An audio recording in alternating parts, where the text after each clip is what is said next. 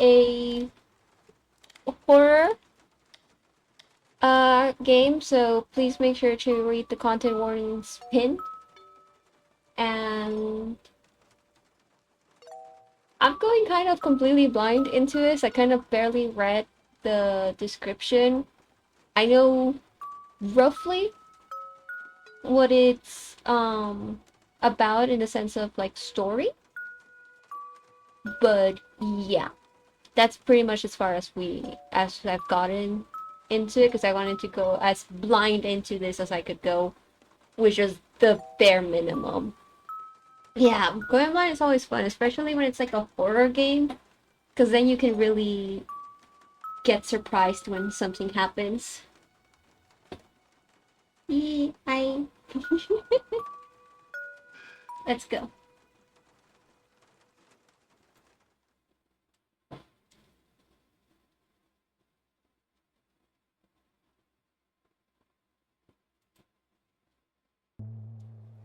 My breath comes out in puffy clouds as I limp through the rain.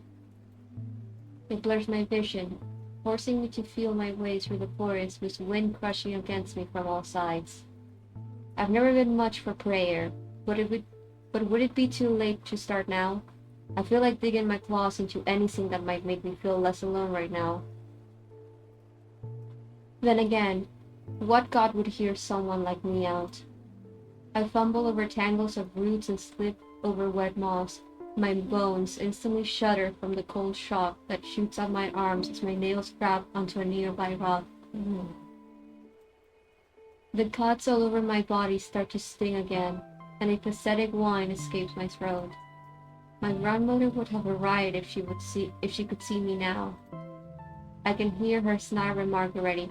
See what happens when you don't listen to me? As if I wouldn't survive long enough to hear the real deal. I sniffle in frustration and try to shake the feeling away with the rain dripping down my face. She's always right, of course. For just a moment, I thought I had finally gotten what I wanted so badly, and all on my own, in spite of how it was always placed out of my reach. Yeah, the art is so beautiful. That's what like attracted me to this game. The few art pieces I saw, I was like, oh, this is gorgeous. It was almost worse the consequences that came after. Lost in thought, I lose control of my limbs. I'm not used to controlling them all at once, and it's enough to throw me back into the slick earth. Oh. My eyes begin to burn. The eyes of the rain and the pain that drags along my body suddenly overwhelm me. The storm above is harsh, and the thick canopy of trees above me does little to shield me from its rage. Instead, the trees passively turn their leaves away. If I had the guts, I'd throw my grandmother's most colorful curses at them. But I don't. I force myself to take a deep breath. I shakily lift myself from the ground, trying hard to ignore the bite of pain that comes from my arm. For the middle of summer, it pours hard. The rain comes down like shards of ice against my skin, like it falls with the intent to hurt. In the puddle in front of me, I watch it disturb the reflection with ripples. In the brief moments where the reflection almost settles, I see piercing yellow eyes. Dark fur. Oh my goodness, little baby! And wilted ears, slick and clinging to the small vulnerable form of a wolf pup. Are we a werewolf? Wait. Oh. The voice of my grandmother hisses in my mind. What have you done, Basil? I need to get back home. I tear away from the puddle and trek on. Please, something lead me back home. Something. Anything. After making my wish, I wonder if it's a wise thing to ask this forest for a favor. Maybe my wariness is starting to play tricks on my mind. Because I swear, something answers. It's so faint that I question if it's even real. A howl cuts through the wind, or perhaps it's the wind that shrinks away from the sound that ambles through. Fighting my way through the storm has left my body exhausted, My mind might be neglecting its responsibility to remember what reason is. All my instincts scream to ignore it, but my heart, a stupidly curious thing, makes me take a step forward. My fussy ears pick up the heavy sound of my heart pounding. I try to convince myself it's because of fear. I need to focus on where the howling is coming from. As I get closer to the sound, it begins to resemble crying. The storm also seems to start to mysteriously correct its flaws. Is it the forest showing mercy, or has it submitted to something more formidable? I've lived in the woods my whole life. I should know better than anyone to never get too comfortable. A red light perforates the dark atmosphere. I swallow harshly. There's a mansion in the middle of the woods.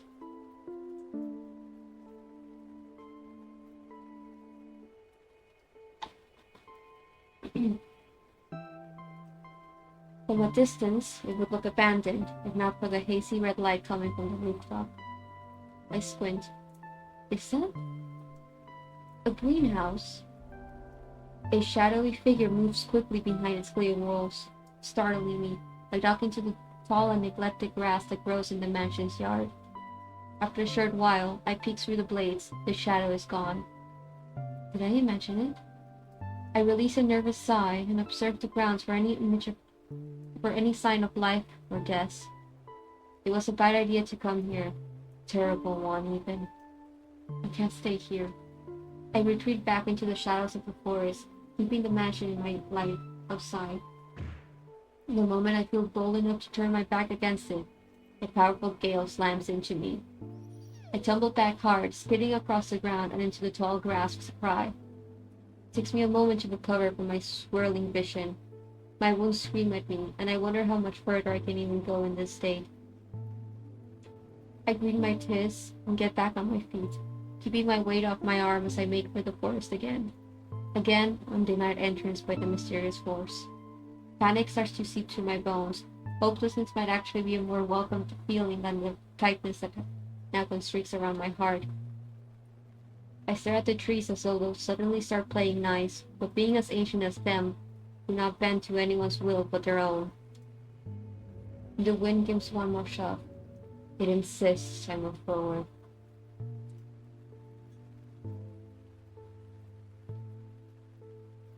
I bear my adolescent fangs at it to disguise a hurt.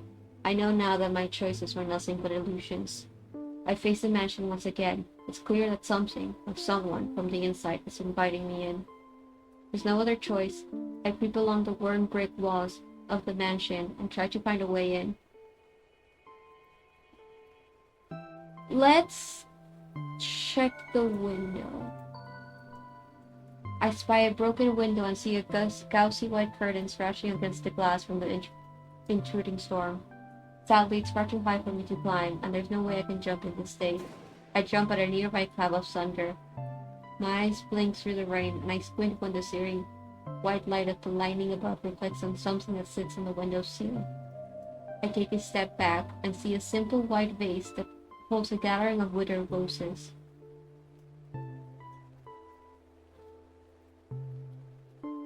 Perhaps I can take this as proof that the mansion can safely serve as an empty shelter for the night.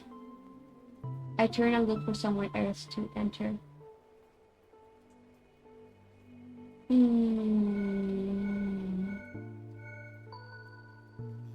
I find an entrance to a cellar. The wood of the doors look rotten, but it doesn't give when I place 2 paws on it and push my weight into it.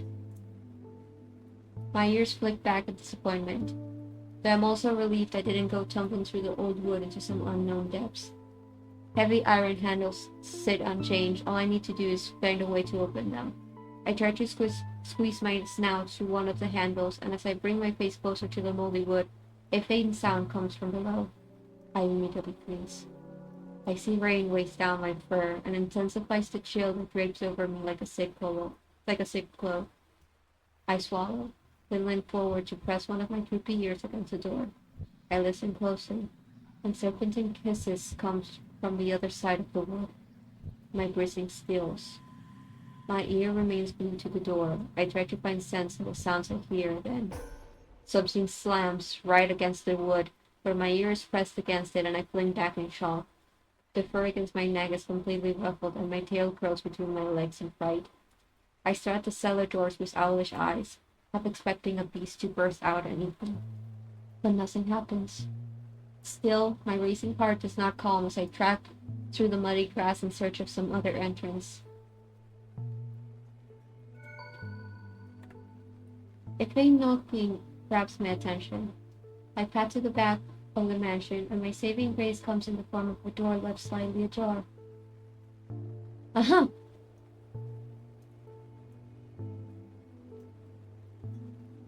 I nudge my nose into the tight gap, and relief washes over me when it parts.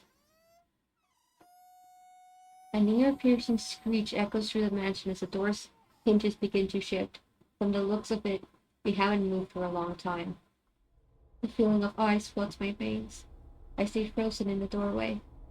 If the mansion is occupied, there's no way I didn't just announce my entrance. Fear takes over again. My back paw intuitively steps back so I can attempt to run as far away from this place as I can. The sound of thunder explodes behind me.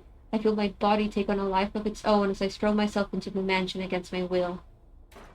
The door slams on my way in. I breathe shallowly. When I come to my senses, I'm in a kitchen.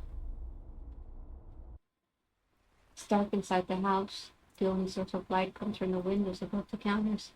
Everything beyond its reach is of wood. I see a kitchen table and fall towards it, scratching my nails along the musty wood flooring in a rush to get beneath it. I stay under the table as my breathing starts returning to a normal pace. My eyes are wide and my ears are perked up, on the lookout for anything that could be a threat.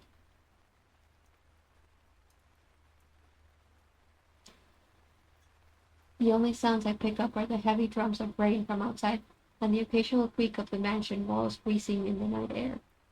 When I'm confident that there's no sign of life inside this manor, I crawl back into the open and immediately shake off as much rain and mud as I can.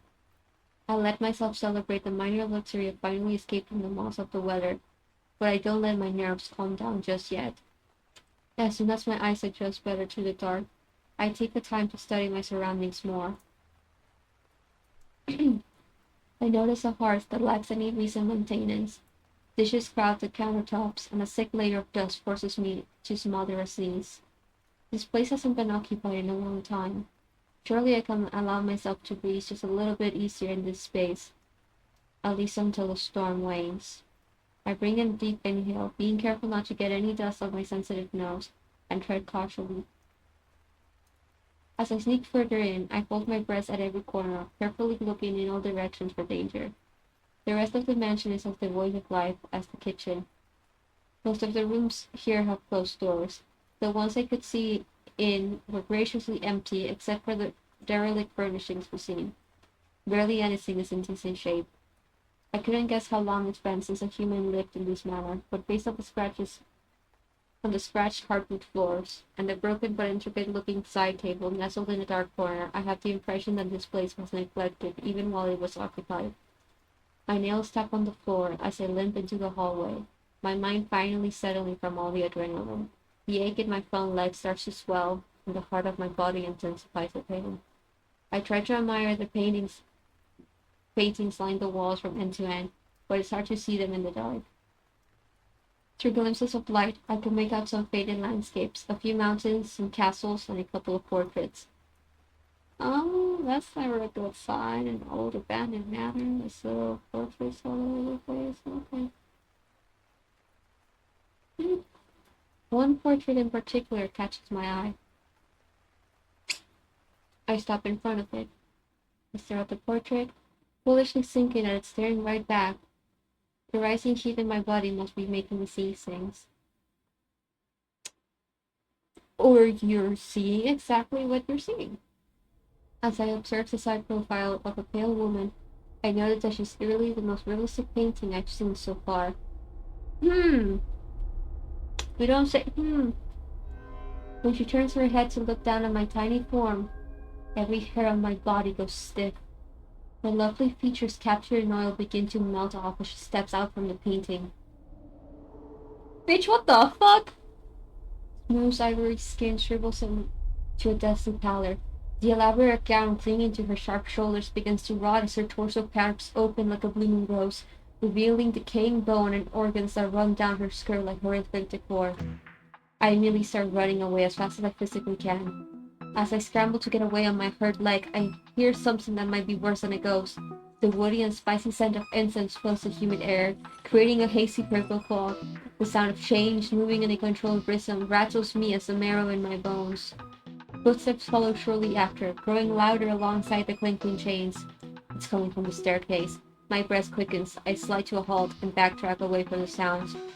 I look behind me and see the glowing apparition of a woman's hunched form stumbling towards me, dragging a trail of gore with a wet squelch. Hide. I need to hide. But where? My eyes dart across every inch of the hallway, desperately searching for a small sanctuary. The footsteps are right behind me. The ghost is right in front of me. This hallway now feels like a tomb. All of the doors are firmly shut. I press against the wall, my heart skipping a bit when I notice a faint tapping sound coming from behind me. I turn around and witness the outline of a door revealing itself. I waste no time shoving my muscle between the crack to wrench it open. As soon as I pried the door open, I hurled myself through and back into the darkness. I walked backwards away from the door, keeping my eyes on it. I'm so focused on the door that I bumped into something cold and almost tripped over it. I look up and see a dark iron staircase curling up to a high ceiling. A hatch near the top is open, letting the rain from outside drip down onto the cold metal. I hear footsteps once again, this time much louder. I don't dare to breathe or move. Oh my god! There you are. No, I think. There you are. The voice startles me into moving. No way was I about to stick around and find out what fate awaits me. Every fiber of my being is ringing with danger as I climb the stairs, with only adrenaline instructing my limbs. I drag myself up the iron steps until I'm bursting onto the roof and back into the storm. A fog of fright muddles my mind. I see the greenhouse I had spotted earlier and sprint towards it as fast as I can. I search for a small space to crawl into, tripping over a mess of vines along the way. Thunder and lightning block me.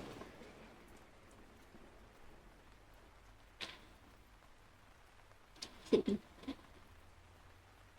A bright flash of white blinds me. I can feel my claws scratch against the wet tiles.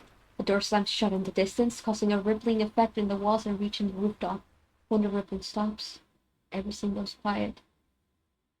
The energy of the manor shifts completely. A jolt of lightning from the storm makes my throat stand. It charges the air and saturates it with the smell of ozone. I shake the rain from my face. The whole world has fallen silent, except for the sound of a chilling drip. Castle.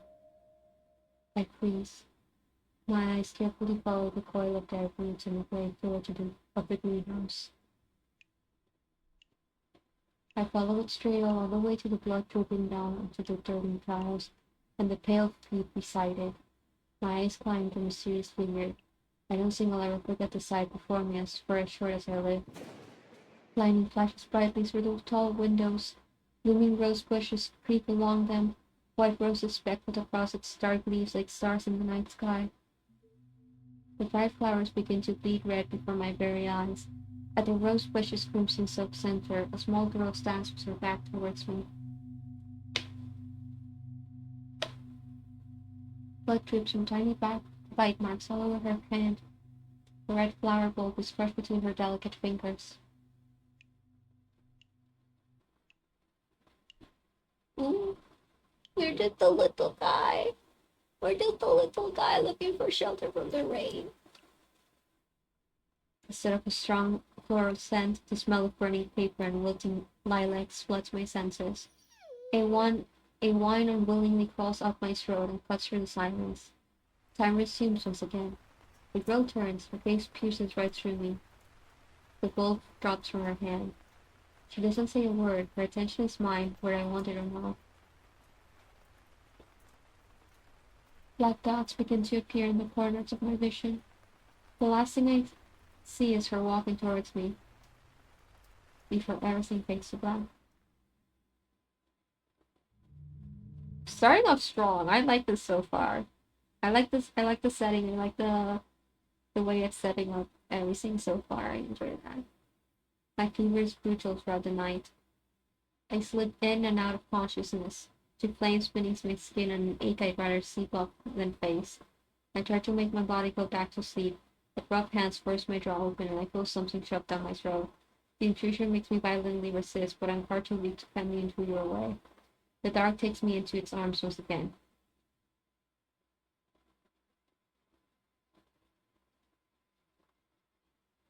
I wake to the tang of rusty metal and humid air. The unfamiliar sensation makes my eyes snap open. Beyond the small cage that holds me, it's dark and damp. I clench my jaws, I examine my surroundings. Soon my eyes fixate on the ghost staring at me from outside from a metal prison. I yelp and throw my body backwards, hitting the back of the cage. I expect the bite of hard metal on my back, but something smooth bends around my shape instead. It hits an immune response. I don't see it like that very much. My claws scrape the cold floor of this cage as I spin. The bars behind me morph into slurring vipers in defensive stances, each one baring their fangs in anger. Careful. The venom will make the blood in your body solidify in seconds. That wouldn't be a very pleasant way to die. I look at the ghost in horror. I'm breathing so quickly that I'm convinced I'll die from the lack of oxygen. Or so I think.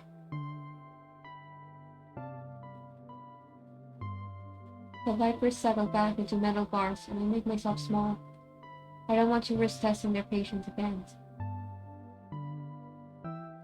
The ghost is not a ghost, but a girl.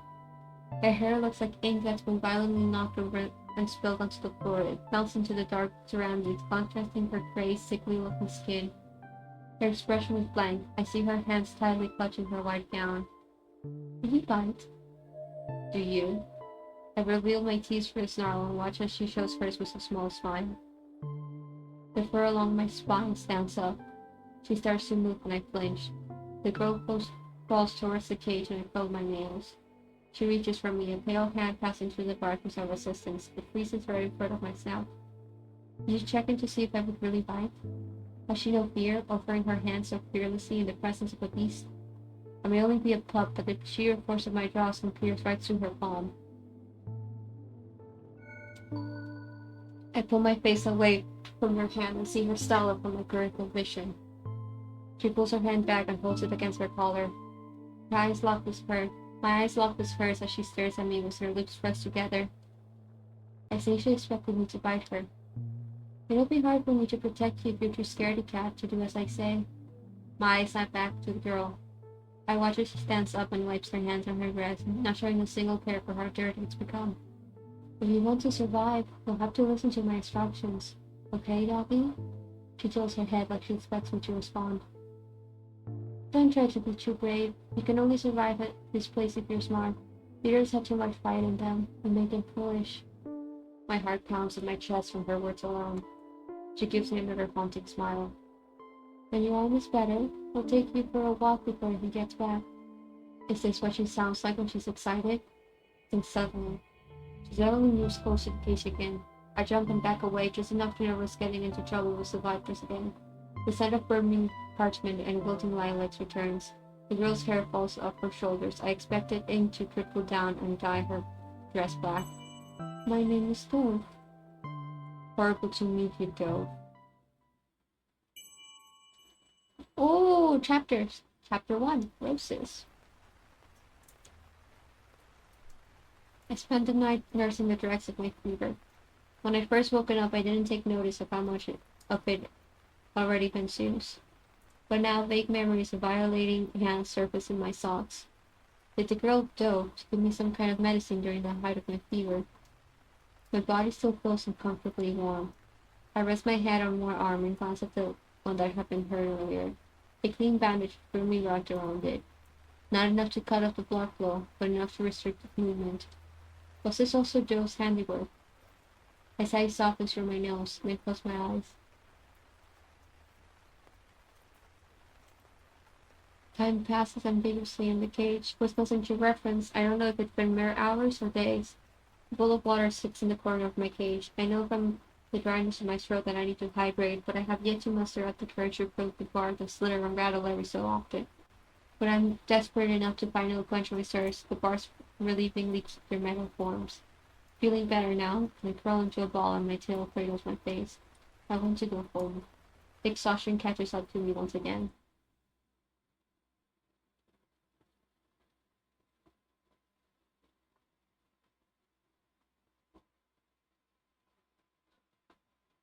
I fall asleep on crusty metal and wake on dusty floor. The sound of wind chimes alerts me into consciousness. My eyes snap open and my retinas are immediately burned by the color that floods into them. On the floor in front of me is a kaleidoscope of lights created by the morning sun, a stark contrast to the dark and dreary setting I was previously confined to. Maybe I dreamed it all in a feverish haze? I checked on the ghost around my arm, still there. A weight around my neck brings me back into focus. The collar is secured around my throat.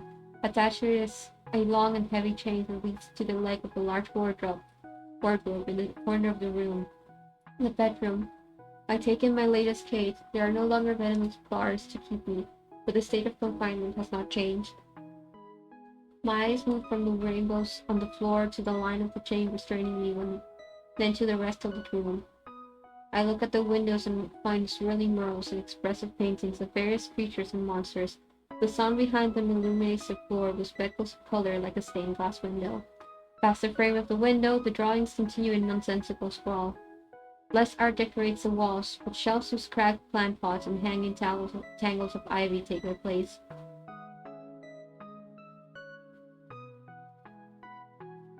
Dirty cups and bowls sit forgotten in a dark corner. I briefly noted two shallow dishes near where I lay. They looked like they would be used by a pet, judging from the surprising lack of grime from under them. It hasn't been that long since they were last used. Dusty books and crumpled parchment litter the floorboards. Taking up half of the room is a canopied bed. Dark curtains are pulled tightly together, preventing me from seeing inside. The sound of scratching captures my attention. I drag my gaze past piles of books there, sitting on a raggedy blanket, hunched over and scribbling over the printed book. The stove. She gnaws on her lip and pinches her brow. I can hear her whispering something to herself. No, no, no. That won't work. I slowly lift myself to the floor, cringing at the sound of clanking chains following my movement. Don't make no move acknowledging my presence, so I continue approaching her. When I'm closer to her back, I'm able to get a better look at what she's furiously writing. Scribbles of occult symbols make the words on the pages completely illegible. I swallow a lump in my throat. The collar around my neck feels very heavy right now. Joe suddenly tears a page out from the book. The jarring sound makes me jump when I slam into a tower of books, sending it toppling to the floor. Dread weighs heavily on me. I look back at Dove. She's now staring at me with wide eyes. You're awake! I release a small yelp and stare at her dumbfounded. She's brighter. Or maybe it's the luminous light filtering through the bedroom window. Something about it paints her in a rose tinted lens that makes my weariness waver.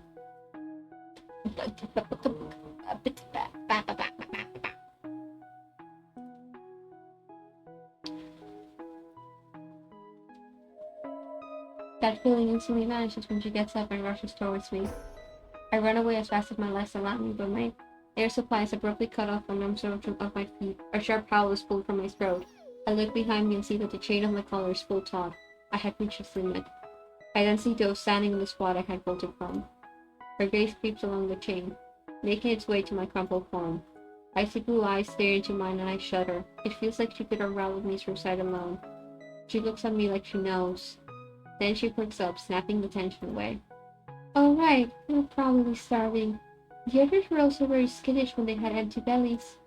Her voice trails off as though she's become lost in thought. She starts weaving through the metal book piles to reach the bedroom door. Wait here. I don't have much of a choice.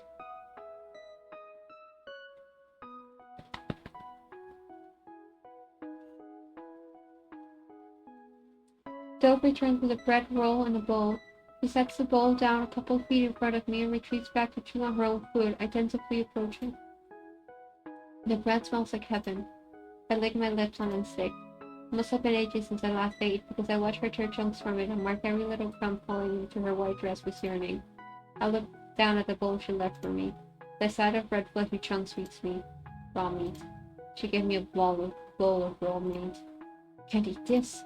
Or, well, maybe I could. But the idea of it has nausea coursing through me. I stare at the fresh blood pooling at the bottom of the bowl. Then I glance over at the bread. And back down with the bowl, feeling conflicted. My stomach growls. I can feel saliva start to drip down the side of my mouth. I can't do it. Are you gonna let it go to waste? Jesus Christ, little girl. Dove's voice comes from right above me and fear flutters in my stomach. Okay then. My eyes snap up. Dove reaches for me and I flinch, scattering away. She kneels in front of the bowl and dips her hands into it, crushing a fistful of squishy red meat between her fingers. She brings the raw meat to her mouth. Bile rises in my throat as I watch her chew through the raw flesh and swallow with a sickly gulp. She covers her mouth with the back of her hand and gasps, then looks at me. She smiles at me, her teeth stained and glistening red. What a horrible taste! A thin stream of blood falls from the corner of her mouth. I suppose you'd like something a little more appetizing? She gags again, then runs out of the room. Girl, are you okay? I hear the sound of her rushing from another room. No, she's not. Okay. Dove returns with a new bowl of what looks like stew. I inspect it thoroughly, checking for insects or anything inedible. When I surmise that there's nothing of the sort, I dig in greedily. My eyes begin to sting after the first few bites. The stew is so bland. It makes me yearn for my grandmother's cooking so badly. From the corner of my eye, I can see Dove watching me like a hawk.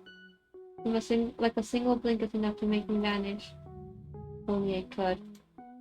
As I finish eating the stew, a soft thudding captures my attention. I look back to see my tail wagging against the floor. I feel myself shrink with embarrassment. I merely cease its movements, but not before Dove takes notice. Looks like your enemy has returned. Her eyes move to my arm. Does it still hurt? I stare at Dove, then hesitant bit.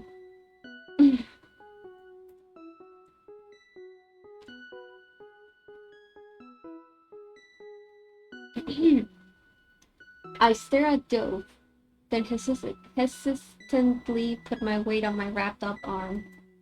The sharp pain is mostly gone, but a dual ache still remains. If the opportunity for me to run away came, I could probably do it, but not without difficulty. I make a frustrated whine. Dove tilts her head at me, considering my reply. She approaches me again, slowly this time. I hold my breath as she comes closer, her hands hovering near the collar around my neck. I'm suddenly hyper-aware of how quiet it is. There's no drum, rain, or cracks of thunder to be heard from outside. Hope there should grow inside my racing heart. Will you hurt me if I take it off? I shake my head slightly. Dove gives me a curious look. Her hands hover for a short moment, then she nods. The weight of the collar lifts up my shoulders. Then I bolt. My whip escape shoves Dove aside. I barely see her get thrown to the floor as I make for the open bedroom door. Dove makes a panic noise behind me. It fades out in my rush to leave her behind. Then I'm back into the hallway where the horrors began. I need to go back to the kitchen. I sprint to the stairs. Then suddenly I'm skidding to a stop when a wall meets me at the end of the hall instead of the staircase. I stare in confusion. Did I go the wrong way? I look forward around the hall. I don't remember seeing this many doors. A sinking feeling unravels in my gut. I run down a new hallway. Then turn into another. Then another. My exploration of the manor was cut short when I first arrived, so maybe I can't remember everything well enough. But I swear, they are not the same halls I walked through before. After I turn into hallway number 15 in this new labyrinth, the sound of something being dragged cuts off my thoughts. I look behind me, fear pulsing in my veins. A ghostly figure slowly walks down the cross-section of another hall. That's just my bestie. That's just my bestie, don't worry about it. Long hair protrudes from its head, running down to the floor stiffly like straw, and hiding most of its long, thin limbs. I watch it disappear around the corner, completely frozen in my spot. Another ghost. I've never seen one this corrupted before. I now feel extremely vulnerable, like a beacon standing in the long and open corridor. A tapping noise was next. My heart pounds violently in my chest as I search for the sound. I immediately see another ghost heading straight for me. I yelp and crush myself against the walls, as if it don't make me invisible. Oh, this design slaps! This ghost staggers towards me with bony knees knocking together. A thin veil filling its upper body, and something that resembles a bird beak peeks out of its chest. The closer it gets, the better I'm able to make out the detail of its leathery skin and the beady, bloodshot eyes that dapple across its face above the rotting beak. Needle-seen arms bend sharply at the elbow and reach back behind the ghost's head. It balances on its elbow and pulls itself forward on them. I make myself paper thin and shiver when parts of its elbow brushes against one of my paws. I start breathing again when it passes quietly, then back away into an intersection of hallways. Another ghost almost tramples me. Two ghosts follow one another down the path of the bird-like ghost. Mushrooms? Weird hands. Okay. One is a closer one, looks like fungi, and a twisting fabric that melts into bumpy flesh. A streaky network of mycelium trails behind it. The other creates a sound of glass crunching together with every steady step it takes. Its arms stick out like pieces of wood that lightly swing as it walks, and where its face should be is a void, framed by jagged, broken pieces of porcelain skin. I can still make out the raggedy maid uniform that clings to its blood form. I follow the ghost in trance, like a line of school children.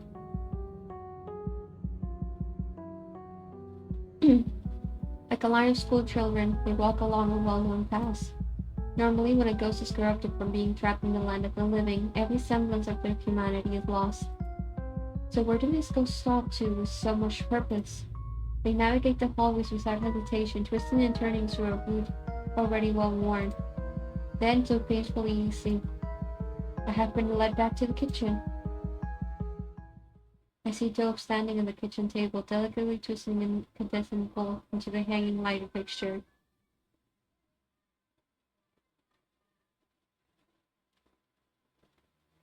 Are the neighbor kids fucking yelling outside? Oh, what the fuck? I thought this was the game. Dry black tears stain her cheeks, but her expression betrays no sign of rejection. Also, if the background noise is audible, let me know and I'll close the window.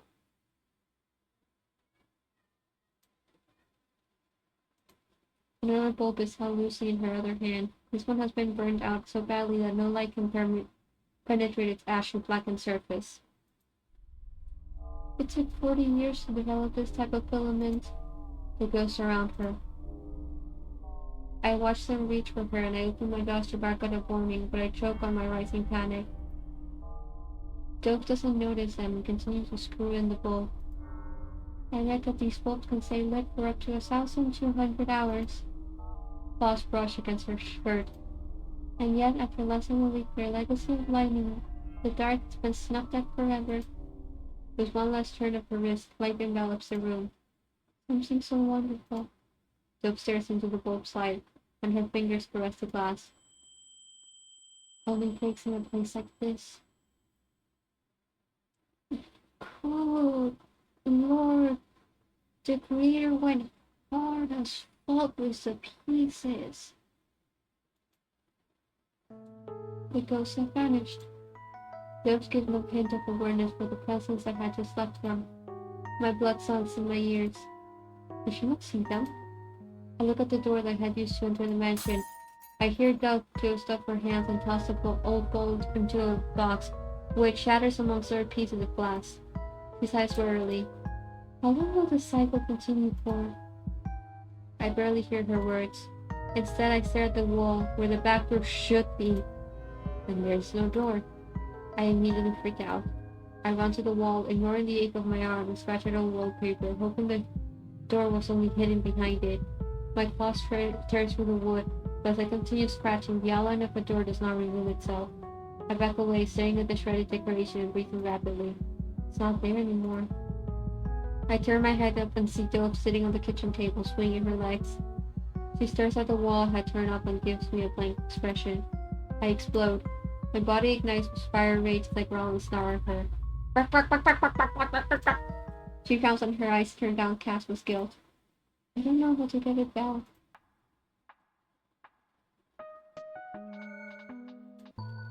I look past Dove and see the window. I perk up. The window! We can break it! I pause and take note of how far the window is from the floor. Well, maybe not me. Dove sits on the table looking bored. I take a deep breath. Also, I'm gonna be very careful of Pranatu's actions that would hurt her, just because we said that we want to hurt her. I don't want to keep my word like that. Dove jumps and her eyes swivel down at me. What? I point my nose at the window and it takes a second to understand my gesture. She blinks and turns her head to the window. Her lips round in confusion. The window? She looks down at me with furrowed brows. What about it? My tail wags behind me. I ignore it and look around for something that will help her understand what I want. I spot a stool underneath the table and my ears stand up straight. Dove leans over and watches me drag the stool out with my teeth. I throw my body weight back and pull it out until it falls over. Then I look at Dove and put my thumb at the window again. She hops up the table and picks up the stool. She holds it up, still wearing a befuddled expression. You want me to... She raises a brow at me. Put it by the window? I huff. Throw it out the window? I nod and my tail wags quickly. Dove looks at the window hesitantly. She stares at her reflection in the glass. I've never tried to break from the windows before. Dove stumbles slightly, then when I grab the bottom of her dress and lead her to it. When I feel her slightly resist, I look up and Dove's face appears paler than I saw was possible. I see her swallow before she starts moving on her own. She climbs onto the counter with the stool in her hands. It slips slightly in her grip and she wipes her hand on her dress. She rises the stool and my heart starts to quicken. The stool comes down, then stops. I whine in confusion. Dove stares into the window with wide eyes. I follow her line of sight and see it. A pale hand grips Dove's arm. I look past it and let out a sharp cry. Bitch, what the fuck is that?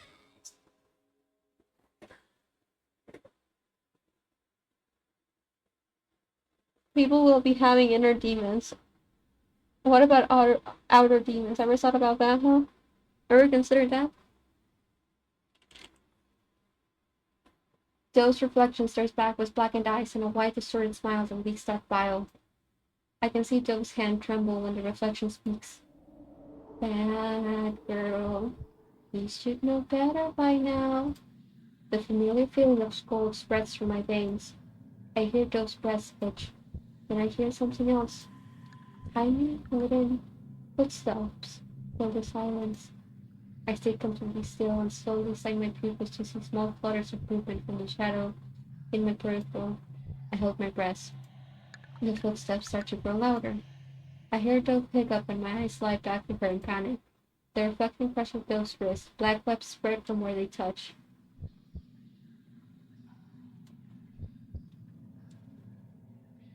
Its bitty eyes twinkle as its brain stretches wider. Then it pulls Dove in closer until their foreheads almost touch. Behave, Dove. The Vexen barks out a howling laugh, then shoves Dove away from the window. Dove shrieks and flails her arms. I yell and throw myself under her to soften her fall. She crosses me with her weight, and we fall into a messy heap on the floor. My vision swirls and my whole body rages in agony. The sound of the reflection's laughter fades away and wooden feet start to retreat up to my relief. Then we recover again. Dove stands on shaky legs, and I can see her trying to control the haunted expression she wears. She holds her wrists with a tight grip. Black wings now fade from where the reflection had touched her. I let out a softer woo. She had hurt because of me. She stumbles to the table and plants herself back on top of it. I whimper and go back to scratch the door more in desperation.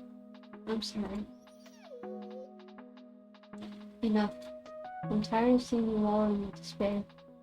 I reply with an indignant puff. I see Dove puff her cheeks in annoyance. I turn my head away and rest it on my paws. There's no way out. It's better for you to just accept it. A growl rumbles through my throat. Even the front door is gone, so instead of wasting time, you may as well follow me and keep yourself occupied. I wish I could cry. My ears lay flat against my skull. I found myself right in the mass of a carnivorous flower with the sweetness of a shelter tree looming in. I should have noticed the sharp teeth at the entrance. I take a peek at Dove. She's like a caged bird in this house. Doesn't she hate it?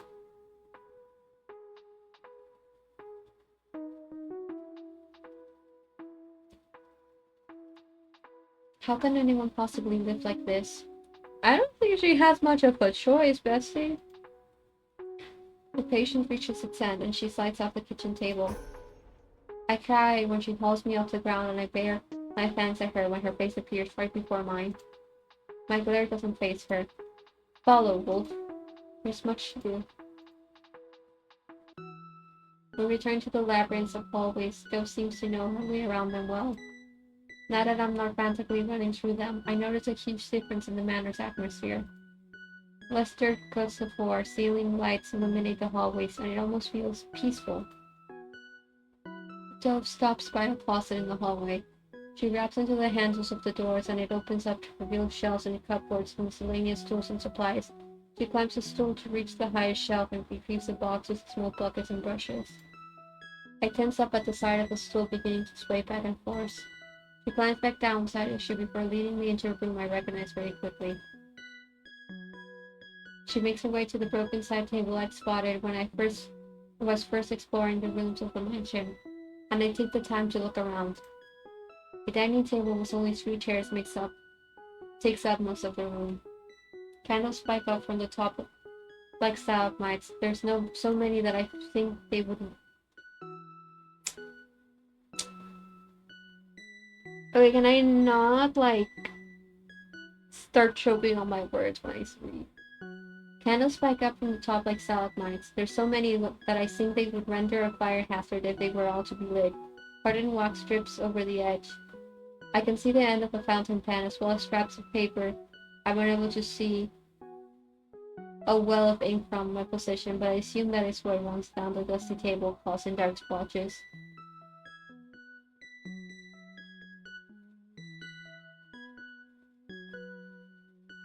A gleam catches my attention. On the other side of the room, I'm unsettled by the mirrors that cover the wall from floor to ceiling. I swallow a lump that forms in my throat and I can lie let my eyes linger on them. I lay on the floor and watch her slide her strongly scented glue on the broken leg of the table. She roughly connects the broken leg to the rest of the table and pans it with her hand so it dries faster. She tests its sturdiness with a light finger, then scrunches her nails when it wobbles. She twists around and digs in her box, then pulls out a roll of twine with a bright expression on her face. My brows furrow together. Dove twirls the string around the leg and binds it tightly. When she's done, she sets the table straight again. It still rocks unsteadily, but it stays standing. That seems to be good enough for Dove because she picks up her box again and gives it a nod. I leap from my spot on the floor and spin to a loud noise. In the corner of the room, the long-haired ghost from earlier stands bent over a broken vase. I fling from Dove lets out a startled noise and starts to spread towards it. I bark in alarm. It's dangerous. She ignores me. Sweetie? I grab the bag up and down with my teeth to stop her.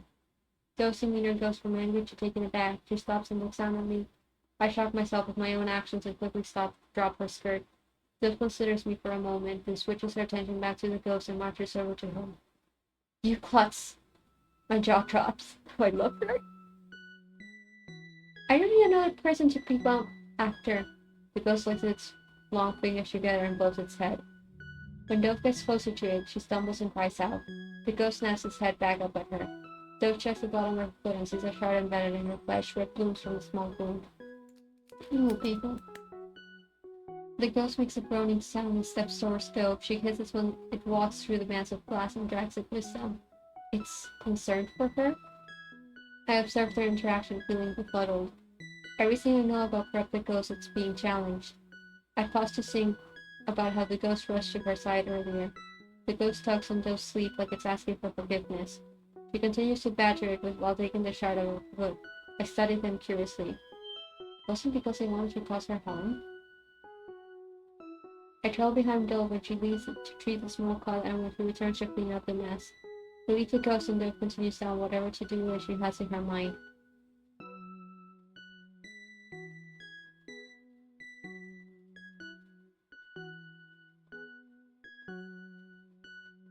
While she paints over the scratches on the kitchen door, trying to match the old wallpaper, she speaks to me. Have you met all of them already? She doesn't speak again until we run into another ghost. She waits in the hallway for Dove. She perks up when she sees what is holding. Oh, thank you, Babel.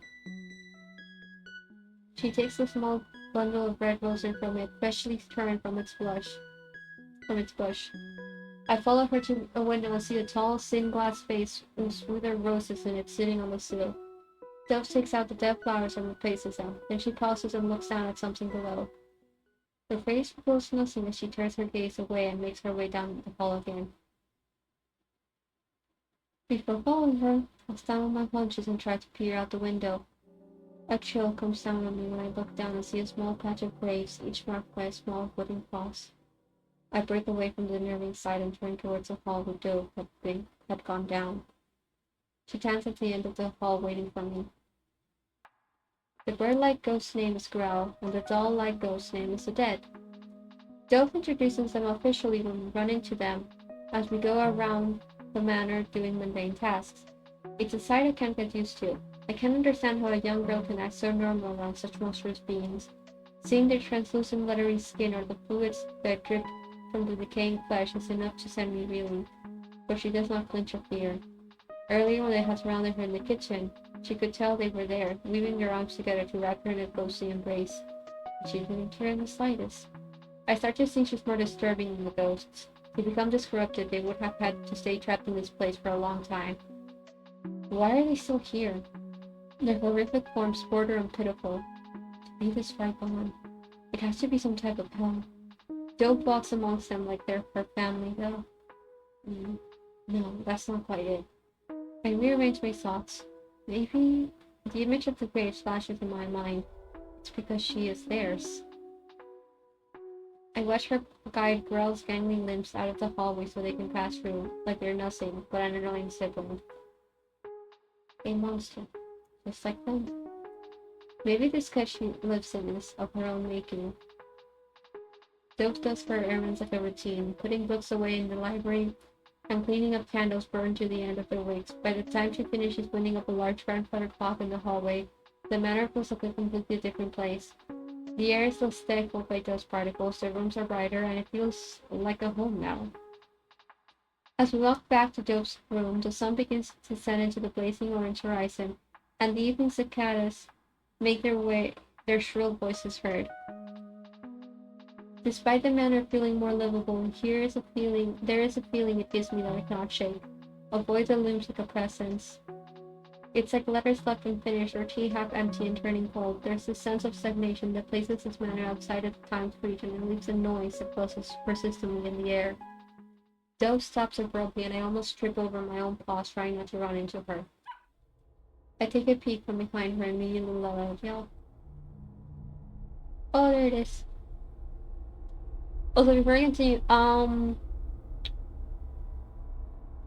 think I'll be able to stream for at least 1 more hour, maybe 2, depending on the time. If we reach chapter 2, and I check the time and I'm like, okay, I'm a little bit too close to my limit. I'll probably end it there and we will resume in maybe not next week, but the week after at the latest to continue playing. But just giving a heads up, just in case. Again, I came into this so blind I didn't know how long this game could be. So we'll see how it goes. The very first ghost I have met stands at the end of the hallway. Dove doesn't move. I see the ghost stagger down the hall towards us, and I instinctively back away. Then Dove speaks. It's okay. Her tone is not very convincing. The ghost gets closer, and I can see the details of her leaking. I can see the details of her leaking entrails. I make a whimpering sound and hide behind Dove, keeping myself close to the wall. She's harmless. She doesn't do anything. I sharply glance at Dove when her voice falters. But watch. The ghost is right beside us. Its hollow eyes look down at Dove, and she holds its unseeing gaze with cold eyes. I don't breathe. But the acrid smell of rot overwhelms my heightened sense of smell. The tensions between Dove and the ghost reach the pressure that sends the air, making my lungs ache for oxygen. Pain tastes my chest just when I can no longer hold my breath in. The ghost continues down the hall passively. I exhale loudly. I startle when Dove clenches her fist beside me. Her eyes follow the ghost for a couple seconds longer, then she cuts off her stare and moves on. I quickly chase after her, not wanting to be alone with this particular ghost ever again, if my luck allows it. I look back for a split second and the ghost has disappeared. Those shoulders are squared as we return to her room, since the sun has set in the opposite direction of her window. The scattering of colors from this morning is long gone. Her relationship with the hallway ghost is much different from the others. The way she spoke about her almost seemed resentful. I pad to a corner, stalling for a moment when I see the color from early on the floor. I narrow my eyes at it and pick it up with my teeth. Then I stare at the far wall. I give the color one last glare, then curl up on the floor. Silk settles cross-legged in the middle of the book towers and reaches for surrounding text.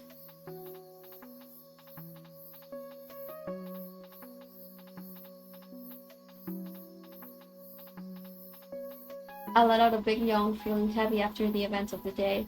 I don't know if there's enough time in the world to process everything that's happened to me since I left home. I close my eyes and feel the tangles of sleep twirl around me. Do you think people can come back from the dead?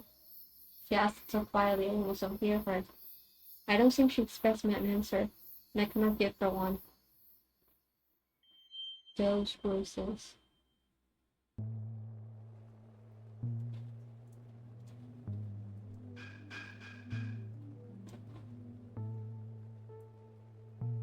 Oh, we're doing Dove's POV now. Okay. I glance at the bites. The roses are extra hungry today. After not feeding them for a while, their petals have bleached to a stark white. I watch as my blood saturates the colorless flowers, then narrow my eyes when I spot a parasitic fungi at the base of the bush. Part of the bush is already starting to wither because of it.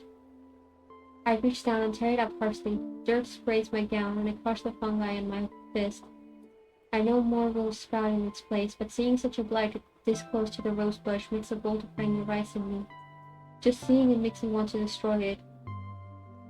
I walked to a different section of the greenhouse and started right next to the corpse of Fungi's latest victim. My heart clenches at the sight. Its eyes are still open. I press my fingers down on the lids of the dead wolf, but it's too late. The terror on its face is already cemented in time. My fingers curl and my nails stab into my palm, making the bites sting. I return to the rose bush and continue cleaning them. Thunder and lightning crash above me. Will it lure in another pitiful soul tonight? I hear a door slam and I flinch, crushing the bulb in my hand. My ears listen intently, searching for lingering traces of its presence. When I find none, I take a deep breath and finally let myself relax. I turn the bulb from its stem and my hands fall to my sides. The sounds of the rain is clearer now as I close my eyes to let it wash out everything else. I relish in its violence against the roof of the greenhouse and tremble under the crisp cracks of thunder. To pass the time, now that it's mine again, I whisper something my mother taught me under my breath. Then I hear a whimper come from behind me. Chapter 2, The Song.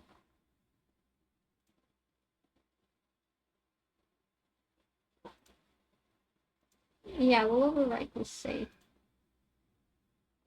Tess returns. I look up from my view of worn book spines and see Dove. She sits in a creaky wooden chair with her knees drawn up beneath her chin. She brushes pale fingers across the rough papers of a large tome sitting open on the desk in front of her. The desk looks like it's made of dark wood, with deep grooves and jagged swirls that have been carved by something sharp. It is tucked away in the middle of a small library in the mansion. Large bookshelves loom around us like trees in the dark forest. The narrow arched window above the desk and the dripping candles are the only things that light up this dark and decrepit space. I didn't know the mansion had such an intimidating space like this until we had wandered in earlier. Today's itinerary did not include any of those particular chores. Instead, she spent the time wandering around the manor with a notebook and a stick of charcoal. I followed her as she roams aimlessly through the halls, weaving in and out of different rooms. As she continues wandering, body and mind seemingly detached, I carefully inspect every inch of the manor, desperate for a sign that proves this house can be cracked open, allowing me to finally return home. At some point, she stops wandering to sit and curl at the foot of a decorative stone bust. When I look past her darkly smudged hands, I catch glimpses of pages portraying the same bust over and over again. I don't think it's possible for her to draw that quickly in such a short amount of time. I wonder if she has her subject memorized by now, considering how familiar she is with it. Me, with a certain character that has white hair and 2 black strands of hair that I can draw in 10 seconds flat. Dove seems to be drawn to art. Her sketchbook joins hers throughout all her tiny efforts to fill time in this house that she cannot leave. I begin to think that the professional paintings lining the hallway walls have some influence on this creative side of her. Perhaps she's inspired by someone close to her, or maybe she is just intensely curious. I do wonder, what happened to her family for her to end up in such a bizarre state? My thoughts trace back to my arrival at the mansion. There is someone who has yet to reappear, and I strongly hope that I'm gone long before he makes his appearance again. Okay, yeah, that's funny this gets mentioned now, because I was gonna mention earlier when he was like, oh yeah, I met the ghost and stuff. I was like, who? What about little hat man? What about the hat man? Dove surprises me when she walks into the new room during our walk. I cautiously follow her in, and the room reveals itself to be a library full of grit and darkness. I can see dust particles floating silently in the small beam of light that filters into the room. It tickles my nose and makes me sneeze, throwing me forward into a roll until I land on my back with a view of spiderweb-infested ceiling.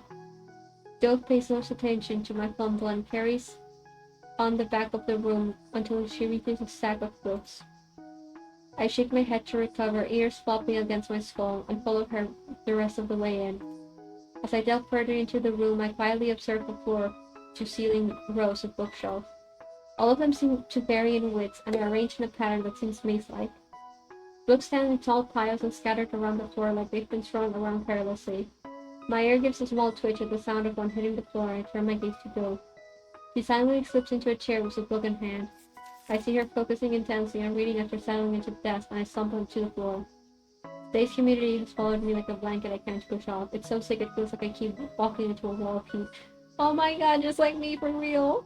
I cannot be in this room, I am dying. Dove doesn't seem as bothered by it, but she's not the one covered in fur. I start panting loud enough to draw Dove's attention away from her book. She glances over and wrinkles her brows at me. What's wrong with you? I tilt my head in confusion. Her eyes freak over me inquisitively, then they brighten. She hops out of her chair. I start to stand so I can follow her, but she's already speeding out of the room. Stay here. My ears flatten anxiously, but I slide back down onto the floor. It's too hot to move anyways, I guess. Dove soon returns, carrying something in her hands, and I go on edge. Please don't have Ron meet again. My body tenses when she sets the bowl in front of me, then I immediately relax again. Oh, water. I give Dove a quick side eye. Her attention is already settling back into her book. After drinking a bellyful of water, I flop down to my side, feeling much more refreshed. I blink blurrily after a noise disturbs my brief midday nap. Did Dove just say something? I flinch until my gaze up after Dove slams the cover of her book shut. She lets out a large sigh and throws her arms straight over the desk with her head bowed between them. She then turns her head towards me. Have you ever seen a witch? My ears perk up. Why did she ask that? Dove is clearly not a witch herself, as far as I've been able to tell at least. I can't imagine what kind of witch would want to spend their time meticulously drawing the same thing over and over again. And Dove feels within my reach. No witch would make me feel that way. However, the possibility for her to have any relations to a witch is increasingly tangible. Only magic can explain the thing this mansion is brimming with. I can find a comfort in a place like this, but avoiding a run-in with a witch has been a blessing, considering the obvious traces of one. If only I could ask Doe for answers. The more I learn about this place, the more questions I have. It's so frustrating not being able to speak. I startled from the sound of a book dropping right in front of me. The book Doe had been leafing through now sits before me, open to a random section. I can't help but let my gaze flicker down to it. My eyes widen as I take in the contents of the page before me. Strange symbols and cursive writing fill every inch of the old parchment. I stand and draw closer to see better. Curious thing, aren't you?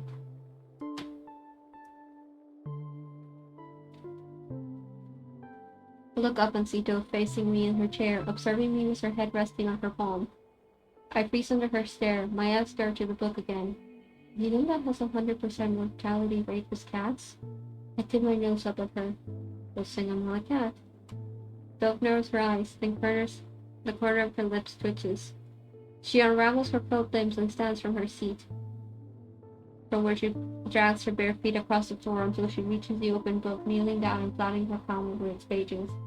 Well, I suppose there is more to the cat's story than people think. I can only catch a quick glimpse of the rough circle carved into the hard leather of the cover before Doe grabs it and flips it close. She then opens it again to the first few pages with undelicate hands. I read the words at the top of the page. Death returns. Doe traces her fingers over the words. Satisfaction brings it back. I feel my tail wagging at the base of my spine as I look back up to Doe. Would you like to learn about magic? It's not just something anyone can do. My yellow eyes meet her blue ones. Magic. Nothing has ever haunted me more. And now, like a candle has been lit at the bottom of the abyss, I can finally search for what I've always yearned.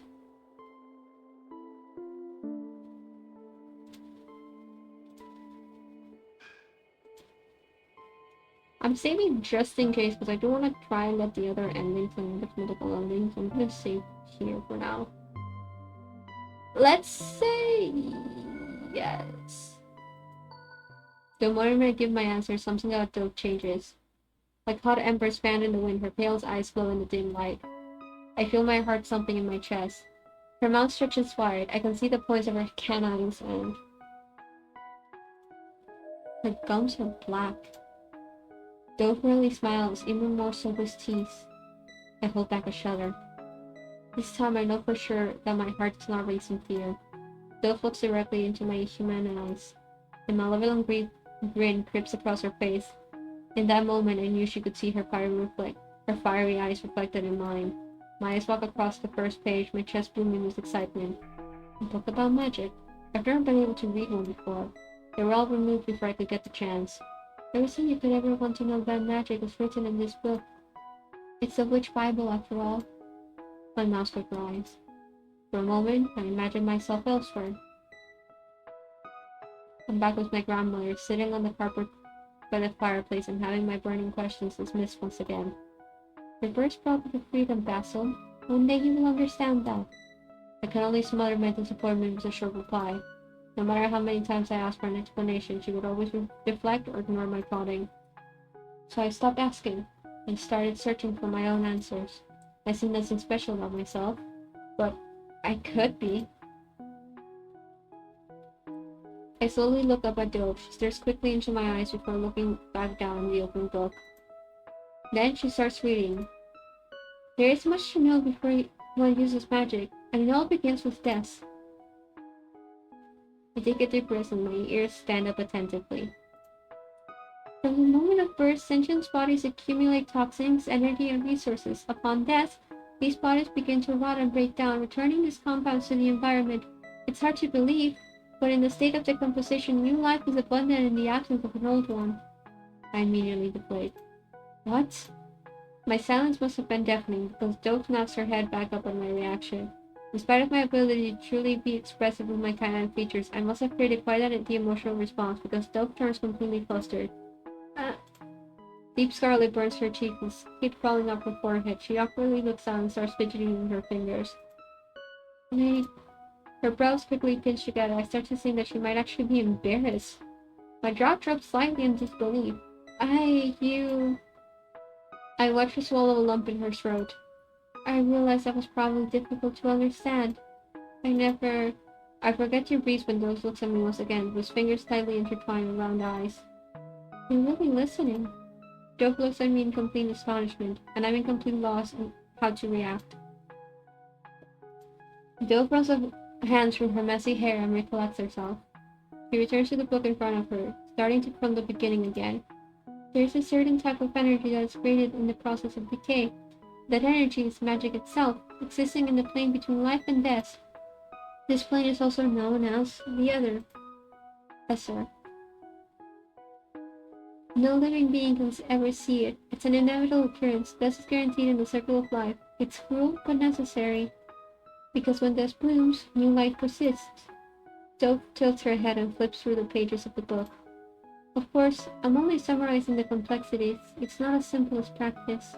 It's not as simple in practice, because magic is not something that can be continued by any laws we've observed in nature. At least, the ones we know. In fact, magic is no different than a species you're probably familiar with. Mushrooms. I cock my head in confusion and look at Dove, expecting her to elaborate on her explanation. She leans over the witch Bible, balancing on one arm and holding up her pointer finger.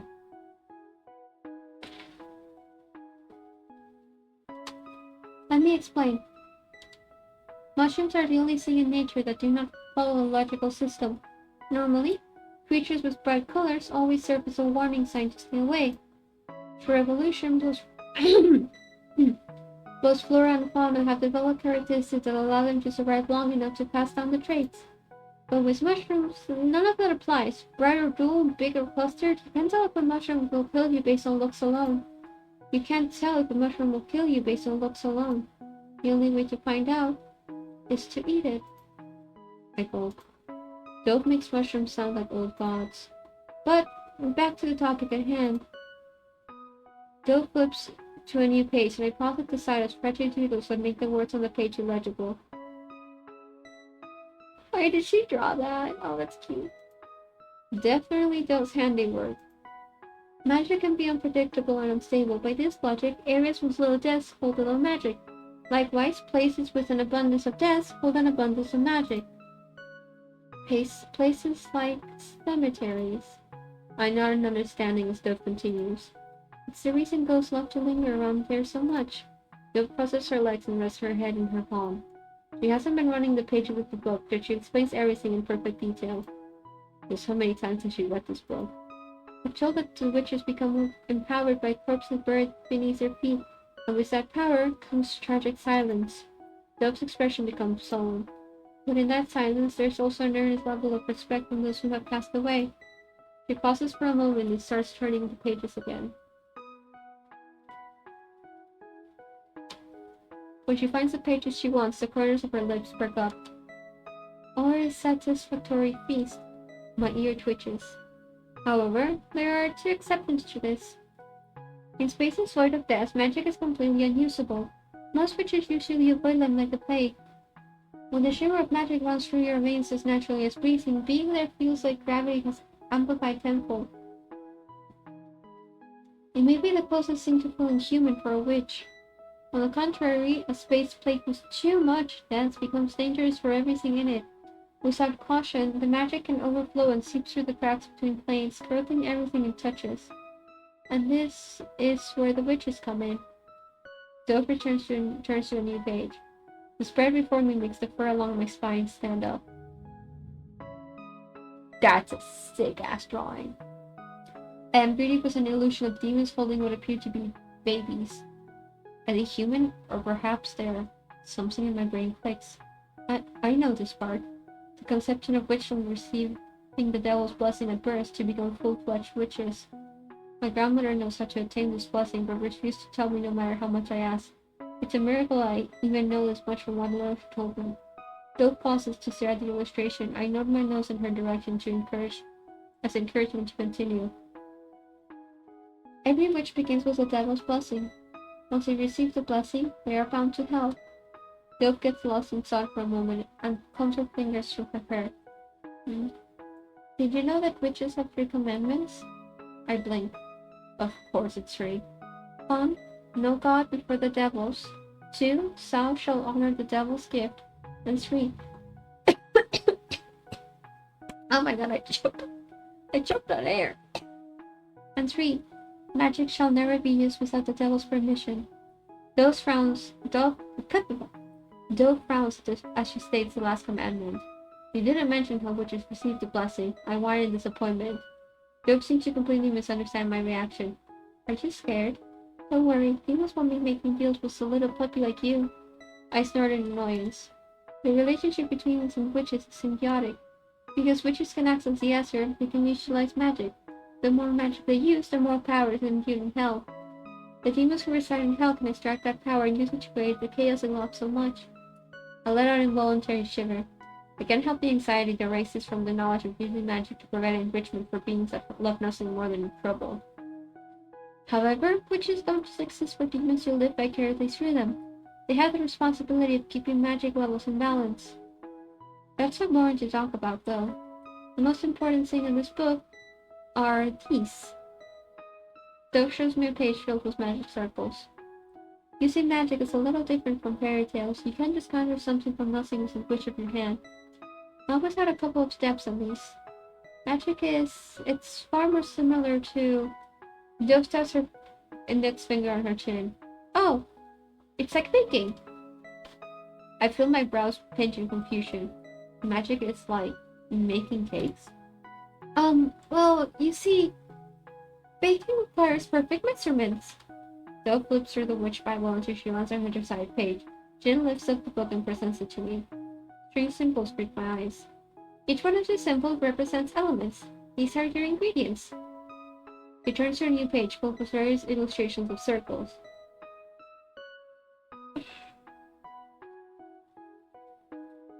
In order to use magic, you need to gather the right elements and place them within a circle that looks just like this one. Every space within the circle is like a number. This is why magic is like baking. The ingredients and measurements must be exact. A single miscalculation could be the difference between enhancing a rose and killing it. One more thing. For every spell in this book, there is a secret ingredient. Dove slides the page between her middle and ring finger until the paper meets the webbed skin of her hand. Without even flinching, she pulls her hand across the paper. I immediately cringe away like it could feel the stinging sensation of paper slicing into her sensitive skin firsthand. Dove holds her hand up and pinches the flesh around the paper cut, pushing out beads of scarlet. She sets the witch Bible flat on the floor again and hovers her hand over the drawings of circles. More blood runs down from the cut and forms a crimson droplet that hangs from the tip of her finger. It feels like minutes go by before the droplet finally falls from her hand, staining the page below. The sound of blood dripping onto the page echoes in my ears like ticking clock. I focus on the way the blood splatters on impact right in the middle of the circle. Then it runs down the curve of the puppet until it fully soaks into the parchment. The curve of the paper until it fully soaks into the parchment. If you make your spell correctly, all you need is a little witch blood to make it transform before your very eyes. Into art! Dove puts her hands into fist. Wishes I might not have a demon's blessing, but we are surely not human. We come from fire and brimstone, after all. Magic belongs in our veins. Just because we are not connected to the other, doesn't mean it isn't there, just waiting for a call. Dove leans over the blooded bronze with hunger in her eyes. Her hair falls like a curtain of brambles from around the witch Bible. The sight makes me think of putrid veins that spread from an infection. One day, we won't need anyone's blessing to take what is ours. I tense up. She notices my stiffness and gives me a small smile. Are you intimidated by magic now? Don't worry, there's no need to go through something as advanced as creating your own spells. That's what the witch Bible is for. It contains all the spells you could ever need. Dove trails off. It looks like she has more to say, but she hesitates to express her thoughts. I rest my head on my paws as the silence stretches. Dove's expression starts before speaking again. One more, though. My head lifts. These spells are enough for me. She narrows her eyes at the witch Bible and smooths the parchment with her hand before crumpling into her fist. I blink in surprise. Witches are brave enough to walk the earth as hosts for parasitic demons in hell, and yet... Dove looks down at her open palms, her face lingering on her wound, blood now clotted. She starts raising her voice in a flinching response. And yet they bind themselves to so many rules. They can use magic. They're the only ones that can use magic. All the possibilities in the palm of their hands. But what's this? Dove throws the book open, showing the words carved from the inside of the back cover. Do not use magic on people. Do not waste magic with minuscule pursuits. Always keep magic levels balanced. Never take too much. Her face contours in frustration with every line she reads. They smother themselves. They make themselves so small. They do not pursue progress. There is only tradition this and tradition that. It drives me mad. Dove suddenly grabs the witch's Bible and violently throws it. I jump out of the way as it bashes into a wall. A flurry of papers erupts when it slams onto the desk beneath it. Dove stands, puffing out short breaths and clenching her fists. Pages flutter around her like snowfall. The sight haunts me. It's like seeing a glimpse of Dove, free from the walls that contain her. Everything you want to know about magic is written in the Bible. But I want more. As I watch the papers flutter to the ground, I notice something written on all of them. Alchemical composition sketched with impatient scrawl litter every page I see. The symbols and circles look nothing like what I had seen in the witch Bible. Dove mutters something to herself. I'm not afraid like they are. Temperature around me drops. I almost expect my breath to cloud my face when I exhale. Just what is Dove trying to create? Dove drifts back to the desk, but she doesn't sit back down. She just stands there instead, completely lost in thought. I look around the room, feeling awkward in the silence. Eager or not to sit in for a second longer, I stand and get ready to wander off. I turn back and give Dove's one last glance before trotting away. I wander around the library, observing the piles of dusty books on the floor and the worn spines that crowd the shelves. One book in particular captured my attention. I take nimble steps closer to inspect a strange object hugging a book on the bottom shelf. It resembles a spider with long and bony appendages that stretch around the cover. Something about it feels me with unease. I start to back away when out of nowhere, I'm thrown onto the floor and the air is knocked out of my lungs. I let out a yell, quickly realizing there was a mistake. Something rides tightly around me, constricting my movement and making it difficult to breathe. The more I struggle, the tighter the grip becomes. My eyes begin to sting as I catch a glance at the strange book I saw earlier. The cover is now bare. The spider-like object that had wrapped around its spine is now crushing me with its limbs. Footsteps rapidly reach my ears, and I see Dove appear around the corner of the bookshelf. I could see the look of surprise etched into her face. A strange reaction to see me get crushed to death. I said we got rid of that. She finally shows panic when I let out a pine bark. Dove rushes over and drops to her knees. I can feel her bony hands trying to dig on her spider's legs, and it digs into my flesh in the process. She pulls her hands back and bites her lip. I then feel her grabbing me again and hauling me into the air. Just, hold on, I can fix this. Her confidence is betrayed by her wavering voice. Is this it for me? It's a miracle I even made it this far, at least. My breathing quickens.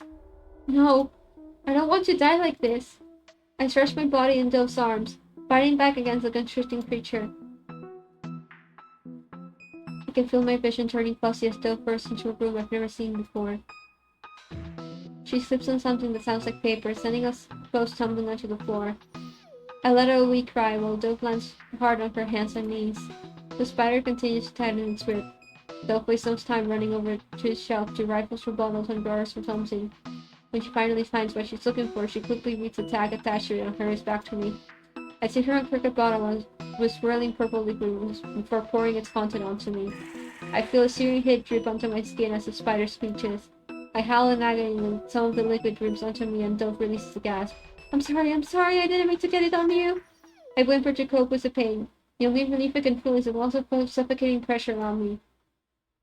Dove moves away to retrieve a cloth and clumsily taps at the stray purple fluids that had gotten onto my fur, making them sting even more. When she leaves my sight again, I look at my side and see the spider-looking object curl into itself and moving. Dove stops for a moment, stumbling in the process, and gives it her attention as well. I'm not sure how I expected her to feel over the aggressive little creature that almost killed me, but the face she makes catches me off guard. She looks like she's in mourning. Dove nudges the spider with her foot. I hold my breath in fear that it will spring back to life and make a second attempt to take my life. What a shame. My head breaks up. That was my first successful spell. My blood runs cold. What does she mean? You've seen quite a few of my spells by now. Dove looks down at her hands and starts counting fingers. The rose bush, the viper cage, the book spine. The sound of something tapping against glass makes me snap my head around. Up on a shelf, I spot what seems to be the source of the noise. Pins and cloaked moths scratched around in the jar. Dove also looks up at them. Those are mine as well. Cute, aren't they? I gave them the raw meat you didn't want to eat, so they're probably hungry again. He gives me a small smile and nausea ripples through me. These things are a success to her? She created these horrific creatures? That shouldn't even be possible. Dove can't use magic. Can she? No, I doubt it. I feel my mind racing. If she was not the one who created them, then who did? I hear Dove fuss around the roof once again, and I take in my surroundings. It appears to be some kind of a study or lab. Shelves and cabinets line the walls filled with jars and bottles. The air is thick with the strong smell of herbs. Fresh and stale all at once, it's almost overwhelming. When I look back at the very back of the dark room, I let out a yell. Light pours in from a small window and disturbingly outlines an arrangement of skulls around a dark frame. It looks like a mirror, but the surface of the glass is dull and doesn't reflect anything very well. The eye sockets of the animals' skulls are shrouded in shadow, but they give me the creeping sensation of being observed. Yeah, they definitely do give off that impression. A familiar feeling I brush off with a full body shake. It's a witch's shrine. Dope frightens me out of my thoughts. She kneels beside me, looking conflicted. In her hands is a small jar, with a twist of her wrist she screws away, revealing a pale green paste inside. This will help your burns. I cower away from her touch as she tries to reach for me. I crash into something hard as I hide underneath the nearest table. Dope retracts her hand and presses it into her lap. I stare at her with wide eyes and crouch close to the ground, sheltered by the shadows. She opens her mouth to say something, but her words get stuck in her throat when her eyes catch on something behind me. She screams briefly, before widening her eyes with recognition. She shoots forward. I yelp and scatter away to avoid her. While my body is pressed against the wall, I look to see if Joseph followed me. I get her in my sight, but her focus isn't on me at all. In fact, the mysterious thing under the table has her completely distracted. It scrapes against the floor as she drags it out. A box. It's beautiful. Rose and storm motifs decorate the smooth dark wood. Dove regards it open mouthed, then snaps the chest open so abruptly that it tips back slightly. She slowly pulls something out of the box. I take a small step closer to see it more clearly. In her hand is a small, bloody pouch. I read a single word on the label attached to it. Babel. Ew. Oh, that's not good. I feel a chill crawl up my spine. What is that? I swallow heavily as I begin to imagine the worst. It couldn't be. I pad up to the box and shrink back when I see the contents that lay in its red velvet lining. Bile rises in my throat at the sight of human remains. My eyes dart between the objects in the box. A clutch of dark hair tied together with a ribbon, a small bone, and another bloody pouch. Always paper tags attached to them. I don't need to read the rest of the labels to know what's written on them. Names. The names of all the ghosts that haunt this home. Except for one. Dove still holds Babel's pouch in her hands. The blank expression paints her face, but with closer inspection I can see a faint rainbow in her hands. She quickly tosses the pouch back into the chest and slams it to a close. She sets it back under the table, then stands up and makes her way out of the study. I stand there frozen, briefly forgetting how to move my feet. Eventually I twirl out behind her. Reluctantly so, because I don't know what else there to do. When I step out into the hall, Dope was nowhere to be seen. I look around, searching for a sign of where she might have gone. Everywhere I look offers no hint. I whine, and I start navigating through the confusing hallways as best as I can from memory. Eventually, I find Dove's bedroom. Dove is not here. I find myself feeling relieved and troubled. I walk over to the spot I slept the night before, drop down, and listen to the noises of the house until I fall asleep. It's dark when I wake up again.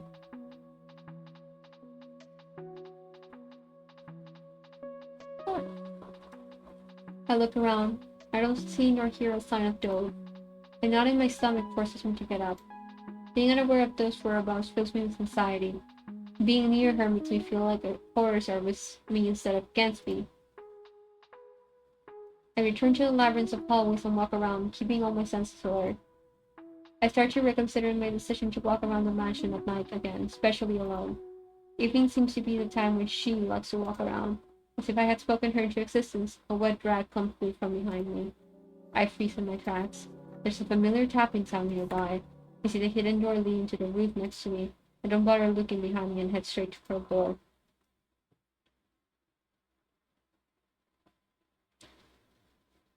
Basil, honey? Basil, honey? I don't think that's a good idea.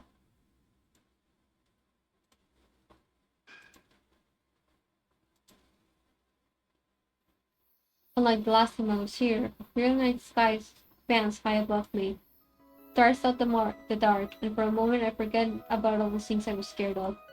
Every time I see the night sky, I feel so small under its grandeur. When those spoke about magic earlier, I was frightened by how much it revolved around death. Before learning about it, I had always saw magic felt like this. Like it was an art that could capture the spark of small joys. What should it be? I rebelliously steal more time to admire the stars. I'm breathing deeply, slowly. For even just a second, I want to remember how to sit still and get lost in everything I'm feeling. I want to gulp down the humid summer air, feel the gentle night breeze brush against my furs, smell the sap from the trees, listen to crickets ringing in my ears, and memorize the placement of every star I can see. Every blissful and uncomfortable sensation, I let it all sink into me. They all remind me that I'm still alive, that I hold onto that so tightly, because I'm so afraid of what I'll become if I can no longer see goodness when it's in front of me. The longer I stare at the sky, however, I squint.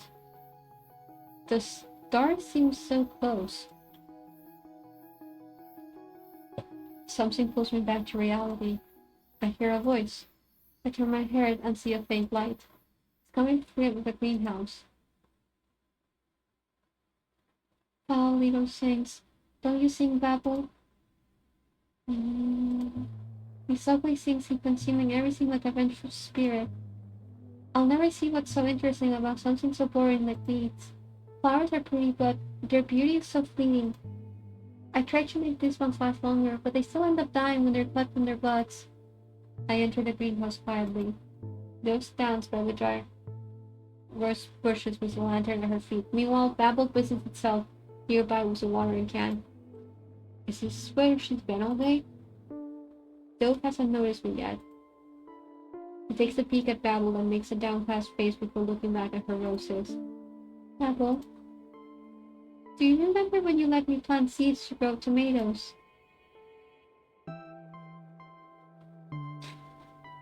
Dove prods at her rose bulb and pulls her hand back before I can sink its teeth into her flesh. No matter what I did, or how much you helped me, I couldn't even get it to bud. But oh my god, my nose is so itchy. 1 second.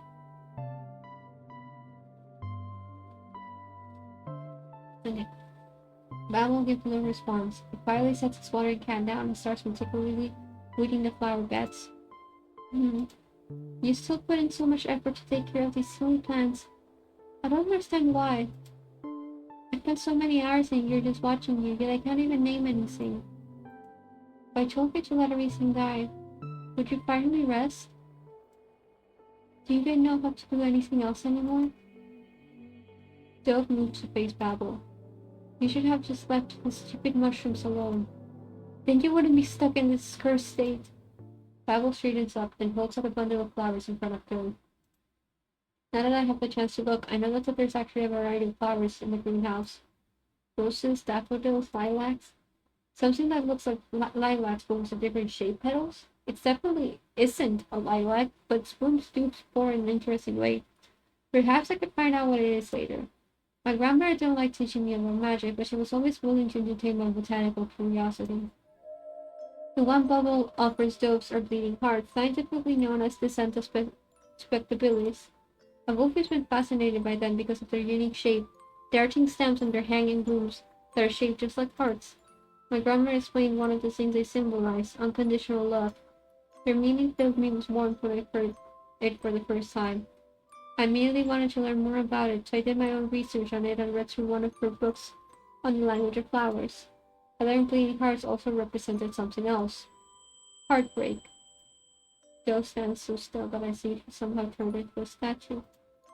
On the surface, Joe was calm and collected, but behind her gentle visage lives a merciless beast harboring in the trenches of her emotions.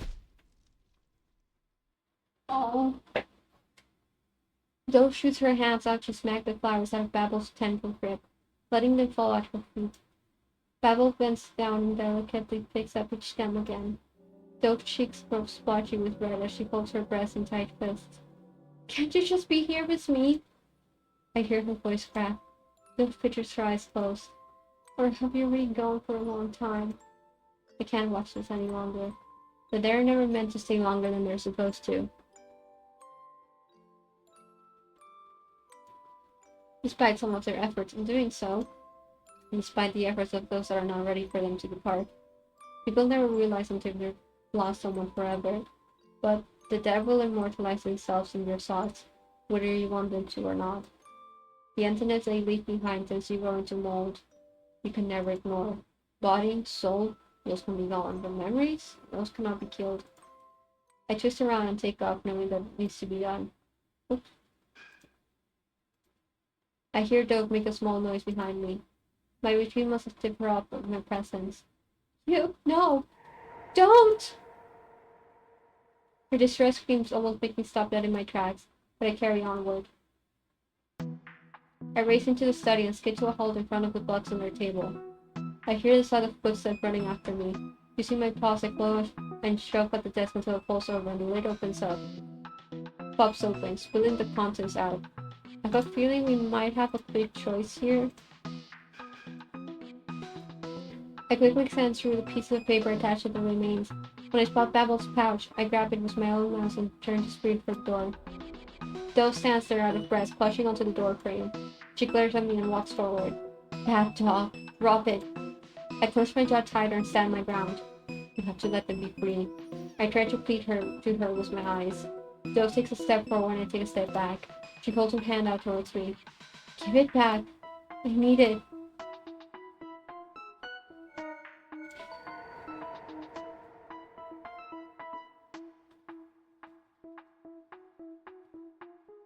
I feel really bad about that because I know I just went back on my word earlier and I said I wouldn't hurt her unless I had to, but I have a feeling this is like what we need to do. Dove lets out a blood-curdling scream when I tear my teeth into her arm. Red blossoms through the sleeve of her white gown, and blood drips down her arm onto the floor. She pulls back, clutching the wound. My ears droop at the sight of the dark drips that cascade down her colorless cheeks. Dove's face darkens and her jaw tightens. She furtively wipes the tears from her face and turns away from me. I stare at Dove's hand, but something behind her catches my eye immediately. Dove twists her head around. We both see Babel lumbering through the hall, holding an arrangement of flowers. I can see her bleeding arm pinch up the back of her mind as it falls into her side. She starts chasing after the ghost, and I'm hot on her heels behind her. The two of us step out into the hallway and trail after Babel. Babel takes his time moving around the manor, stops at every empty vase on the table and places a fresh flower in each one, slipping into rooms and adding pops of color to spaces devoid of it. Dove and I observe it without saying a word. With every flowery addition, Babel brings brightness to even the darkest corners. When it finishes its rounds, it returns to the rooftop. Babel kneels before a cluster of violets and toggles a leaf side to side until it's pulled free from the soil. It then stands up and moves to a bench, wrapping one of its tendrils around a small knife in the process.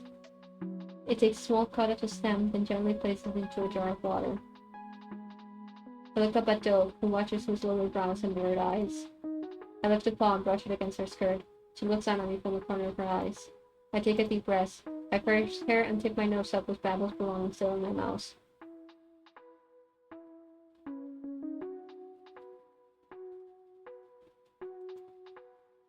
Dove lowers her hand, and I drop the pouch into it. I then look back up at her. Your friend worked so hard to bring you peace. Don't you want to show it your appreciation? Dove's breast hitches and her lips tremble. She stands up straight, dragging her feet towards the lantern that she had placed near the rose bush. I follow Dove from behind. She slowly kneels before the fluttering flame encased in the glass. She calmly opens the lantern door and silently watches the flame with Babel's pouch on her lap. I can send her mind racing behind her eyes, desperately trying to dig her nails into an excuse that will delay her next move. Her throat bobs, then she turns her head to look back at Babel. It hovers around jars of other propagating plants, none of the wiser of what she's about to do. Bill faces the lantern again and squeezes her eyes closed. When she opens them again, her face is collected. She carefully brings the pouch to the fire and holds the edge in it until it catches. The brightness of the flame reflects in her pale eyes. She places the burning pouch on the tiled floor, and we both watch the soap bag organically burn away, revealing the teas inside it. They burn slowly, so slowly that I wonder if they'll even be able to burn. Dove does not turn away to look back at Babel even once. Then finally, all that's left are ashes and tiny shards. My eyes widen as Dove scoops up the remains in her hands. She shows no signs of pain as the scissors stitch her palms. She transfers it all onto one hand and takes a deep and shaky breath before crumbling the remains. Out of nowhere, I hear the faint sound of wind chimes. I look around, wondering where the sound had come from, and find nothing. Perhaps I had just imagined it. Dove pours the ashes onto the floor. I look behind her. Babel is gone. The next few days after Babel's disappearance pass by uneventfully. By the third day, everything changes. I lay near Dove's feet in the library. I still have yet to find something that will help me leave this place. Maybe the only way to escape is to become a ghost myself, but I have a feeling my freedom wouldn't be guaranteed that way either. Dove sits at her desk staring at notes in the days. Her pencil has been completely still for a while now. My heart stops. Dove's head snaps up. That sounded exactly like the front door from the day I came here. There's a door. There's a way out. And my arm is fully healed. I bolt up and shudder with anticipation. My tail wags excitedly. I grab Dove's skirt with my teeth, wanting to waste no time getting to the door.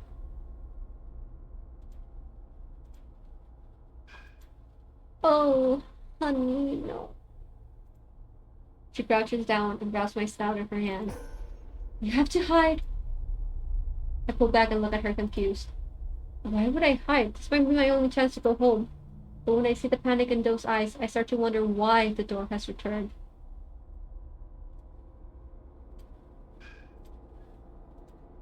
My gaze slowly shifts to the entrance of the library. The floorboards inside the library creak. Heavy footsteps echo, getting louder and louder. I stare at the door, paralyzed. What are you doing? Move! Dove shows me with her hands and I spring into action. Where should I hide? The footsteps start right outside the door. Ah!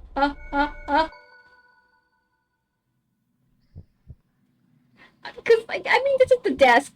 We'd be very visible. I'm hoping the bookshelf doesn't kill us. We'll go to the earlier safe if it does. I hurry behind the bookshelf and lower myself to the floor as fast as I can.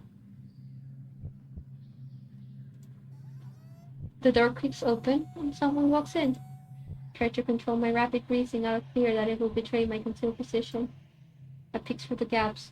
What I see haunts me. It's the Hat Man! A tall gentleman enters the library, still in his underwear, with a cane tucked under his arm. I watch as he approaches Dove. I see her casually step in front of the notes she has scattered on the desk. The man takes off his top hat and holds it against his hip. I feel my heart jumps out of my chest when I see his eyes.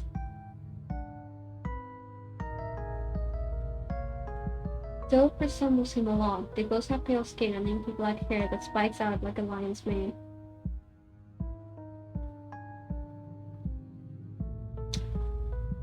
No, I'm not gonna say anything. What sets them apart, though, are their eyes. Dove's eyes are the blue of glaciers, while his eyes It's said that animals that are blindly colored because of their toxicity are mostly active at night. That seems fitting for this man because his eyes are the scarlet of a poisonous frog. A warning, outlined by the dark marking that covers the halo of his eyes. I've seen markings like that before. Every witch has them. When he speaks, I almost yelp in surprise. Where is Hypatia? My nails curl. This voice was the one I had heard when I had first arrived here. But more importantly, Hypatia? Who's that? Is there still someone I have yet to meet in this house of curiosities? It unsettles me to think so. Unwound, I'm sure. My brows draw together. No, hello? The man nods and turns to leave just as quickly as he came. But then he stops for a brief moment, reaches into his coat and produces a small lantern with a glowing green flame. Here is everything that was on your list. He places the lantern on Dove's desk with a light cap. His eyes briefly catch on Dove's nose and I see her go stiff.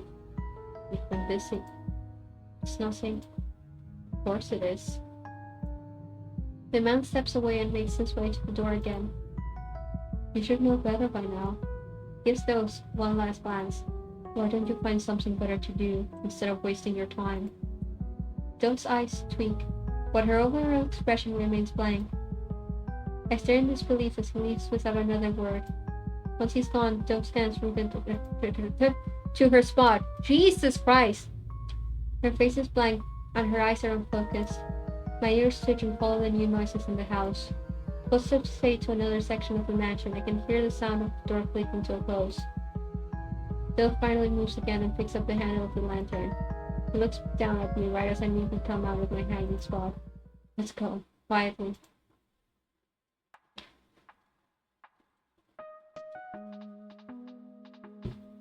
I think I put it in the right place. Hopefully. When we get to the kitchen, Dove places a small lantern on the table. But then she opens the glass and blows out the flame. Smoke begins to fill the room. It clouds the kitchen so quickly that I don't even have time to hold my breath. I expect a dry burn in my lungs, but instead the smell of petrichor tickles my nose. When the smoke clears, boxes, bags, and plates have appeared out of nowhere all over the table and floor. My eyes widen in awe, and my tail starts wagging excitedly. I start sniffing at boxes and peeking into bags, while Dove starts digging through the crates. I sit and watch as she pulls out shiny new incandescent bulbs and sets them down on the kitchen table. She opens up everything before she starts sorting them. Out of one box, she pulls out a new dress and polished shoes.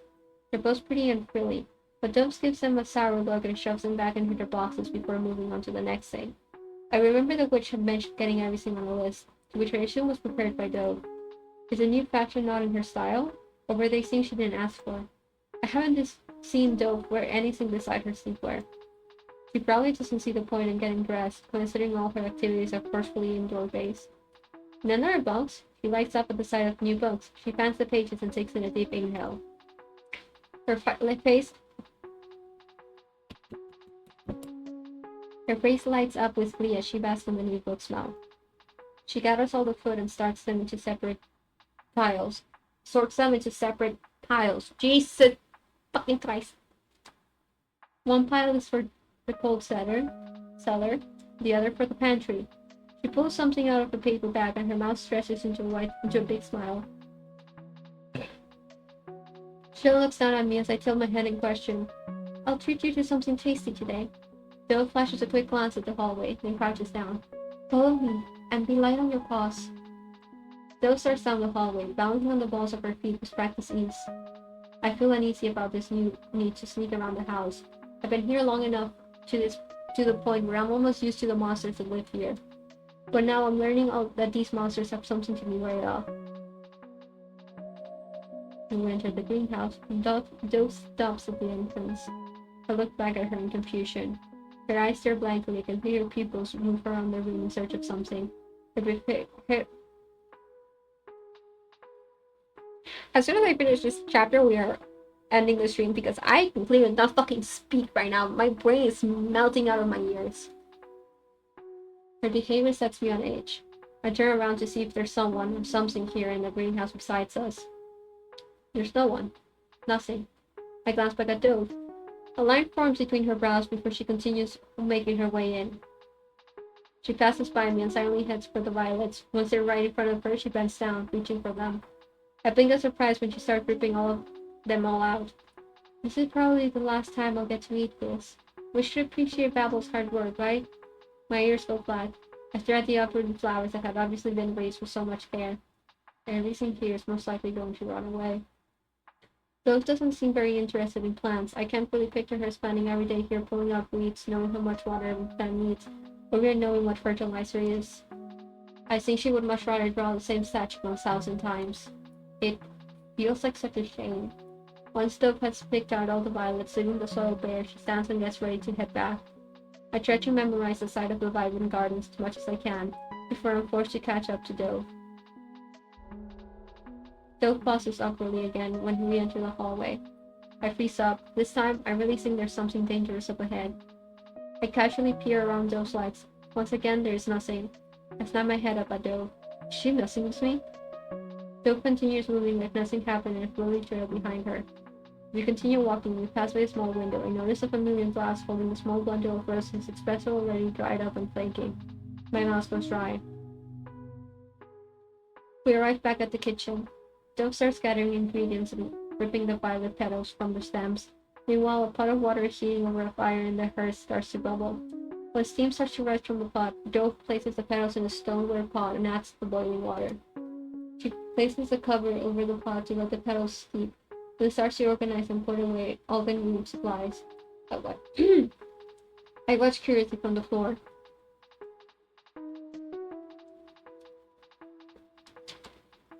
I've never eaten flowers before. Dove completes every step with practiced precision. By the time she's finished cleaning up, the violets are ready to be infused with any other ingredients. Dove keeps herself occupied by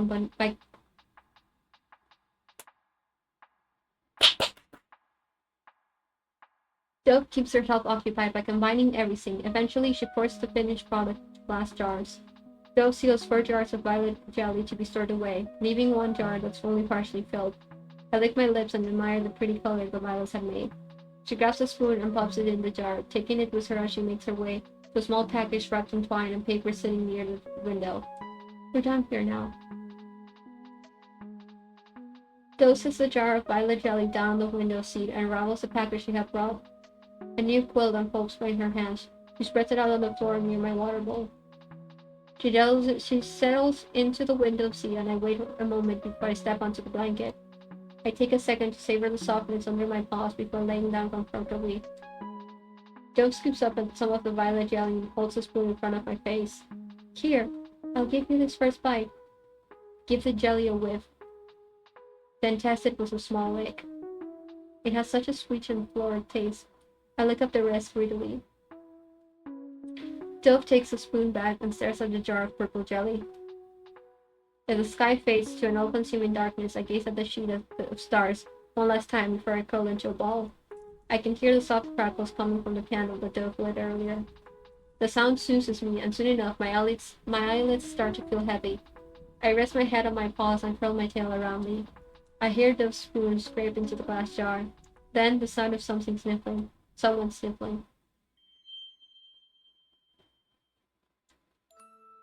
The morning air is cool against my face. My eyes close in appreciation, knowing it won't stick around as the day grows heavy with the midsummer heat.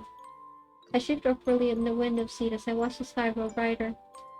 The wolf sleeps so soundly on the small blanket I had placed down for him. He would probably puff up if he knew he was sleeping with his belly exposed to me so comfortably. I feel my lips stretch into a small smile, then a frown. It was so quiet that I couldn't sleep. When it's quiet, I can hear every little sound in the house. And that makes it easy for me to notice that something is missing. There's one less ghostly go bump in the night. My eyes are waiting for sounds that aren't there. My ears are waiting for sounds that aren't there. My eyes are waiting for shapes that aren't there. Why is it that the ghost of a ghost has so much more presence? Something breaks me from my thoughts.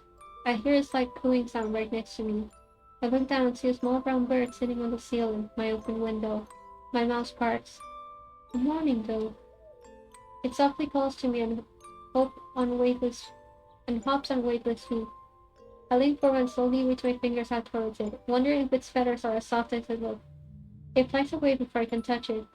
I let out a soft gasp and the corners of my mouth fall once again. I pull my hand back and lean my head against the wall. I let out a sigh as I watch the dove disappear into the sky. The sun has started to rise over the trees and its light hits the painted colors of my window. Like everything about this place, I have it memorized.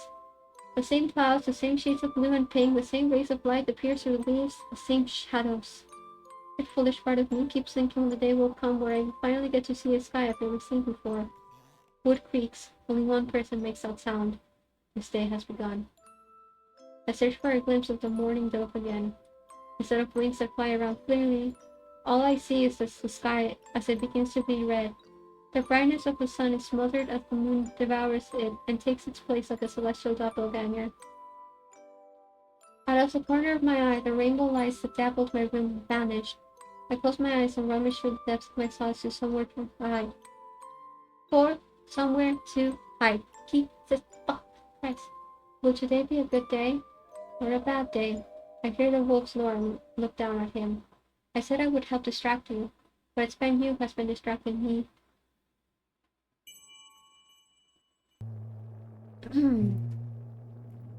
The sun is gone.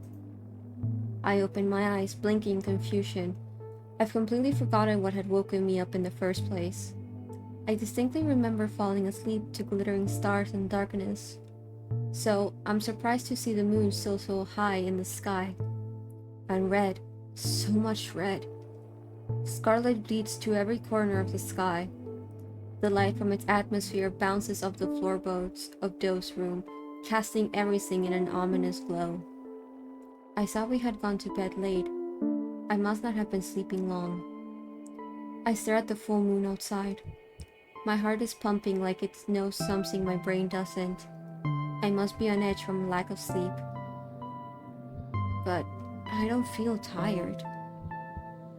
I feel like the moon's face is looking right at me, waiting with a patient grin. Like it can't wait to witness my reaction when I figure out the answer to the riddle it's given me. I feel my fur grow stiff.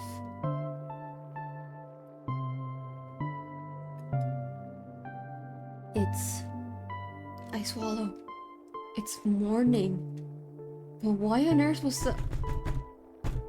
I jump 6 feet into the air when someone bangs on the door to Dove's bedroom.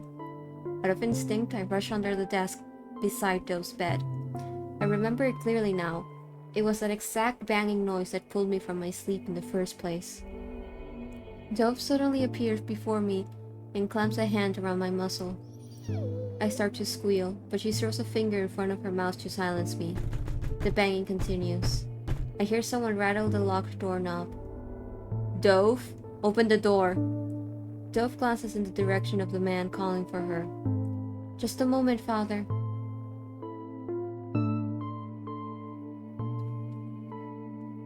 Dove's neutral answer is a stark contrast to my trembling form. Her gaze swings back to me, and before I know it, I'm being hauled off my feet. My immediate reaction is to thrash in Dove's arms. Is she about to offer me up to the witch? I try to whimper through the iron grip around my snoot, but she squeezes tighter. Shh! I freeze in her arms.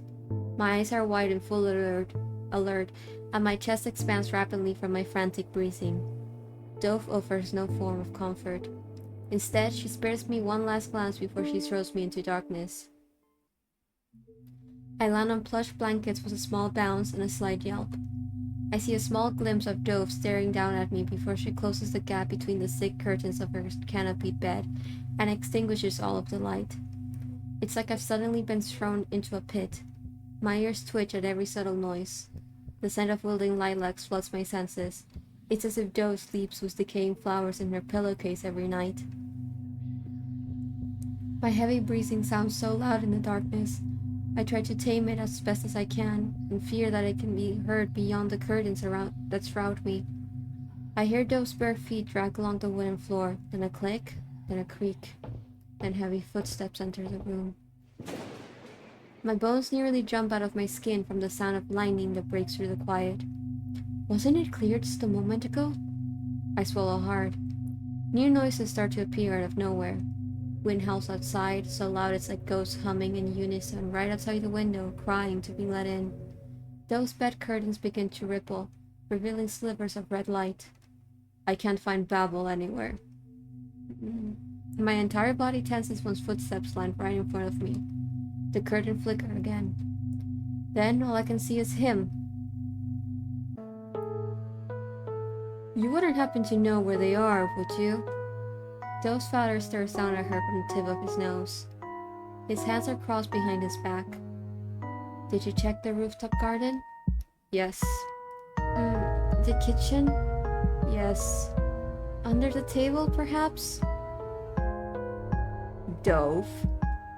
Enough of your games. The witch closes his eyes and rubs the bridge of his nose.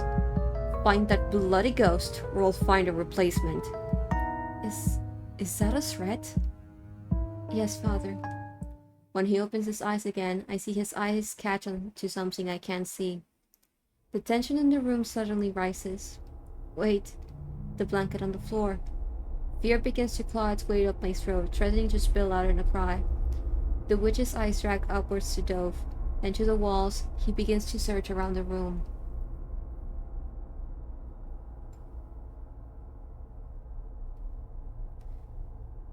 Y'all, are we really simping for the fucking father? We're really doing that? I mean, I get it, but seriously. I stop breathing. The sound of the storm becomes muffled for a moment, amplifying the sound of every creak and heartbeat inside the house. A noise in the darkness of Dove's bed makes me go completely still. It sounds like wood knocking together, and by the looks of it, I'm not the only one that's heard it. The witch stares directly into the dark between the curtains. My urge to stay hidden isn't shared, it seems. Red eyes peer right at me. Every beat of my heart feels like an eternity passing by. Then he looks away. I think it's fair to consider myself the biggest fool of all time, considering where I've landed myself, but I'm not foolish enough to let out a breath of relief just yet. Right. Just one more thing. The witch reaches into his pocket and pulls out a small black pouch with dots of silver on it. I asked the sister to craft a small gift for you. I see him place the pouch in Dove's tiny hand. Then I hear the clinking of delicate metal. Thank you. The witch nods, then turns and makes his way out, finally disappearing from my view. Now go find Babel for me. I have much to do. Dove's door slams closed. Whatever hides with me rattles again from the vibrations of the door, and I take that as my cue to launch myself out from the canopy. I tumble out from the dark curtains and slap right into a pile of books, sending me into a dizzying heap on the floor. Once the ache in my body wanes, I shake my head to get my bearings back.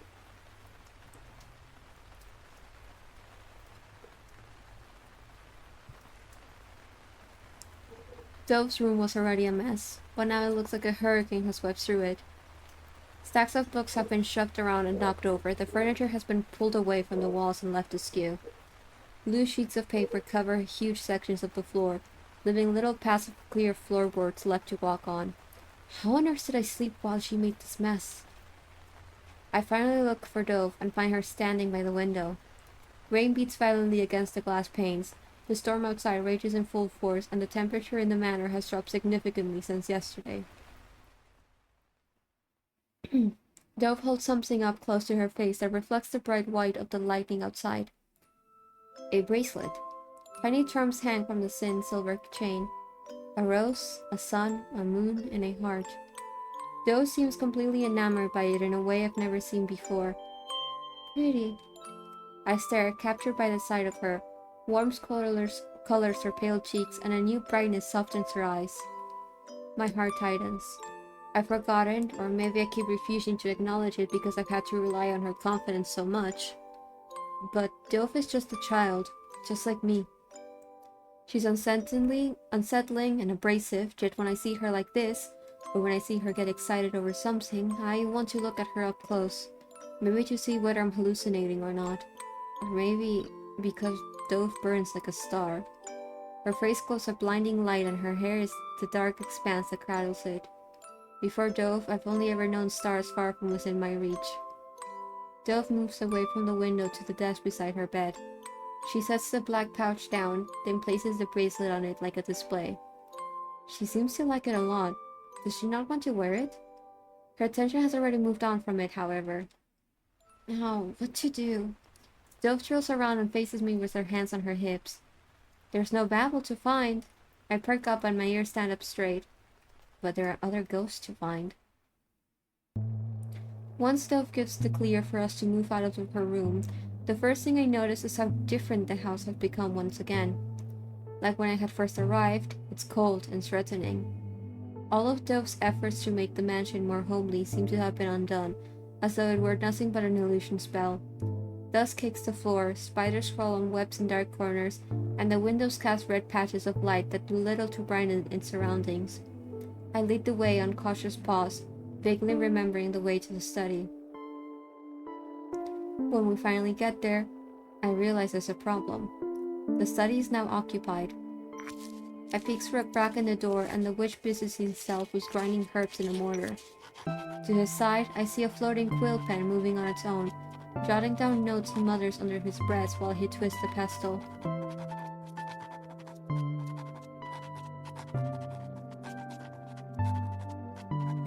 I will add, I decided to turn off the quick choice events because when I did this chapter previously, there was one choice that I panicked so hard that I almost ran out of time to choose. So I decided, for ease of mind, to turn it off. Also because, since I want to make sure everything is the same as previously, that way if I don't remember, I have time to remember what I originally had chosen. I look under the desk he works at and spot the chest with the ghost remains peering out of the shadows. The day after Babel left, Dove had returned to the study to put the chest back in its place. I didn't anticipate sharing this with space with its owner so soon, so the thought of taking the chest didn't cross my mind. Dove hovers above me and takes a glimpse inside as well. Her expression turns green with shock. Wait, you're not thinking of getting the rest of the ghost's belongings, are you? I nod eagerly. Her eyes grow wide. Was Babel not enough? I blink. What's wrong now? My brows pinch together. I shake my head and hear Dove's breath stitch. I look back to the chest. We can't just stop at one. Out of the corner of my eye, I see Dove take a step back and twist my head to look at her again. Her hands clutch around the skirt of her nightgown. She looks at me, conflicted. Not knowing how else to convince her, I slowly walk towards her. Dove stiffens as I approach her. I pause right before her and she looks down at me in anticipation. I blink at her, then I brush my body against her legs. Dove gasps above me. I push against her and curl my tail around her ankles. Dove stands as still as a statue as I run my fur along her legs, causing her to stumble slightly from the force she didn't expect me to use. After I finish circling her, I look up at her with bright eyes in hopes that this time I can get her to put her face in me. Dove peers down at me with a blush on her cheeks before closing her eyes and taking a deep breath. She then pushes past me and enters the study. Father, water is dripping from the ceiling of the library. What? Hells, did the books get wet? Hurried footsteps make their way to the door, and I quickly scurry into the shadows to hide. The witch stomps out of the study with Dove hot on his heels. She casts a quick glance at where I skulked before they both disappear down the hall. I waste no time running into the study. Now it's my turn. I'm breathing hard when I make my way back into Dove's bedroom. The second I shut the door with my back paw, I spit out the ghost's belongings from my mouth and wipe my tongue on the fur of my arm. I look at the pouch, bundle of hair and bone on the floor. Oh gods, I hope that wasn't disrespectful. I twist my head to search around the room. Dove hasn't returned yet. Should I try to look for her? Or should I just burn this in one go? A knot forms in the pit of my stomach at the thought. No, Dove needs to be the one that does it. Feeling resolved, I pick up the artifacts with my teeth again and look around for somewhere to hide them. My eyes land on my quilt on the floor, and I pad over to it. I dig my nose under a corner to flip it over, then gently place the objects flat on the ground before I flip the corner back over them. That's inconspicuous enough for now, I suppose. Hopefully by now the witch has returned to his study and will remain there busy with whatever he was doing, so I can go find one of the ghosts. I rarely underestimated how easy it would be to find the other ghosts. Babel, like the hallway ghosts, seemed to have some semblance of a pattern. But the rest, well, considering how little I know about them, they are proving to be much more difficult to pin down. I feel like I should have these nonsense hallways memorized by now, but I still find myself getting dizzy from walking around them in circles. I let out a huff in frustration as I quietly survey a hall from around a corner, only to find nothing once more. Like, my voice is like catching in my throat. 1 second.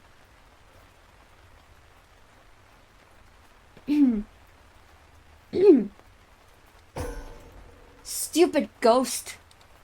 A voice yells from down the hall, and my heart all but leaps out of my chest. You must really like the feeling of falling. Do I have to send you flying again for you to learn how to stay out of my way? I don't recognize the voice, but the sound of dragging that follows it is awfully familiar. Grell. I quickly spin around and... Well now. Who might you be? The air in my lungs feels like it's been punched out of me. A figure stands before me and looks down at me like a cat that enjoys playing with its food before it eats it. His eyes are wide and his smug grin is feral. Does Dove have a brother? Because this boy looks just like her. The only difference is much of dark markings around his blood-red eyes. It can't be. There's another witch here? You're not like the other pets that she's tried to keep. The boy circles around my petrified form like a predator. Down the hall, I catch sight of Grell disappearing around a corner. I let out an internal cry, seeing the opportunity to catch it slip away from me. The child steps in front of me once again, blocking the way.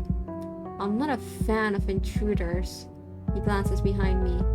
But fortunately for you, she is of a different opinion. My ears perk up at the sound of feet slapping on wood. A white gown takes over my vision as Dove skids to a stop in front of me. Her wild hair flutters like a delicate feathers with the heavy breaths she makes. What are you doing? The boy grins and crosses his arms behind his back. Oh, nothing. I was just... The boy's eyes cut to me hiding behind those skirts. His gaze is sharp like a knife. Saying hello. Dove's hands curl into fists. Just hello? The child chuckles. Well, it's far too early to say goodbye, isn't it? It seems to flirt in something quite interesting this time. I swallow. We? And the blood cap seemed to be blooming well from the last one, so I have no need for this one. He narrows his eyes at me. Yet. I can see Dove go rigid. The boy bends to the waist to see me better, but she steps in front of me to block his view.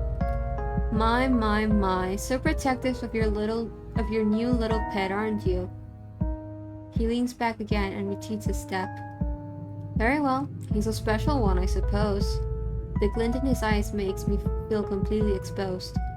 I can't wait to see how long this one lasts.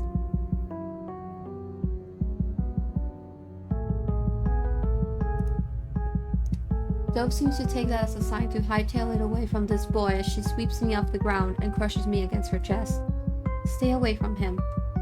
As Dove carries me away, I keep eye contact with the boy, who maintains a sly smirk and watches the distance grow between us. No need to tell me twice. Just before we round a corner, I see the boy suddenly stumble forward and break into a violent cough. Dove's pace falters for a moment, but she manages to speed up to get us away faster. Dove has not spoken another word to me since we ran away from the boy in the hallway. Logically, that makes sense. I'm not human after all. But that hasn't really stopped her from doing it anyways. I still have yet to wrap my mind over the encounter with someone new. Someone who is a witch. I think some of Dove's stress is rubbing off on me. Dove has always been the most composed between us, so to see her reacting so angsty has me incredibly on edge. Anything that worries her worries me even more. Dove sits where I now expect her to be most of the time, on the floor.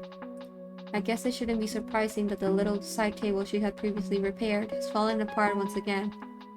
Her solution to get it standing again is to slather it with thick globs of glue and wrap even more twine around it. This plan is not working as well as it did the first time.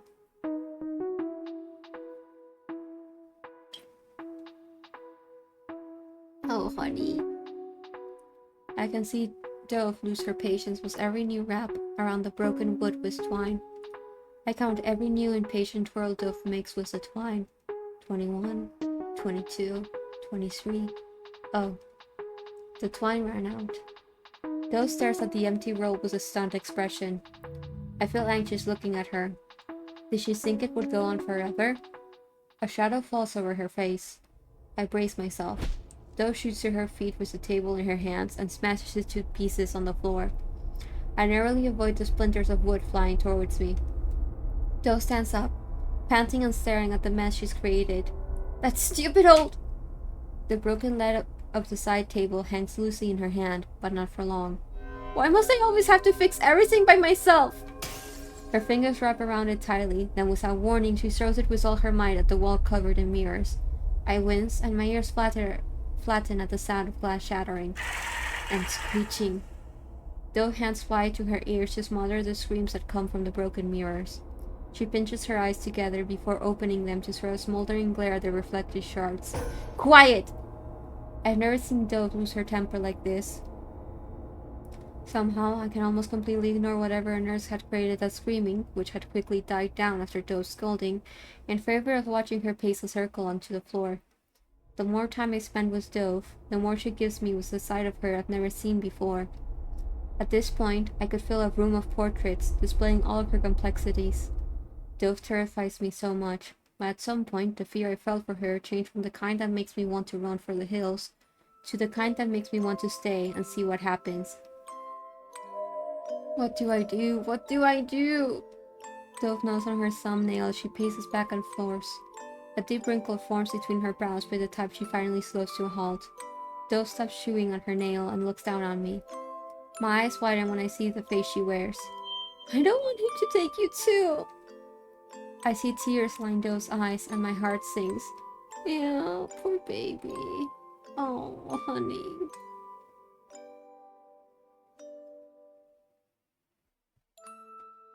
She sniffles and wipes her face with the sleeve of her gown. The fear on her face disappears when she brings her arms back down. In its place is a fiery determination. Dove turns out of the room, leaving the dining room looking far more chaotic than when we had first arrived. Something about the sight makes my heart start to race. This whole time, I've been searching for any little crack in the wall that will lead to my freedom. Maybe I've been trying to break open the wrong thing. Dove makes her way to the supply closet in the hallway again. She yanks it open with both hands and hunches down to dig for something. Her eyes light up when she finally finds what she's looking for. I hear the sound of glass rattling. I brush against her side and look at what she's found. Dove takes out a jar with what appears to be glass beads and charms. I tilt my head curiously. She retrieves a couple more items from the closet before we make the journey back to her bedroom. The moment we reach Dove's room, she makes her way to the clearest spot to sit on the floor and faces her back to me. I startle when I feel a lump underneath my blanket as I settle into it. Alright, the ghosts. I was so close to getting to Grell, but I think navigating the halls would be much more perilous with a strange boy roaming around. I don't know what his relationship with Dove is, but it's clear they're related. And honestly, I can't say I'm itching to learn more about him. The Witch and the Boy. Oh. CP.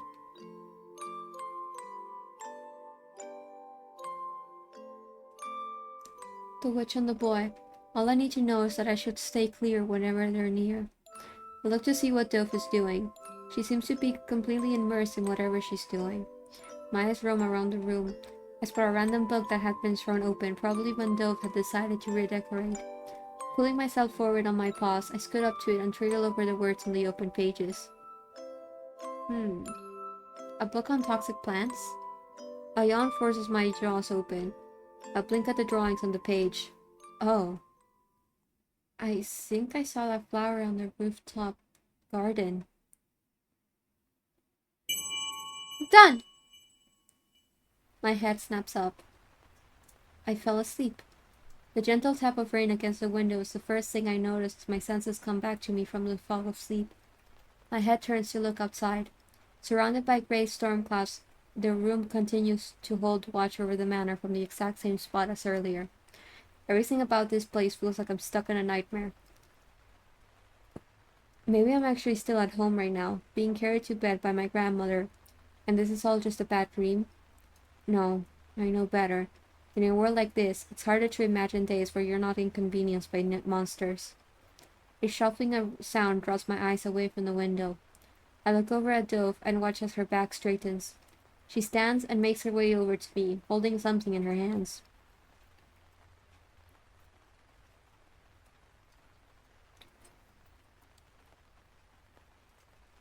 She kneels in front of me, looking nervously at her closed palms before opening them. The shadows from the storm clouds roll around the room like the reflections of waves on the ocean floor. Beams of moonlight break through the bounds of the object that hangs from Dove's fingers. It's a necklace, messily arranged on a red string with mismatched glass beads that hug a small leaf ornament found on a shiny silver medal.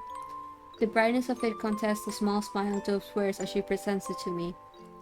Red adorns her pale cheeks and forehead, sticking out so darkly she almost looks feverish. She sucks in a deep breath. Another deep breath. I can't do magic yet. She lowers her head, avoiding my gaze. But this will help protect you. I stare at Dove, dumbfounded. My heart beats hard in my chest. Dove's fingers tremble around the necklace she had made for me. For me? But what about her? Who protects you, Dove? I glance behind her, besides the lock on your door. My eyes start to burn as I look back at her. She finally meets my gaze, waiting for my response. We are obviously accepting the necklace. I did it the first time, we're doing it again. Because this has the cutest CG I have seen so far. I'm probably the only one we're gonna see that's this fucking cute, knowing how this game is. The necklace looks so fragile. I wonder what was running through her head as she arranged every bead. Did she agonize over the colors, the shapes? If I've learned anything about Dove, it's that she seems to work hard at whatever she does, even if she's not that good at it. I study the necklace, trying to imagine every decision she had made. Actually, now that I look at it, the charm she put on the necklace almost looks like a basil leaf. Is that simply coincidence? I slowly rise from the floor and step closer to Dove. She watches me anxiously and grips the necklace with white knuckles. I hold her blue eyes in mine. Then I lower my head towards her. I hear Dove breathe a sigh of relief.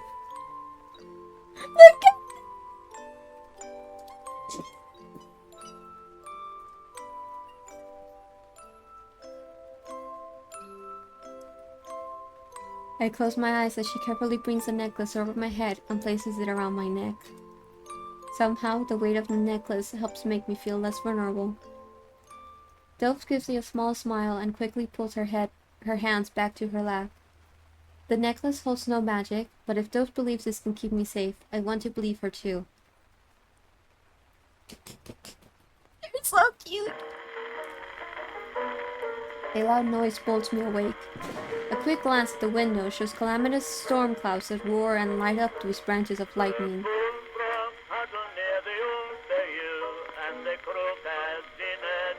When I first heard his, I got full-on jump scared. I was not expecting to hear actual singing. Rain drums against the window violently and wind makes the frame tremble. Then I lower the volume a little bit for this. I can barely tell what time it is anymore. Loud music disrupts my thoughts. The song playing is scratchy and reverberates through the walls. I'm surprised I don't tremble from how thunderous it is. My ears press flat and I reach my paws up to dampen the blaring noise further. Loud thumps and a voice accompany the music. I watch the door and consider double checking to see if it's locked. Fuck! Fuck's sake! My blood thunders in my ears. What on earth was going on? Laying so exposed on the floor makes my skin crawl. The air feels uncomfortably warm and damp. The heat makes everything in my visions shimmer like infernal illusions. I swallow and search for Dove in the dark. Abnormal as she is, I can't imagine anyone being able to sleep in these conditions. When my ears pick up the sound of tapping, I know my suspicions are correct. I find Dove kneeling at the front of her bed. The sight of slightly open curtains behind her catches me off guard. It's heavily shadowed, but I think it looks like something is moving inside of the canopy. Fear pulls my gaze away. Yeah, what the fuck is in there? That's genuine question, my I don't know what the fuck that is. Maybe we find out in chapter 4. If we find out in chapter 4, I think I might scream. I focus on what Dove is doing. The clouds part just enough to let a streak of red into the bedroom. The sight behind Dove makes my heart rate jump. Rotting limbs and branches of hands manifest out of the shadows. Not approaching, just lurking, and for some reason, they're very vocal tonight. Gurgling growls, strained groans, and the sound of grinding glass grow louder and louder, as if competing against the other noises that violate the quiet of the night. My paw taps around my blanket until it finds a small lump. They're all gathered here. My eyes flick to Dove and widen when I see what she fiddles with. In those hands is a cross, or at least something crudely shaped to look like one. I'm unnerved by the sight of it. Dove tightly crosses together splintered wood with wires and string. She ties the wood together so tightly that chunks break off and litter the floor. It looks like one of the crosses in the graveyard outside. The only question is, who is it intended for? The sound of the ghosts have started to muffle the loud music. I notice Dove's stiff expression start to melt into something slightly more serene. My paw moves off the lump. Now is not a good time. My arms cross and I rest my head on them to watch Dove work. I don't think I will be able to go back to sleep.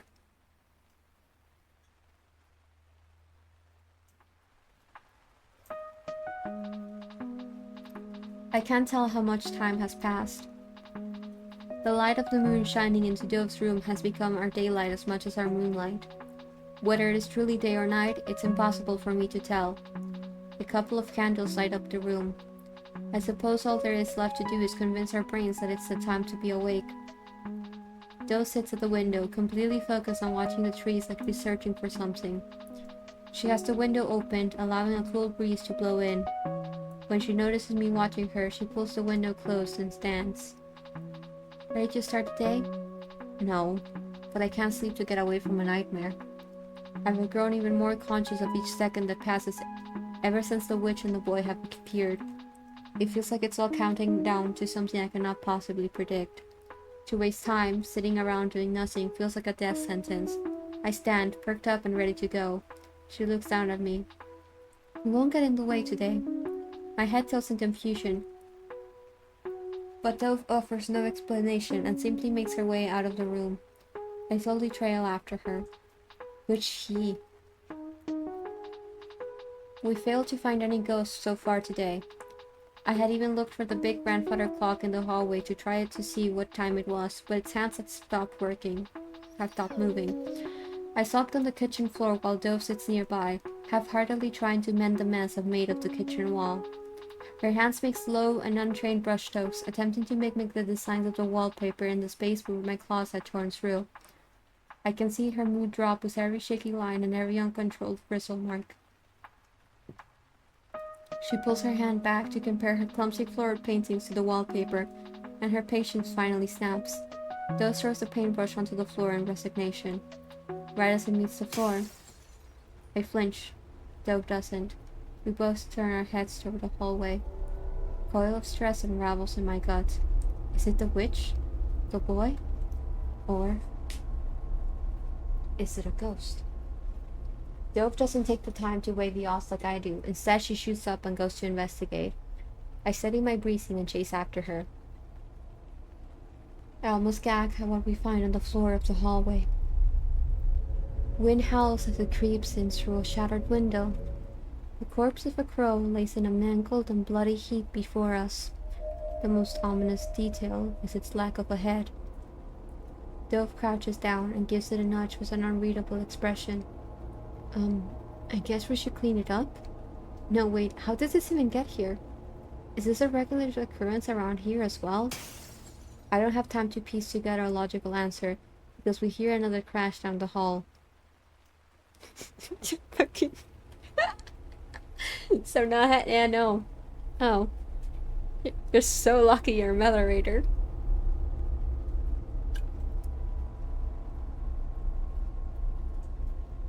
We leave the bird as it is and track down the new noise.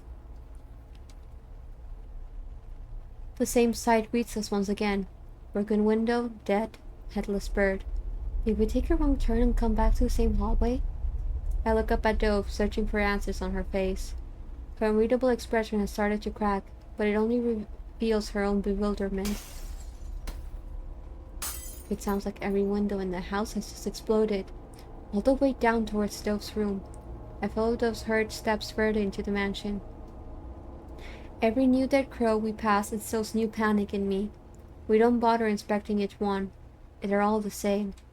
Dove rushes past each broken window with quick glances and hisses every time she steps on a shard of glass. The last crow we find sits near the door to Dove's room. We're both breathing heavily as we finally take a moment to pause.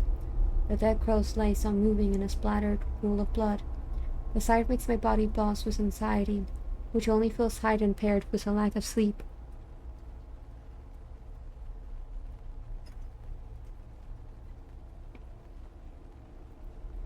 I don't need to look for an explanation anymore. The signs of a bad omen could not be clearer. My legs hug me up unsteadily. Dove tries to catch her breath as she observes the bird, followed by the red sky beyond the now broken window. A frown tucks her mouth down, and I can see sweat drip down the side of her face. We both flinch at the sound of a slight tap coming from inside her room. The fur along my spine bristles. I slowly inch forward, and Dove leaps behind me. The ghost in Dove's room catches me by surprise. I hear Dove's breath hitch when she spots it by her window. Its beak taps against the glass. Then the window creaks open. Oh God, Dove didn't lock it earlier. I watch in horror as Grell's limbs start to crawl up the seat of the window. No! Dove bursts forward with her hands outstretched, but she stops just short of touching the ghost. Her hands tremble with hesitation. I can barely breathe. Grell twists its head, as if to look at Dove one last time, before it finally throws itself out the window. Dove breaks out of her daze and surges ahead again, but she's too late. Her fingers barely even reach the wispy strings that protrude from Grell's long arms, as it disappears to the ground below. She stumbles hard onto the window seat, bruising her knees. The sickly sound of punching bones and splattering flesh reaches our ears. Dove gasps sharply. My eyes are wide and I feel bile start to rise from my stomach. I approach the window with my heart threatening to explode off my chest. Dove lifts herself and peers out the window. Her body goes stiff with dread. I let out a shuddering breath, then join her on the bench. When I look down, my stomach Hold on.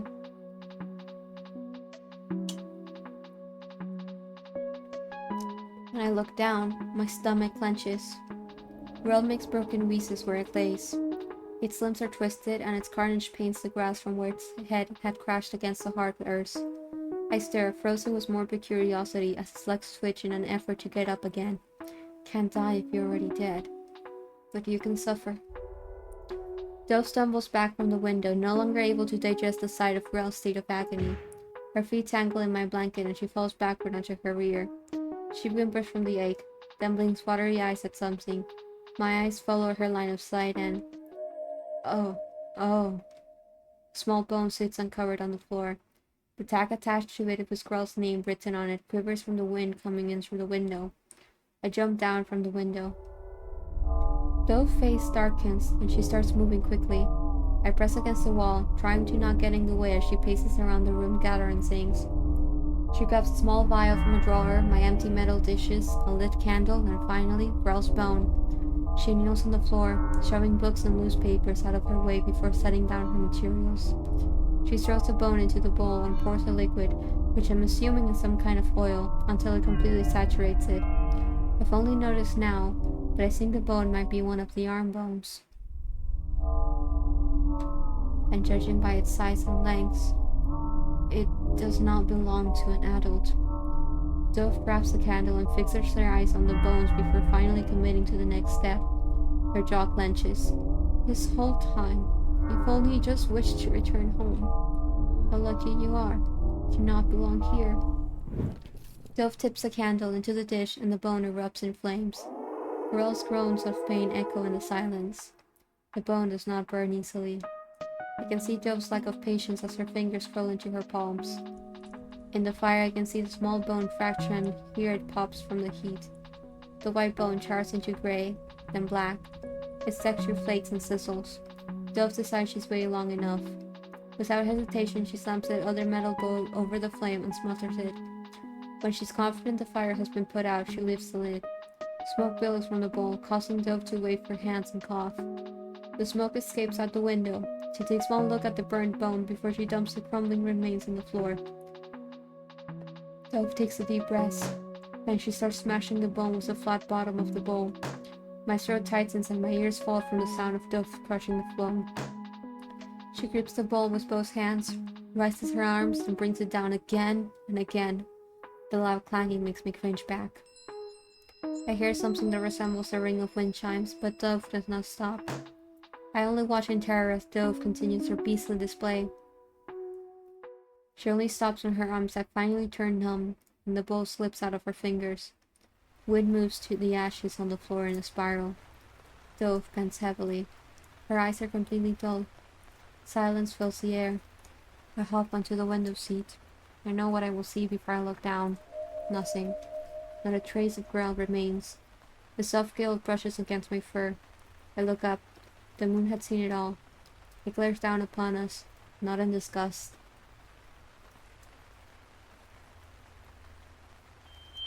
but in glee. Dove barely speaks the next day.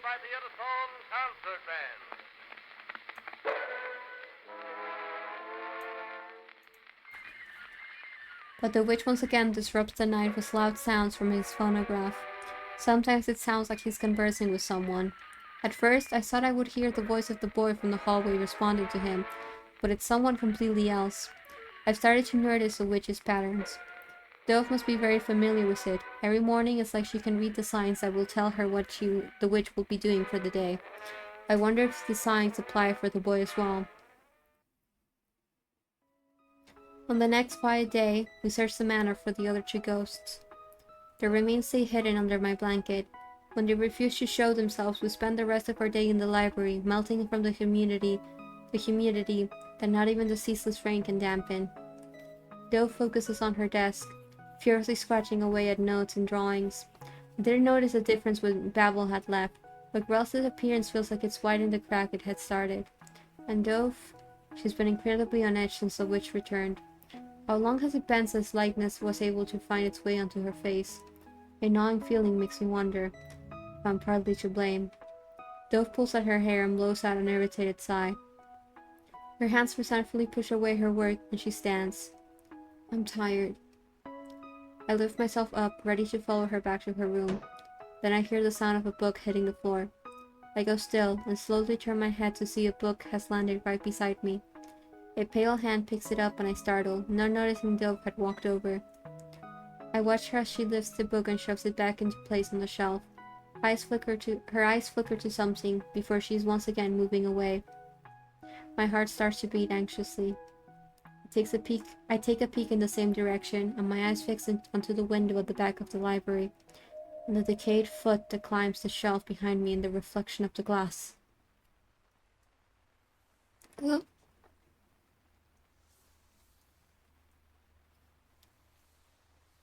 This time, I hear a familiar drag when we step out into the hallway. It almost brings me comfort.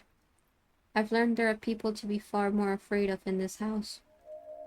The bright apparition of the hallway ghost sweeps towards us. Her presence is like confirmation that the day has turned to night, and I cling to that. I let out a yawn and move out of the ghost's way. Dove watches her pass with the eyes of a hawk. Her neck twists as she follows the ghost's movements until it fades into the shadows. Her gaze lingers where it disappears. When she finally turns back, she blinks in surprise. Oh boy. I snap my head around and find Odette standing right in front of Dove. One of the ghost's shadowy hands rises to its cracked face. Its fingers fold in a gesture like it's telling Dove to be quiet. Then its arms shoot out towards Dove. Dove's screams ring down the hallway. My ears go completely limp as I balk at the sight of Dove getting dragged away. Let go! Tendrils of phantom arms wrap around Dove's torso. Smoke rises from the touch between her and the ghost, forcing a loud shriek from Dove. I never suspected Odette to ever do something like this to Dove. I thought they would never do anything to hurt Dove. So why was it doing this? Dove's feet kick and I try to find purchase on the floor, but oh my god, hold on.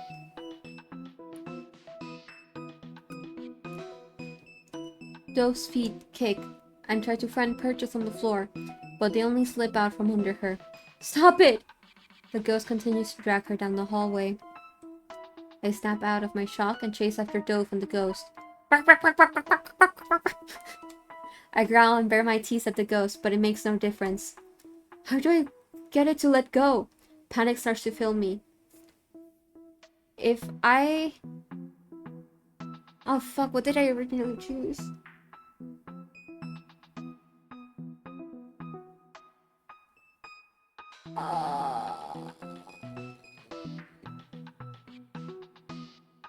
I tried to bite the ghost. I tried to bite the ghost. Yes, because I reasoned with myself that if I did this, I could hurt her. And I don't want to hurt her. I don't give myself time to hesitate, and I sink my teeth into this ghost's skirt. A fiery sensation explodes in my mouth. My throat makes a cry as I violently pull away. I heave onto the floor and taste iron. Phantom burn. Oh god, I have to help Dove. Only one solution comes to mind. Odette's remains. I turn tail and bolt down the hallway. Dove's cries carry down the corridor as if in chase of me. I skid around corners and make my way to Dove's room at full speed. It seems I've gotten quite good at walking on all fours. I break into a stop. I look around the dark hallway, my breath coming out in shallow puffs. Am I hearing things? My body feels overly warm under my fur. Then I hear it again. I jump off the floor and spin around, my fur stands prickled from fright. Suspended in the air is a crow. Part of one, at least. Unlike the crows from a couple days ago. This one seems to be missing its body. Part of its spine protrudes from where its rotting flesh has been torn from its torso. It floats high in the air, hidden in the shadows of the ceiling, and screeches like a siren. Odette! I wince back from the shrill voice that the head creates. Suddenly, it's not the only one screaming bloody murder. Odette! Odette! Odette! I sprint away from the screams, but they follow me down the hallway. At every new step I take, more and more floating heads manifest from the shadows and pierce my ears with their cries. My eyes are wide with panic, and my skull rattles.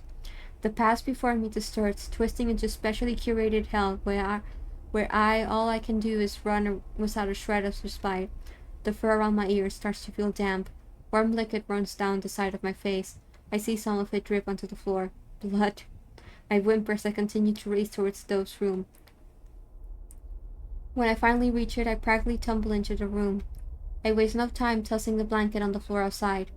All that is left is a pouch with Odette's name and a lock of hair. I grab the pouch, take a deep breath, and return to the hallway. I follow the smell of wilting lilacs and burning parchment to find Dove again. The screeches of the crow heads in the hallway had muffled all other sounds and left my ears ringing. Dove's scent leads me to the kitchen. Right as Odette attempts to take Dove out through the door, that is no longer there. I watch as Odette bumps into the wall where the kitchen door used to be. The one I had used to enter this nightmarish place all those days ago. Dove sobs weakly from the burns. When she sees me, her eyes grow watery again. I immediately drop the pouch from my mouth to rush to Dove. My lips curl back, baring my teeth, and I jump off the ground and latch onto one of Odette's arms. My eyes sting from the pain that surges through me, but I do not let go. This is nothing compared to what you did to Dove. I clamp my jaws even tighter, then Odette starts to howl. Even when the ghost's arms untangle from Dove's body, I do not let go. The ghost thrashes its arms, trying to throw me off. It hurls my body against the wall, but I only hold on tighter. I whimper and growl in stubborn refusal. Aren't you supposed to care for Dove? You hurt her! I dig my teeth in further, now out of anger. Then I hear that sound.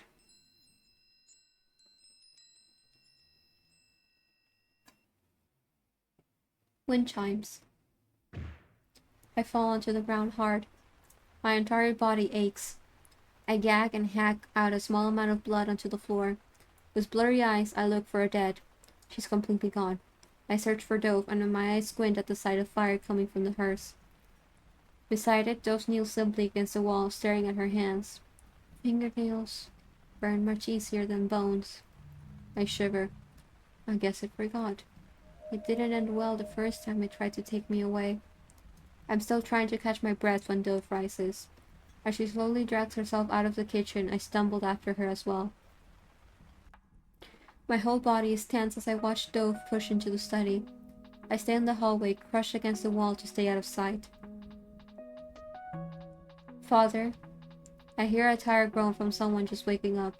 Has the witch been asleep this entire time? Ugh, what? Well, those look nasty. Was it that old hag again? Foolish thing. Here, put this on the burns. Thank you. I can hear Dove start to shuffle out of the room. Oh yes. Is your doggy still alive? My heart stops. How? He knows about me? Tension fills the air. It's so sick that it sticks to me like honey. I barely breathe. The sound of my heart thunders in my ears. Don't touch him. Dove's voice comes out hard. The witch laughs in response. Come now, darling. I'm sure you won't even remember this one after your mother returns. What? I hear stomping and draw back away from the sound. Dove bursts out of the study, eyes darting around until she finds me crouching in the dark with my tail between my legs. She bends down and gathers me into her arms, wincing from the burns all over her upper body, then quickly returns back to her room. It's dead quiet back in Dove's room, save for the soft pitter-patter of rain against the window. Dove sits on the floor with a single candle sitting on a brass holder beside her. When she starts unbuttoning her nightgown, my eyes turn into saucers and I snap my head away from her.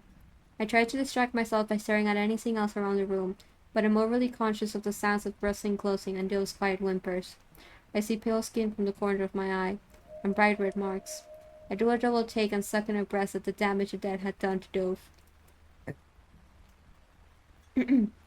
Phantom burns cross along the expanse of her back, arms, and neck.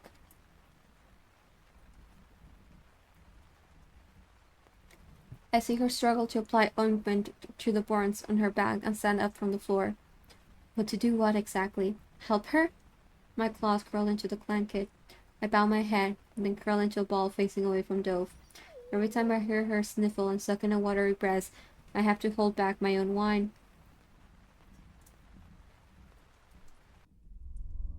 The next time I wake up, it's just smoke. Something stale and acrid invades my nose and forces me out of my slumber. Then the feeling of cold, damp fur forces me awake. My eyes snap open. Gray smoke rolls into the room from the hallway. A fire? The offensive odor that fills the room is not from a house fire, however.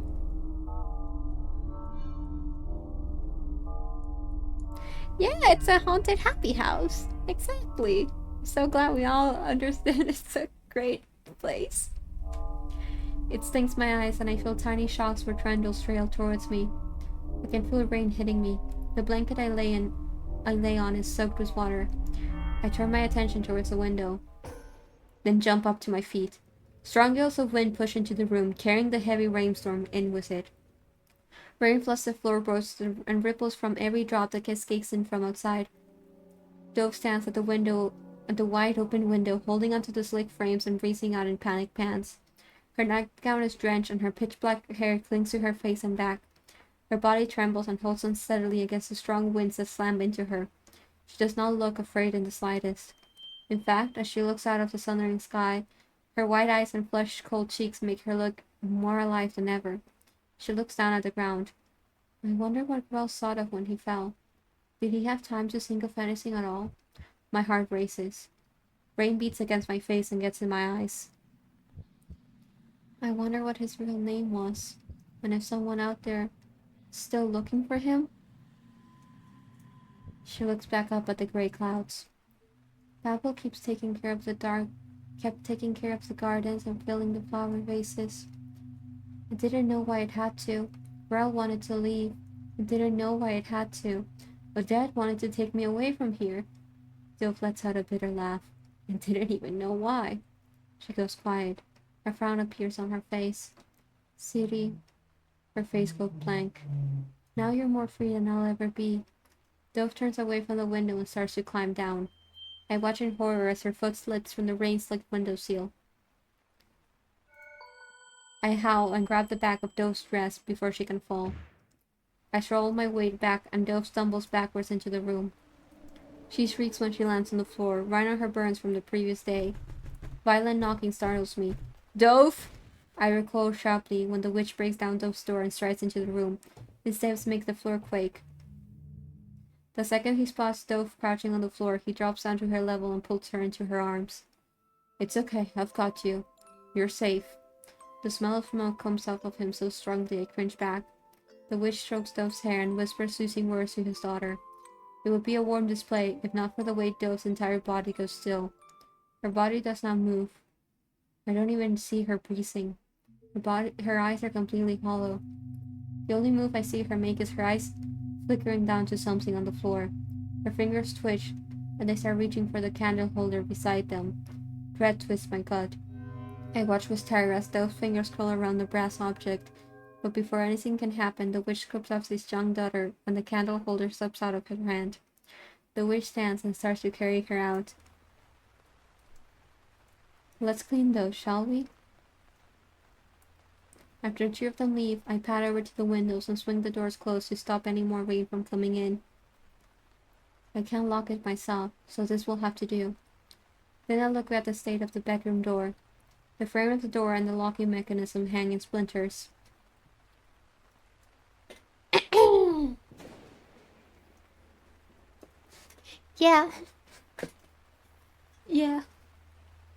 Yeah. The storm continues to roar outside. I stand alone in the garden, soaked to the bone. All around me is decay. Without Babel standing to keep everything alive, all the flowers and plants have started to wither. The only thing left standing still is a rose bush. But even time is running out for it. Its petals have become a stark white. A snap makes my ear twitch. I watch silently as a rose head falls to the ground. It crumbles like ash when it hits the tiled floor. I turn away, then head back out into the rain. I don't even remember how long I've been up here. I return inside the mansion. As I make my way back to Dove's room, I see her in front of the study room. The witch's shadow engulfs her. I stop at a distance, then watch as Dove presents something to her father. A cross. The one I had seen her working on. The new one? Dove nods. I hear the witch sigh.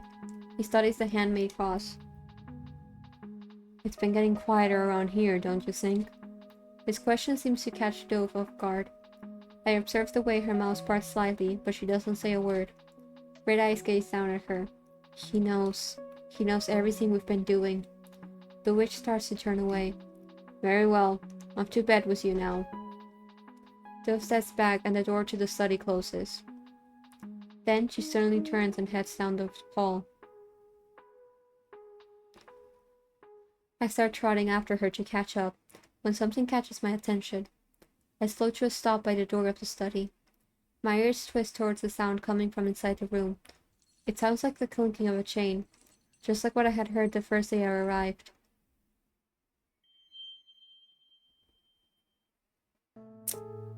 Today is outside of his routine. It's supposed to be a quiet day. Why did he have to come in here? Show me what you've been working on. I swallow and ignore him. I hate it when he's like this. I try not to look at the wolf's call that emerges over his eyes. He's been using more blood caps than usual. Why bother? It's always in vain. No good. I go stiff in my seat. No, no, no. None of these are any good. He slams his fist on the desk and I hide my flinch. I shouldn't have entertained any of your silly ideas. Those bloody roses were the last straw. His hands ball up my notes and crumple them. I feel my body grow hot. I clench my jaw. Just ignore him. Everything he says when he gets like this means nothing. I hear a new voice emerge. Make all the little spells you want. You'll never be a witch. Never, never, never. My lips start to wobble. His words keep repeating. I can't breathe. Don't you already have everything? Little beast shouldn't get greedy. Give up already. My eyes sting. Anger swells inside me. You're such a coward. What was that? I clamp my mouth shut. Like father, like daughter. Leave. I just wanted to see your work. You saw. Very well. She must be walking around by now anyways. He places a kiss on top of my head and I go numb. You know I love you, right? Yes. Finally, he slips out the door. I sit in silence, my body stiff as I try to listen for him through the walls. His footsteps echo down the hall and I hear him speak. My love, there you are. My heart clenches. Immediately, I turn my focus back to myself and listen to the tap of the rain against the window instead. I run my hands over my notes, trying to smooth out the wrinkles. The ink has smudged in several places. I look up at the ceiling and take deep breaths.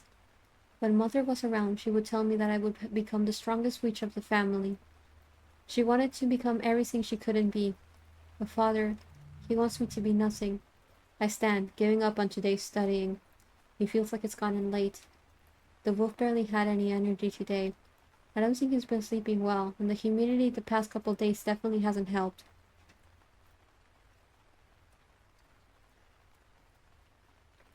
By the way, we know who he was referring to when he said my love. We have met that ghost. It's a very specific ghost. One that came out of a portrait. As is typical, portraits in houses like this of the people that live here. And that tends to be the family.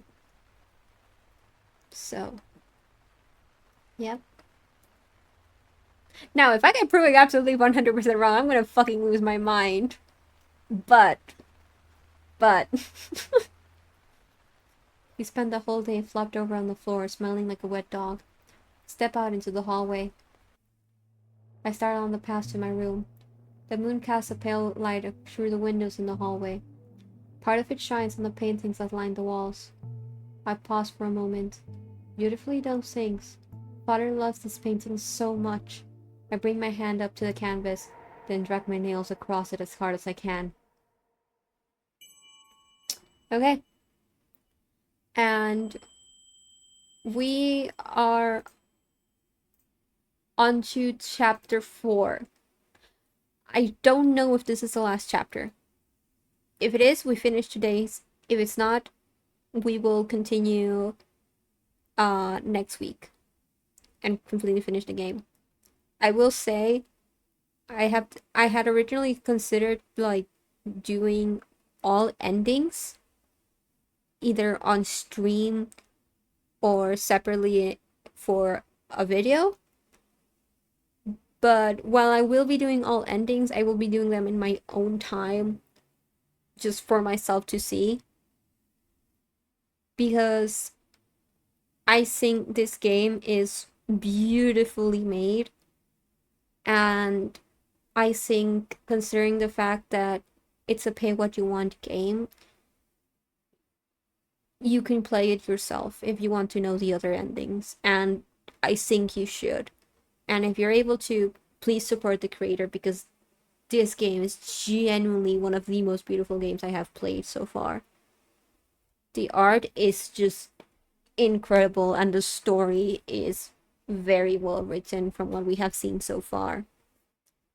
But yeah, just giving that heads up that I won't be doing all endings for this game, because I want more people that come across these videos to end up playing it themselves and finding out the other endings.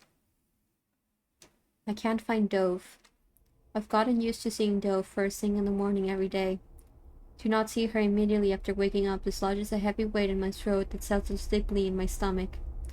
Admitting that I need her around doesn't make me feel any better. The emptiness I feel makes me shoot to my feet, my eyes frantically flicking to every corner of the room in search of Dove. Something feels horribly wrong. My gaze, filled with panic, swings to the window. It sits closed and secured. I let out a brief sigh of relief, but the pressure in my chest does not lessen. The door clacks noisily against the frame, drawing my attention to it.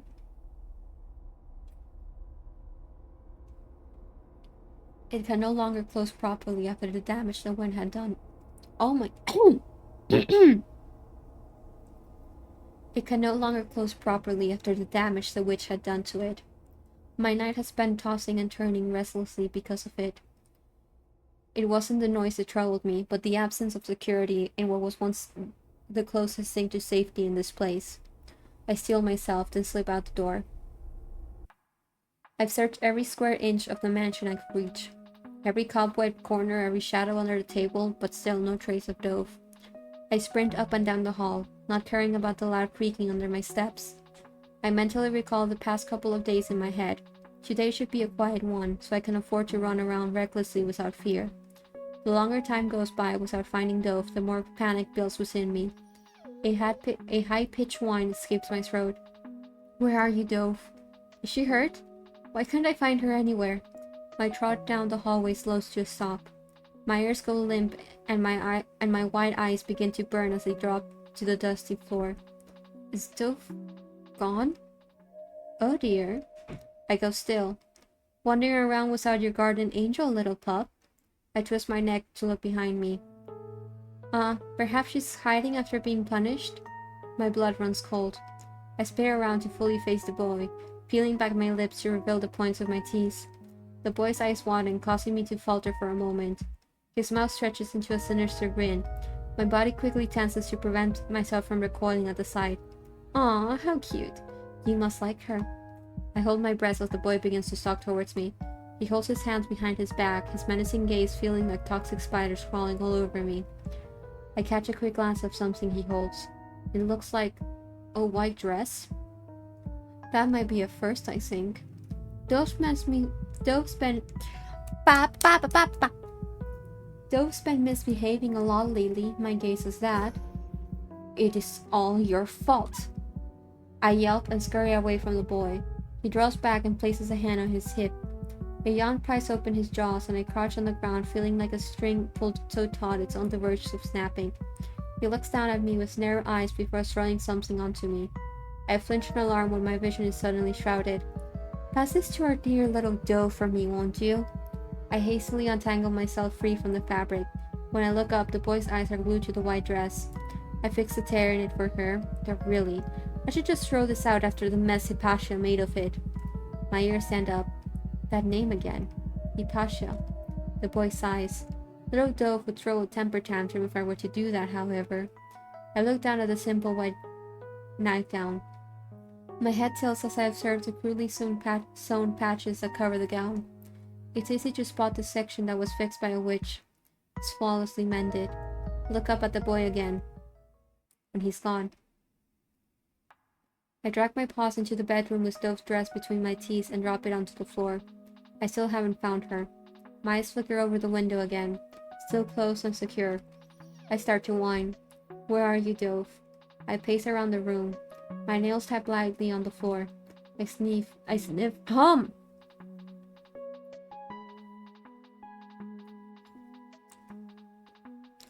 I sniff loose sheets of paper and books, but the entire room is already filled with the overwhelming scent of old paper and floral decay.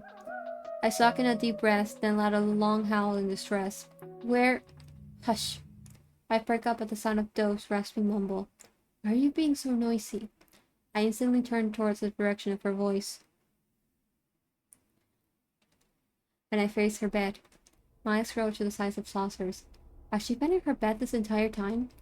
I leap for the curtains of the canopy, catching onto them with my teeth. and I yank them open. Dove hisses from the light and disturbs the darkness she lies in. I stand up on my haunches, desperate to make sure she's really there. My whole body chills. My claws curl into the rumpled bedsheets of the foot of the bed. Oh, baby, what happened to you? Oh, baby, no. Oh, baby, no. Oh, no. Baby. Dove squints at me in confusion. Hanging from the ceiling of the canopy, a cluster of dolls swing. Bitch, what the fuck? I didn't even notice that.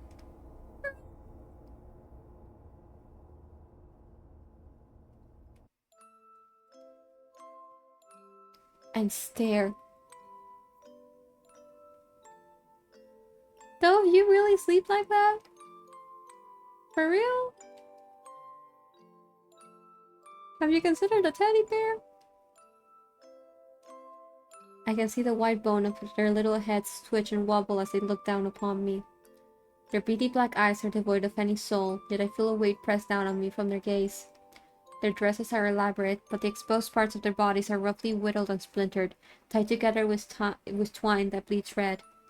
Chunks of hardened skin and scraps of stiff fur cling to the bones that make up the dolls. Animal bones. I swallow and breathe shallowly. These had to have been made by the witch. Between the dolls, I spot dry flowers tangled in the strings that suspend them. I suppose the smell of dead lilacs is more favorable than the smell of rotting flesh. Dove pushes herself up onto her elbows, and I stiffen when I hear her wince. She shifts more into the light, her sleeves pulling back in the process. Crawling from the tips of her fingers all the way up her shoulders are shallow cuts that crisscross all over the expanse of her skin. Punished. That's what the boy said. Dove face conscious in anger. Go away! Her voice comes out in a malicious hiss, yet I can see the ways her shoulders shake, desperately trying to contain how she really feels. My brows pinch, and I feel a prick of irritation sweep over me. I hate seeing her do this, seeing her try to bottle up how she truly feels. Why can't she just let it all out? Would it be really that disastrous if she did? If she opened the gates of her heart just a little, would it really feel like the world is ending? I look up at the dolls and stare into their observant eyes. They loom over Dove like wardens stationed in front of a beast's cage. I dig my claws into the sheets.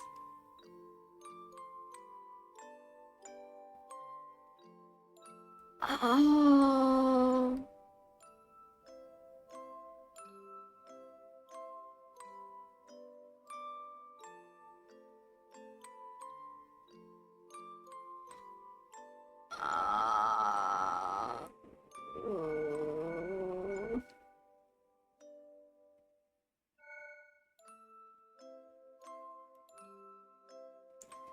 I won't leave. If this leads me to a bad ending, I'm gonna cry. Dove plows back down and sinks in a sharp rest.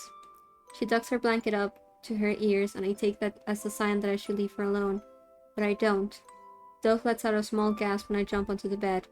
She snaps her head up to look at me. Her round eyes focus on me as I settle down right beside her. I don't want to be a scaredy cat anymore. My heart thuds as I rest my head on the pillow beside Dove's. She glares at me. I told you to go away! She tries to sound cold, but the tremble in her bottom lip and the curve in her pinched brows contradict her mask. I move even closer until my warmth is shared with Dove. Her expression finally falls apart.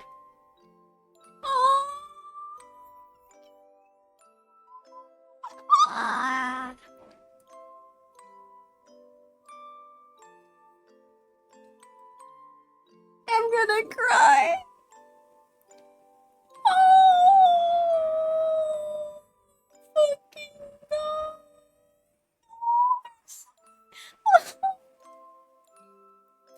I hold her glassy blue eyes in mine.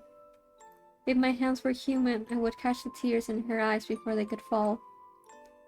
I can see her thoughts racing, as though she's searching for her misplaced bravery.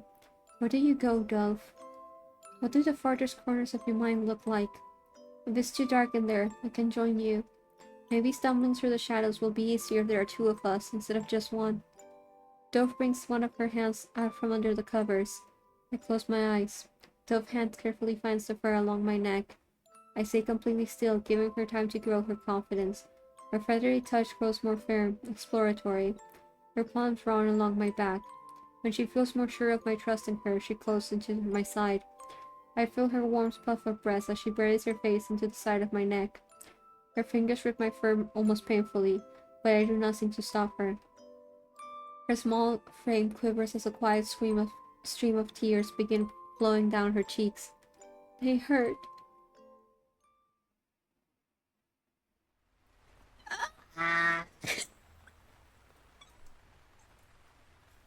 Oh, baby, they're just a little girl. She's just a little baby. They're just little kids. They're children. Oh. They should be go out for having ice cream. They should be getting ice cream together and enjoying the day at the park. Not this. After crying, Dove falls asleep, still clutching onto me. The dolls above stare directly at us as I lay with her. I narrow my eyes as I watch them hang lifelessly. If they dare to disturb Dove's sleep, I'll tear them down and reduce them to splinters. They remain silent, however my ears begin to pick up a sound. It sounds like the buzzing of flies. Odette was Siri's mother. I watch as Dove lights the final candle on the table. The flames flicker and devour each other until they form a single entity. I stare at the gray smoke that rises to the ceiling with worry. Before he died, he would make me treats behind his mother's back and show me his sketchbooks. They were too good for a place like this. That's why they didn't last long. Alive, at least. With a flick of her wrist, Dove kills the flame of her last matchstick. The flames grow bigger and bigger. She takes a step back to admire her work. Every candle on the dining table room has been lit. This was Dove's idea, to lure out the last ghost on our list. The flames roar and grow taller by the second. She crouches down to pick something up from the floor before promptly getting back up. The object sticks on the palm of her hand. She looks down at it, closes her hand, and takes a step towards the flames. I tense at how close she moves to the fire. Hot air billows the pointed strands of her hair, and flicks of flames come across enough to singe the ends. Dove stares at the fire, mesmerized by the wisps of red, orange, and white. She lifts her hands like she means to caress one of the infernal coils. That's all it takes for it to appear. City manifests out of the shadows behind Dove. Her hand freezes in place when she hears its cry. Quick as always. I cringe at the coldness that drips from her words. Dove pulls her hand back, then fiddles with the object in her hands. I never asked for your protection. I don't need it. I never did. Her mouth goes downward. She whispers so quietly, my ears twitch trying to catch her next words. I just wanted you to be my friend. She closes her hands together, and a crease forms between her brows. Her eyes close. I'm sorry, you had to meet me. Her eyes open again, and I can see her straining to not turn and look at the ghost one last time. Her lips start to wobble, and I see her swallow a lump in her throat. Your mother is waiting for you, City. Dove brings the clutch of hair in her hands up to the flames. City screams when it sees Dove approach the fire. It raises its long, thin arms just as the bundle of hair catches onto a flame. But of all the others, these remains burn the easiest. Spindly fingers brush against her back, sending Dove into a violent flinch. She takes a sharp breath and unconsciously recoils away from the ghost's touch before the flaming bundle in her hand is thrown into the heart of the fire. City lets out a screech when it sees Dove move too close to the fire, then I jump when Dove cries out. I watch as she stumbles back, clutching her hand in the process. Redness begins to form on the tips of her fingers. I yelp and rush to her side. The candle flame begins to burn out of control. Smoke fills the room and I can hear Dove choke on a cough. My heart thunders. Oh gods, how are we going to put this out? Dove drops to her knees and covers her mouth and nose. The smoke grows thicker and making the room hard to see. I let out a whimper and grab Dove's sleeve. We have to get out of here. Dove stumbles forward and blinks away tears from the smoke. Soon after, I feel my own eyes burn. I try to stay low to the ground, but it's already become too hard to breathe. I wheeze for oxygen and try to drag Dove with me as I search for the way out of the room.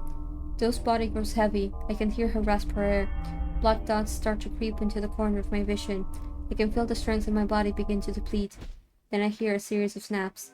Within seconds, the windows of the dining room burst open, and all the smoke in the room is magically pushed out with a strong gust of wind. I squeeze my watery eyes shut and slide onto the floor from the strength of the gale. My nails leave scratch marks where they claw into the floorboards. When it stops blowing, I blink rapidly to return moisture to my eyes. Dove coughs and gags beside me on her hands and knees. I slowly try to lift myself off the floor. I get rigid at the sound of footsteps entering the dining room. The witch's eyes rake over the room from the melted candles to the scorch marks on the ceiling. Eventually they land on me and Dove as we attempt to recover from the smoke on the floor. He crosses his arms and I see blood dripping down his arms from an activated magic circle. What a mess. Dove slowly stands up with her dress balled up in her hands. Clean this up. This room needs to look just as your mother left it when she comes back. I tilt my head and look at Dove. Her brows twitch as her expression turns into disbelief. I can see her knuckles turn white. Her mouth opens and closes like she has something to say, but no words come out. The witch turns on his heel and starts to make his exit. On his way out, he takes a dark handkerchief out of his pocket and cleans the blood off his arm. She'll finally be returning to us soon. Right before the witch steps through the threshold, he looks over his shoulder, not at Dove, but at me. I'm so taken aback from the intensity of his stare that the fur along my spine pops up. I only remember to breathe once again after he breaks off his stare.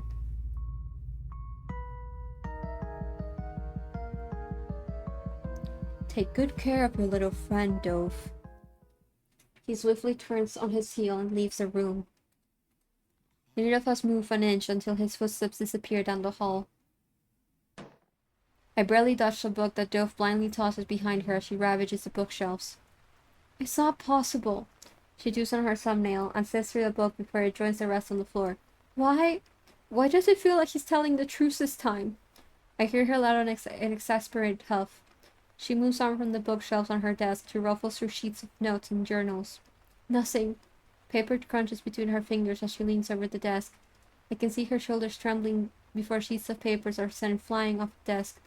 He's lying! I cross my paws and lay my head on them. Dove drops down beside me and wraps her arms around her knees. I feel confused. What is it that I feel confused. What is it that has Dove so panicked? Is it because of what the witch had told her? He said her mother would be returning soon. Was that not a good thing? I wonder if she's been this whole time dead. The corners of my mouth tug down and my ears flatten. Dove still has both of her parents, but she doesn't seem happy about it. If I still had mine, maybe I wouldn't have made the choice that led me to this moment. Maybe I would be less foolish. I turn my head away from Dove and make a small whine. Dove definitely isn't that close to her father, but maybe her relationship with her mother is better. As long as they're still around, it's not too late for them to grow better bonds, like it is for me. Bitterness spreads through me. What's wrong? My fur twitches at the feeling of light fingers brushing against them. I retreat quickly. Wolf? Dove's face pops up in front of me. What's wrong? I huff and turn my head away from her again. Dove coughs and I ignore her. I then feel hands dig around my arms and pick me up from the floor. I love that she just fucking scoops us up. I narrow my eyes at Dove when she pulls me up to face to face. Why are you being so moody now? I look away and try to worm my way out of her grip. Her grip only tightens and the feeling unfurls a coil of discomfort that causes me to act out before I can even think about it. I throw weight forward and smash my head right into Dove's forehead. Dove screams and throws her head back, letting me go so she can massage the redness formers on the center of her forehead. I fall onto the floor and curl into a ball away from her, cradling my own head with my paws as I let out a small whimper. God, they really are small kids. For a moment, the two of us lie curled up on the floor, racing into an agony. You're so dumb. Oh, baby. Ow! She shoots a glare at me. What is your problem? My eyes shut, ignoring her. I hear her sigh, then it goes quiet. Some time passes before I hear Dove start to shuffle around. Pages are leafed through and books are tossed recklessly until Dove's whispers are all that fill the room. My eyes close and I get lost in my own thoughts. Do you like fireworks? My eyes pop open and my ears perk up. I look at Dove and tilt my head. She kneels next to me, clutching a book in her lap nervously. She glances at me, then looks down at her lap. I can make them for you. I can feel my tail begin to sway, and Dove's face lights up. They're so cute. The horrors are going to fucking kill us, but they're so cute. I've never seen fireworks before. The study is thankfully empty when we enter it. Dove crosses the floor, moving from shelf to shelf to gather materials. She places small vials of powders on the floor in front of me. Using certain types of metal is what determines the color of this firework.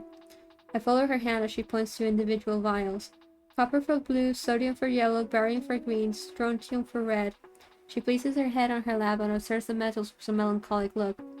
I've never actually made a firework on my own before. Father used to make them by hand when Mother was around. Every year on my birthday. My eyes flop down at the frown Dove wears. She gathers the rest of the supplies and quickly starts to make small satchels with fuses trailing out of them. She casts furtive glances in my direction as she assembles them. When she's done, she wipes as much of explosive powder off her cheek.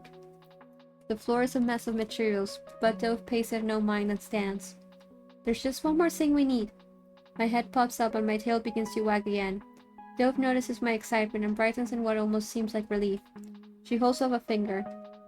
We just need a tube to launch the fireworks out of. Dove starts to search the study, pulling open drawers and yanking cabinets doors open wide. Her cheeks puff out every time her search doesn't bear fruit.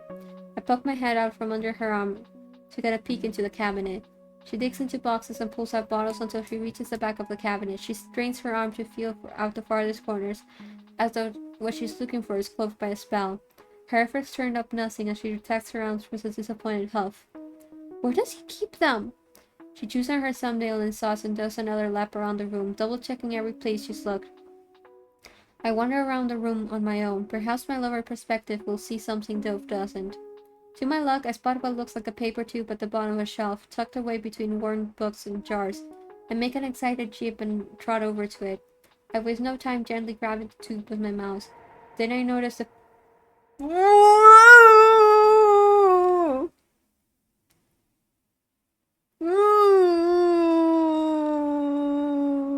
Don't like that. Then I notice the pale feet behind the shelf. A cry creeps out of my throat. I drop the tube and startle back from the shelf with my tail between my legs. I hear the slap of Dove's feet make their way over to me. She looks at me in confusion. What's got you all worked up? I stare at the feet behind the shelf, holding my breath to see if they'll suddenly start moving. My whole body is racked with fear. That doesn't look like another ghost. Dove follows my line of sight, and I see her go still when she sees what's behind the shelf. It can't be. Her eyes are wide in disbelief. I jump when Dove suddenly shoots off to the side of the shelf. Help me move it! My jaw unhinges. Help her? As much as I would rather not, I make my way over and push against the shelf with my whole body. Books topple onto the floor and glass bottles rattle together as we slowly move the narrow shelf, inch by inch, until the dark curtain behind it is exposed to us. My heart pounds and my muscles ache. We both take a moment to process what we found. Who we found. I can see Dove's hands fidgeting in the corner of my vision. I swallow hard. Then I move forward towards the still curtains. There's no smell of decay. Instead, there seems to be a light hint of something floral. It's surprisingly pleasant. I brace myself and drag open the curtains with my teeth. Dove chokes on a gasp behind me and the floor creaks. I give her a quick glance and see that she's taken a step back. It's hard to understand the expression she wears. She seems to go through a string of them. Man, we were gonna launch fireworks! Like, we were gonna launch fireworks. We're gonna see some fucking pretty lights. Everything was gonna be wonderful. Why do we have to find a corpse? Her face becomes painted with disbelief.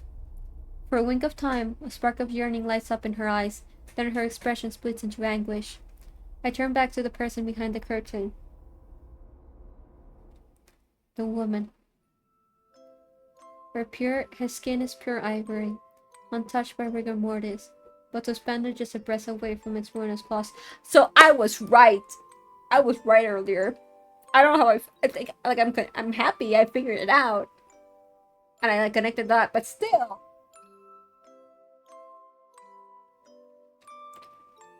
Death's presence feels so close, like it's packed back and forth, waiting to claim what's rightfully theirs. The gown she wears is a shiny white silk, buttoned all the way up to her chin, with red stitching the zigzags on her skirt in chaotic fashion. Something about the way the crimson threads loop up and down the skirt feels spiteful, impatient. My brows pinch together. I've seen stitching like that before. Her light hair is chopped sharply, framing her jaw, and the panel behind her head looks like an explosion of colorful paint strokes. Bold tendrils of gore and miscellaneum spread along the wood. Fungi of different shapes and sizes bloom around her head like a horrific. Can I not choke on my fucking words? Bold tendrils of gore and mycelium spread along the wood. Fungi of different shapes and sizes bloom around her head like a horrific halo.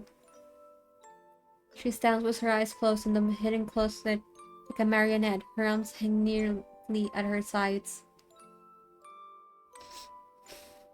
Okay. I'm gonna look at for strings that hold her up. I disturbingly find none. I'm almost curious to see if she's a wind-up key behind her that would bring her to life. She's clearly dead, but she's preserved so well that I fall under the illusion that a nudge of her shoulder is all it would take to make her eyes flutter open.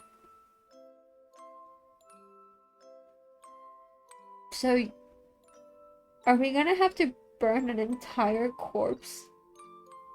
Is that what we have to do?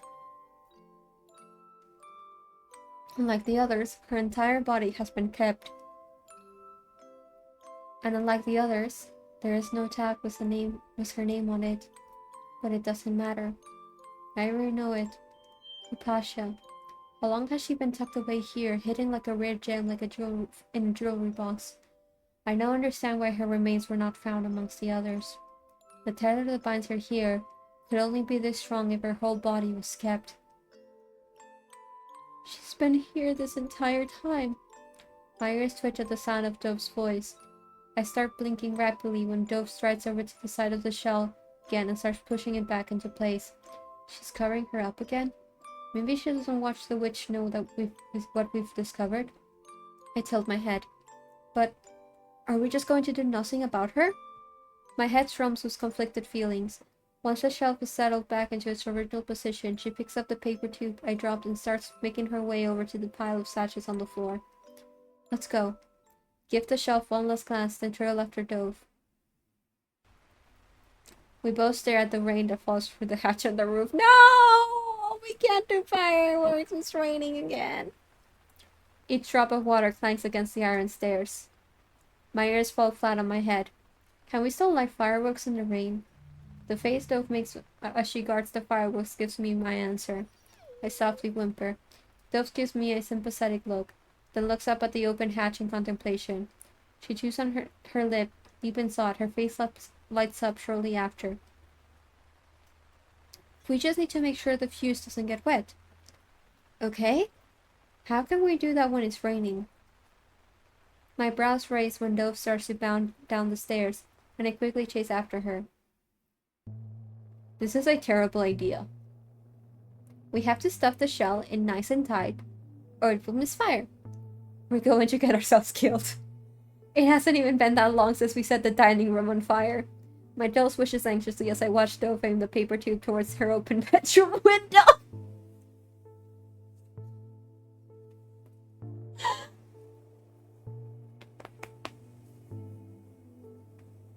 Oh, I love her. My daughter. Oh, girl, no. Bad idea. Terrible idea. She angles the tube just shy of where the rain hits her floor. When she's satisfied with the aim, she looks at me with an excited grin.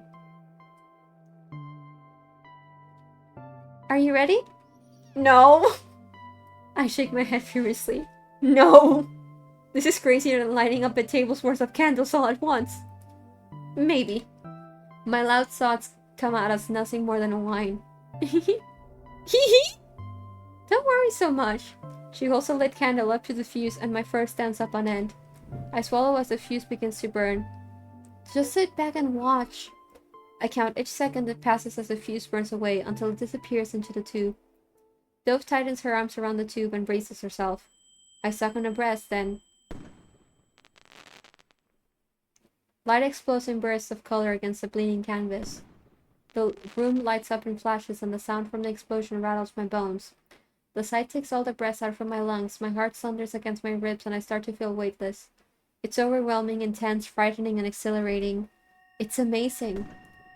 I race to the window and stand with my front paws on the window seat to get a closer look at the fireworks. The rain pelts against my fur and gets in my eyes, but I barely pay it any mind. Is this how Joe felt in that moment where she stood facing the tempestuous storm head-on? My tail swings madly with excitement. Emotion of awe and wonder rushed through me. I tried to memorize the moment. The sound of the wind being drowned out by the fireworks, how the rain makes my nose feel frozen, the way the light looks when the fireworks explode. And Dove. I crane my head to look back at her after the fireworks are done. She stands staring at the sky, lost deep in thought. I feel uneasy over the conflict reflected on her face. Dove rips her dress, and I notice a messy patchwork of stitches that hold her thin fabric together.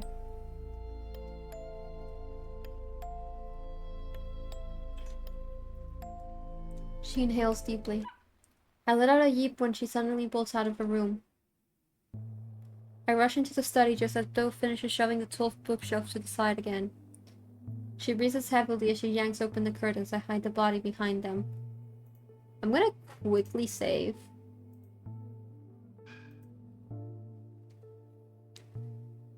My eyes bug out of my head when I see what she does next. Dove grabs a handful of the corpse bodies and then rips it open. Buttons pop and fly. Dove's jaw is clenched slightly as she takes in the colorless flesh beneath the clothes. A freezing chill crawls beneath my skin as I observe the neat 6 stitches trailing up the corpse's torso, all the way up to her throat. Dove takes a deep breath in before digging her fingers into the seam between the sewn-up skin. The taut threads begin to snap as she surely tears it open. My most recent meal threatens to escape when Dove reveals the organs beneath the corpse's flesh. Their organs never look bright, especially with a color like hers. I would question if this woman were truly dead if it wasn't for the stillness of her insides. Perhaps she isn't even a real corpse, merely a disturbing replica of one? Not a perfect one, however, considering the 3 random ribs she seems to be missing. Damn it! I startle when Dove curses abruptly. She takes a step away from the corpse and begins to pace in a small circle. All this effort to keep her here. She throws the woman a look of pure scorn. Why do you get all this time? Why do you get all his time? Her lips wobble. When I'm still here. My heart sinks when I see Dove's clenched fist tremble. I look at the corpse in confusion. Just who is she to Dove? Her mother. Basil, keep up. Dove's face hardens. She looks down at me. Help me find her ribs. I blink at her demand. You wanted to put all the ghosts to rest, didn't you? Dove takes a step towards me, and I take a step back. You wanted to end their suffering, right? Isn't it unfair for them to be stuck here? My ears pin back. You must get rid of her. She straightens and glares at the corpse. Dove stirs her gaze from the corpse and begins to leave. I hear her murmur something to herself before she comes back. Oh boy. Dove moves through the mansion like a hurricane. She empties drawers on the floor and throws books off the shelves. I keep my distance and quietly do my own searching. This feels much different than when we released the other ghosts. A sinking feeling chews away at me. Suddenly I feel regret for what I've started. I wonder if this is the right thing to do. It's like Dove's vision has narrowed to the point where she can't see anything but this impulsive need to be rid of the hallway ghost. I look down at the dusty floor. Get rid of. When this ghost is gone. I wonder if those will like what its absence looks like. Where are they? Dove sweeps everything off the top of a dresser with a curse. In an instant, everything clatters onto the floor. Dove whips around and backs her fist on the dining room table. Candles fall and tremble from the small quake she creates. She releases a frustrated sigh, then freezes. My ears stand. I try to strain my neck to see what has captured Dove's attention, but I can't see the top of the dining room table. Dove climbs on top of the table. My heart begins to thump with anticipation. She calls to the middle of the table, shoving melted candles out of the way. The wood groans under her weight like she had disturbed its sleep. Her hand slowly reaches out to pick up a single candle before climbing back down onto the floor. Waiting to see what she's found fills me with anxiety. I make my way over to her and she lowers down to kneel on the floor. Something sticks out of the melted candle she crowds in her hands. I recognize the texture of it. A bone. Dove sticks her nails into the wax, trying to claw her way to the bone. She then crumbles the candle into the floor with all her weight, pushing down on it until the hard wax crumbles. The rib is finally freed, but she does not look as victorious as I thought she would. A line forms between her brows. I had a feeling. My head plops to the side and I look at Dove. Her gaze meets mine. It's like they're filling up the space for her until she gets back. I feel my heart pause for a moment. My wide eyes drop down to the rib. Oh. Dove rises and I copy the movement without thinking. I feel numb. I know where to look next. I nod, but my mind feels miles away from my body. A faint buzzing makes my ears twitch.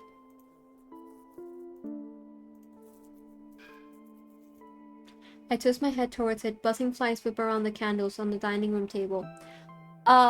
For anyone that doesn't know, I'm assuming this is intentional because of its meaning, but flies are considered an omen of death.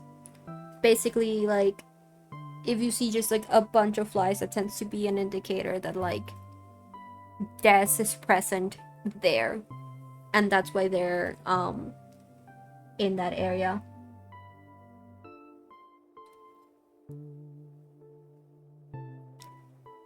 Where did we find flies again?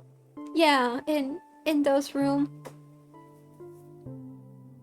I sure hope none of her dolls are secretly her mother's rib.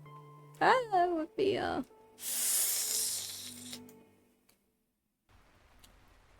You spend a lot of time in here, but not to study, like father and I. Dove speaks to herself as she walks past the shelf of books, slowly running her hand along their spines. Well, maybe she isn't quite speaking to herself, but she's most definitely not speaking to me. I see Dove open and close her mouth. It seems as though her mind is overflowing with words to say, but she sees no point in speaking when the person her words are for isn't around. Her sharp eyes look through the shelves. I follow behind her until we end up in a dark corner. Section by section, the candlelight illuminates each book spine. A large mirror on the wall briefly shakes Dove, but she continues her search nonetheless. In the dim light, I make out what looks like a pile of blankets and pillows on the floor below the mirror, as well as an old oil lantern covered in sticky cobwebs. The sound of a fallen book brings us both to a stiff halt. I crane my neck up as my feet move back from the shelf to where the book had come from. Oh boy. Either a book suddenly tumbles off the shelf, I barely dodge it. I can only watch as the shelves begin to bend down the weight of something climbing up and down along the books. Creaking wood screeches in my ear as more books stumble down. Dove and I both track the movement in dead silence. Our senses are as heightened as the bookshelves. In an instant, we bring our eyes to a particular book. I squint, trying to make out more details of the book. The book sits oddly, squeezed between two others on the very top shelf. Despite being so high, the spine appears extremely worn, like it's been plucked to be read over and over again. The library ceiling is incredibly tall. The top of the bookshelf is practically in the heavens. My body tenses in anticipation, hoping this mysterious library resident does us a favor and knocks it down onto the floor. But it remains tightly lodged.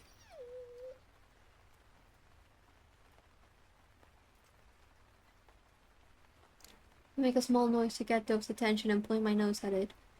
She seems to have already noticed it. The corners of her mouth are weighed down as she sets the candle on the floor, moving towards the shelf with unhurried steps. My chest pounds as I watch the shelves, searching for movement. Nothing. I share a nervous glance with Dove before she sucks in a deep breath and starts climbing the shelf. My nerves are lit with fear, keeping my eyes wide open in vigilance. I start to relax a little once Dove reaches the halfway point. Her shoulders tremble from exertion and her breasts come out in shaky puffs. She stops to take a quick rest before swinging her gaze down with scrunched brows. Just halfway up the shelf must be high enough for the floor beneath to feel as steady as sand. She retracts her eyes quickly from the side, ready to keep going. She lifts her hand to move further up, but not before the sound of wood groaning begins to echo. Not far from where she clings to with all her might. I go cold. Dove gasps and her hand slips. I yip in alarm and dig my nails onto the floor as Dove struggles to keep a steady grip again, her feet dangling loosely in the air. My tail swishes in distress and my mind races. It halts for a single thought. The blankets! I raced towards the bundle of blankets I had seen earlier, gathering a mouthful of quilt before looking up at the shelf again. The mirror on the wall directly faces the shelf Dove is clinging to. She finally secures her footing once again, but not soon enough. Immediately, a hairless creature reaches the shelf she had just dangled over. What? A shudder crawls up my spine as I finally see the thing in full. Its arms is long in proportion, resembling the limbs of a gangly spider. Its skin, saturated in decayed darkness, was a sticky sheen. A coiled stump sits in place of its neck, as though the creature's head had been twisted off.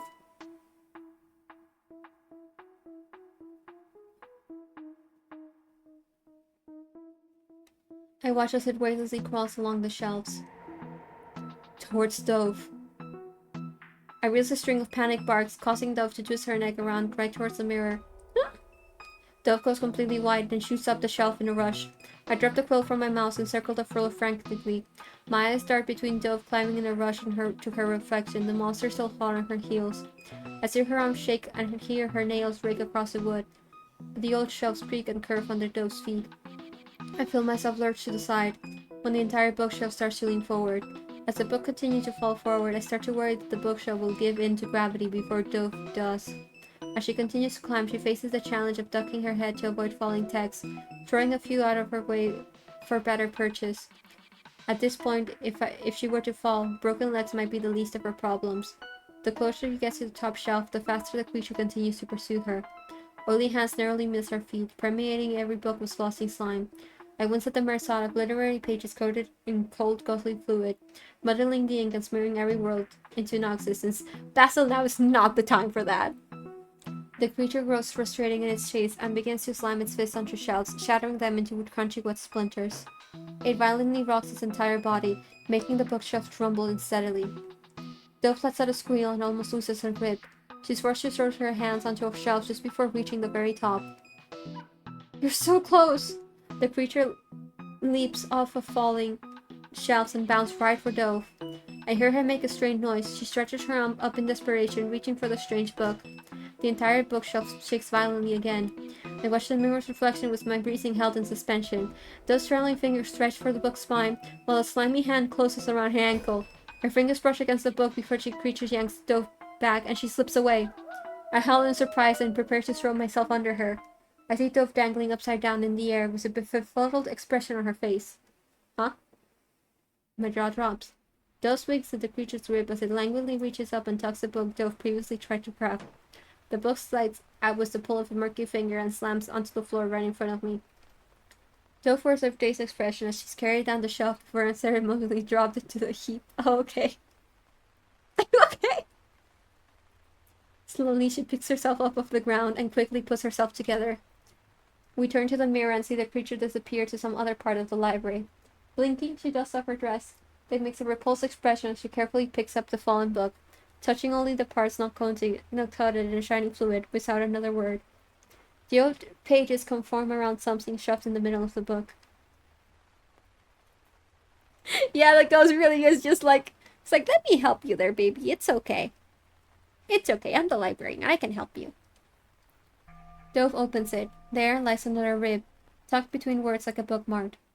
For a moment, I watched Dove's eyes flicker back and forth, reading the words on the pages.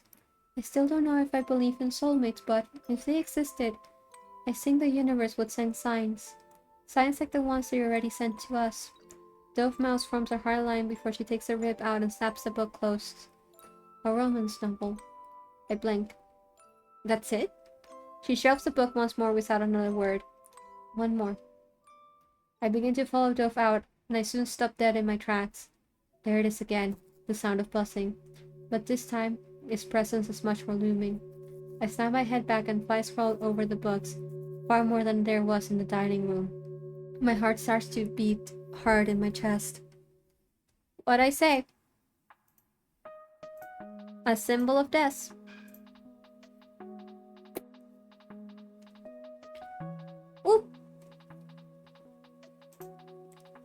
I feel like I'm tracing the footsteps of someone I've never met before. We walk in and out of rooms, searching for the last rib. Dove bites on her thumbnail as she searches through the dressers and drawers, all of which have a lingering presence attached to them. It relieves and unnerves me that we have not seen the boy or the witch today, despite all the commotion we've been causing, but I try to count it as a small blessing instead of an omen. I pass slowly through the hall as Dove stomps through it. We pass the doors of rooms that have already been ravaged, all except for one, but Dove passes by it completely. Curiously, I pause in front of it. Is she not going to search this one? Dove turns back when she no longer hears the click of my nails behind her. Her eyes catch onto the door I've stopped in front of. That's nothing but a bathroom. Bathroom? I give Dove a small woof. It's nothing special. Dove's brows furrow, but she went through quite a fuss to have it made, just for the drain in her pretty tub to stop working. Dove sweeps past me and bursts through the door. Oh! Yeah, I wonder why the drain stopped working. I wonder why that was. The sound of dripping water echoes in the small room. Dove's feet make a wet slapping sound on the red tiles. When she steps further into the bathroom, the red sticks to her feet, revealing the pristine white tiles beneath. I hesitate to follow Dove in, because I finally spot the source of the ruby liquid that stains the floor. Fucking Carmen, Lobotomy Corporation. She's haunting every narrative, man. The tang of metal fills the air, and blood drips over the edge of a porcelain tub that sits under a tall window. I take a deep breath in and carefully step past the doorway. The ground is slick and the air is moist. I concentrate on every step I take so I don't fall flat on my face. Dove stands before the tub. When I finally reach her side, I carefully lift my front paws up on the edge of the tub and peer into it. I can see my face clearly in the still surface of the crimson pool that fills the tub to the brim. It just became like this one day. And died. Dove's face is strained. It looks like she would rather choke on her words than say them out loud. I didn't want to move what would happen. I didn't want to know what would happen if I tried to put my hand in it. Dove inhales deeply in preparation, then pulls up her sleeve of her dress to her shoulder. I throw a nervous glance at the cuts across her skin that are still freshly scabbed over. Pray nothing in here likes the taste of flesh. Girl, don't jinx it! Dove lets out a small gasp when she dips only her fingers into the blood. She moves her hand away instinctively and breathes shallowly. It's warm. A shiver crawls up my spine. The stickiness under my paws begins to make me uncomfortable. Dove presses her eyes shut for a second and dips her arm back in. I can see goosebumps rise on Dove's arm before it sinks into the red. She goes slow until she reaches the bottom of the tub. Her arm shifts as she searches for the drain. The sleeve of her dress slips off her shoulder and falls into the blood. Red bleeds into the white fabric. I can hear Dove's breast hitch where she finds something. My whole body is wound up tight. The tension in the air is thick enough to cut with a knife. The sound of the dripping faucet haunts me. Immediately, something at the end of the tub makes my eyes snap to it. I let out a loud cry. Dove jumps and looks at me before she whisks her neck around to the small sound of bubbling. Oh, bitch, no! Uh-uh.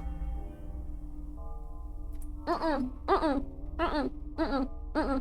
Uh-uh. No. No. No. No. No. No. No. No. No. No. No. No. No. No. We both watch in horror as something beneath the surface of the blood begins to breathe into life. The bubble begins to crawl towards Dove, pulling a shriek from my throat. Dove, get your hand out. I was like, get your hand out. Get your hand out. Dove grits her teeth and plunges her arm deeper into the bowl of garlic. Dove, no! Sweat runs down her pale skin as she concentrates intensely on unlodging whatever was blocking the drain. I whimper as I watch the bubbling move closer and closer. Dove releases a shaky breath, but she still doesn't pull her arm out. The bubbles are just a breath away from brushing against Dove's arm. She lets out a sharp hiss and grits her teeth. Get out! I latch my teeth onto the back of Dove's dress and rip her away from the tub. I throw us into the slippery tiles. Blood splashes all over us. It takes me a moment to catch my breath when my senses slowly return to me. I hear the sound of gurgling. I look to my side. Dove lies next to me, curled into a ball. Her eyes are squished shut, her chest rising and falling heavily. Trapped in her red-covered hands is a rib bone. The buzzing noise that arises this time does not surprise me, but the merciless insistence of it does cause me to pin my ears to my head with a whimper. When we once again stand before Hippasus's body, we're covered in much more blood than when we started. Her body has also started acting more like a corpse. Flies crawl over the woman's blotchy skin, and the sour smell of rot now invades my nose, making it wrinkle in discomfort. Bringing the missing ribs feels like it's broken some kind of spell on the body, like it had been sitting in time's blind spot, and now we're placing it back under its heart/light once more. Perhaps this is why Dove now hesitates. She clutches the rib bones with a white-knuckled grip. I'm slightly worried they'll snap into pieces any moment now. I feel like we're gonna have a choice soon, so let me just quickly save here just in case. Her face is glazed over with a blank mask, but the weariness in her eyes betray her. Earlier she had been in such a rush to send this person away, but now she seems to be stalled by her own thoughts. When she finally wakes out of her head, she stomps over to a drawer and rummages through it. She produces a needle, a roll of thread, and one more thing off a shelf, a bottle that glows a faint orange. She makes her way over to the body. She makes quick work of placing the ribs back where they belong before plucking out the old broken stitches that held Hippasus's torso together. Her hands had been so rough in tearing the stitching open, but now her trembling fingers work delicately. After disposing of them, she begins to mend the flesh together. Her stitching is clumsy, a trait she shares with her mother, I suppose. When she's finished, she takes a step back. The ghost is so different from the others. It feels like whatever happens next will be the point of no return. The final stop on this train is approaching, and the one way of the ride is to jump before it crashes. Dove holds up the glowing bottle she had grabbed earlier. Liquid fire. We can melt through anything. We don't have to risk burning the house down again. That's nice. I'm glad we're not burning down the house again. My chest tightens. This is it. Dove places a hand on the corpse's arm, then tears her from the alcove. The corpse crumbles to a heap on the floor. I won't be making the mistake of thinking this body could simply wake up and continue living anymore. It decays rapidly before my very eyes, like it's overly eager to correct itself to the rightful stage of necrosis. See, like, I know we're getting rid of the body, but I'm so scared for Dove, like, after we get rid of the body, because what the fuck is the witch going to do? Hippasus's pale skin darkens in patches into a dusk green. Fading lines start to marble across her cheeks, and an oily sheen begins to develop along with a foul smell that has been breathing shallowly. I flinch from the sound of Dove popping the cork out from the bottle. Panic surges through me. I don't feel ready at all, but I keep finding out that there are not many changes that wait for you to be before they become your new reality. The corpse's flesh begins to dissolve from the pouring liquid. It sizzles and hisses as it easily eats through flesh, all the way through to the bone. She covers the body slowly with the honey-like substance until the last drop falls from the bottle's mouth. I lift my gaze from the corpse. It lands on the hallway ghost standing on the room with us.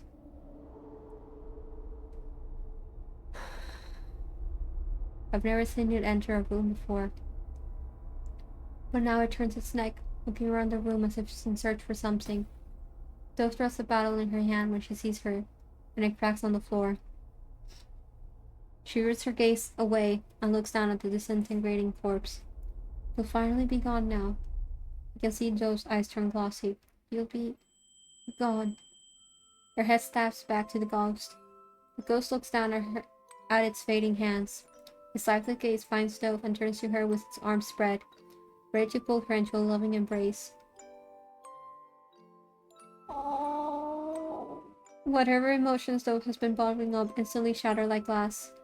My mind feels foggy as I watch Dove break into a sob. I move before she does.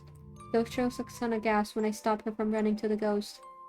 What are you doing? Let go! I tighten the grip on my jaws around her skirt even more.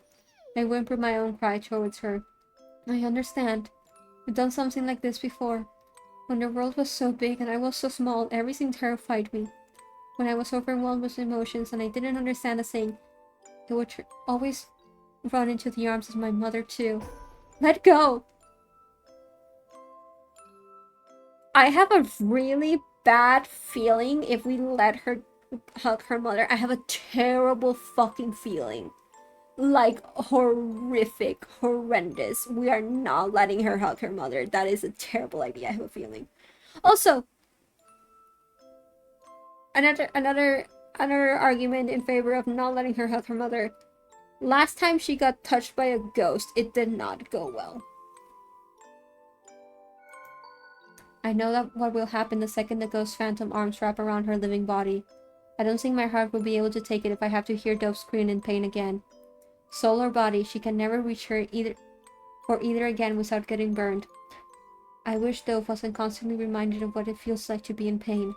It's like everyone that loves Dove cannot show it if it's not in the form of a stinging lash. Is this how it has to be? Dove drops to her knees and cries. I don't care if she hates me for stopping her. Perhaps she truly prefers to say goodbye as her flesh sears, but I won't let her. What was it like when she first lost her?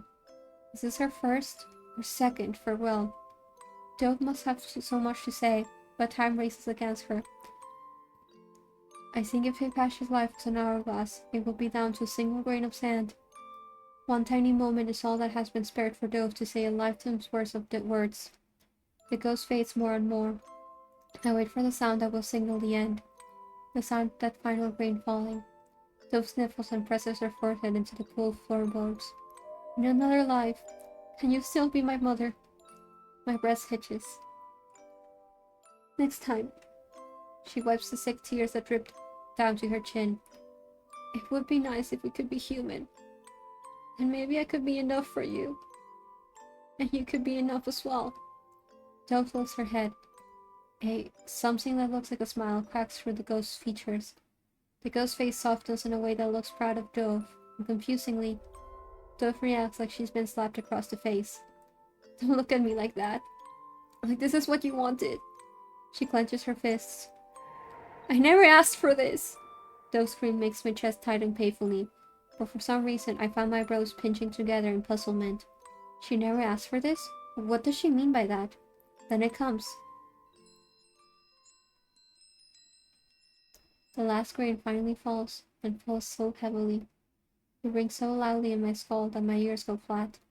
I don't need to look, I just light up to Dove's side.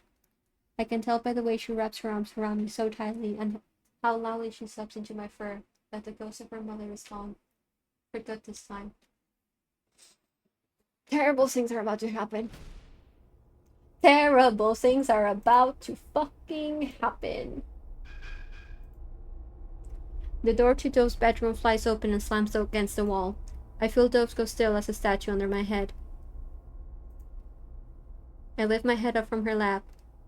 The hand that has been threading the fur along my spine now holds it in a numbing grip. I feel his magic before I see him. The grotesque dolls above us rattle, and the drapes around Dove's bed tremble. Soon after, his footsteps enter into the room. My breathing pauses. Dove's father must have finally seen what we did. A burst of magic knocks me over. I hear Dove gasp and feel her arms cage around me. Air slams into us like a train and sends the canopy curtains into a wild billow. The cold air makes my eyes sting and I squeeze them shut.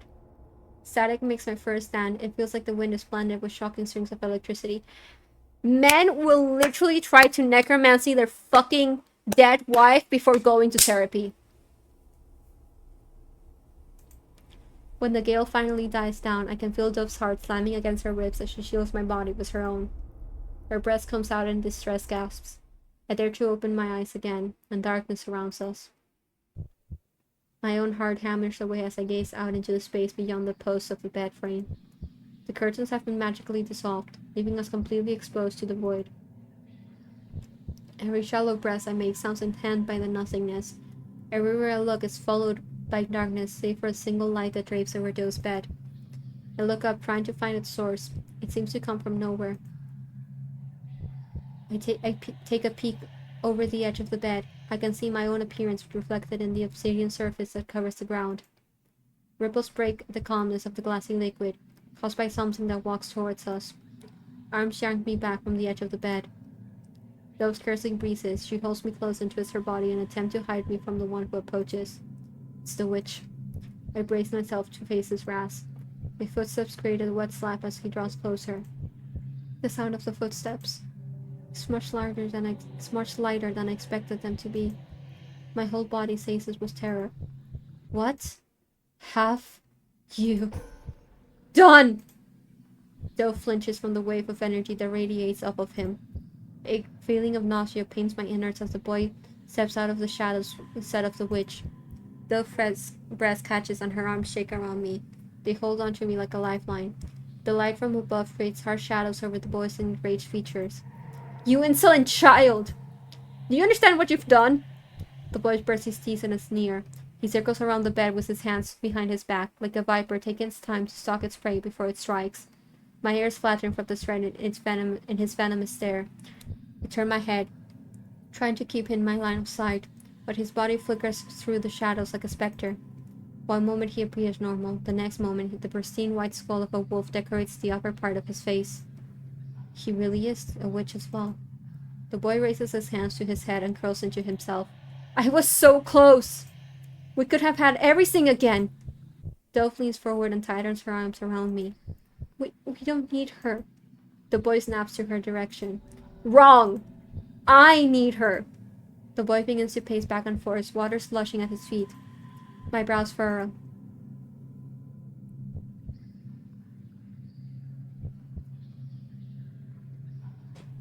I crane my neck to look onto the ground again.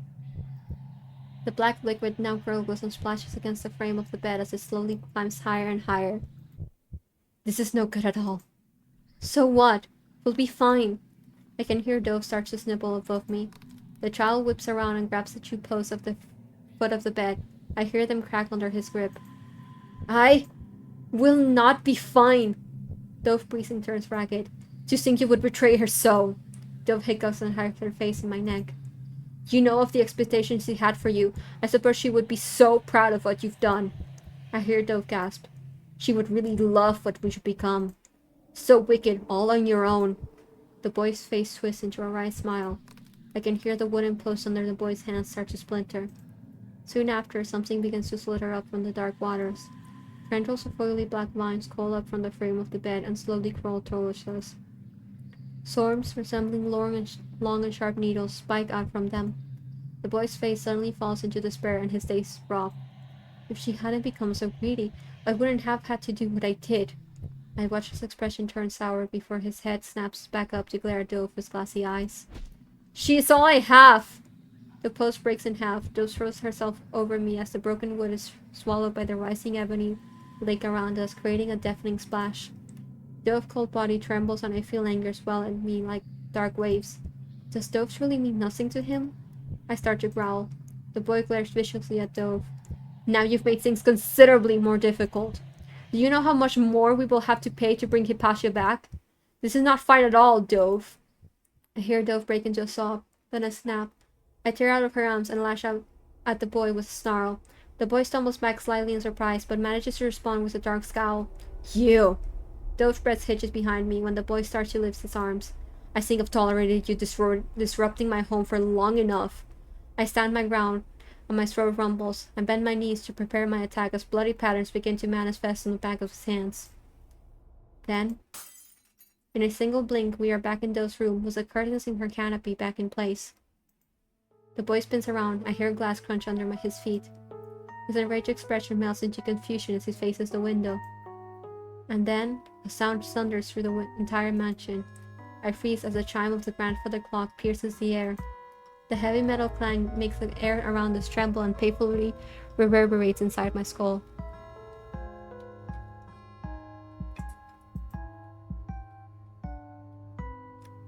My body submits to the overwhelming sound and my tail goes between my legs.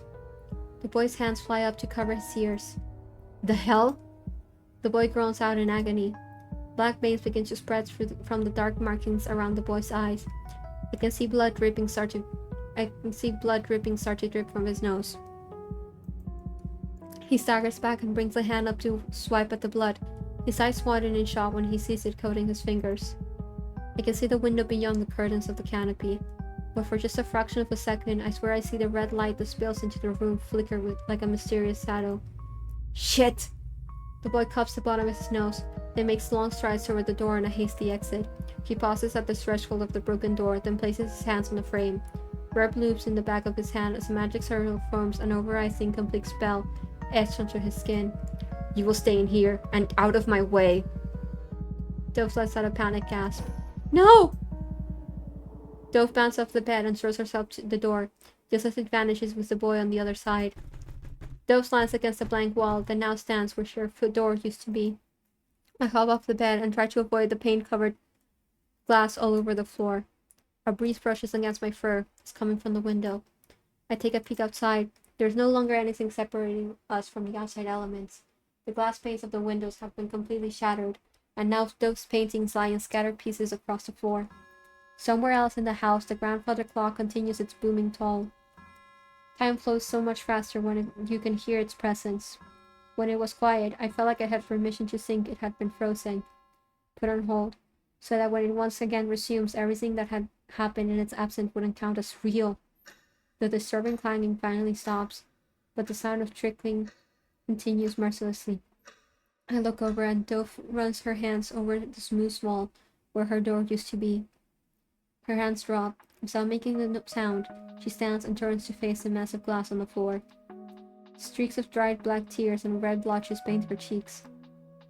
Her eyes scan the glass and the windows warily. It's like she's just become completely numb to everything. I whimper. Dove leans down, picks up a shard of glass, and clenches her fist around it. The glass slices into her palm, sending Dove into a state of shock. I tilt my head in concern. Did she think it wouldn't cut her? Her head twists on her neck, and she searches around the room for something, but all she finds is silence. My brows press together as I observe her strange actions. Then something clicks in my mind.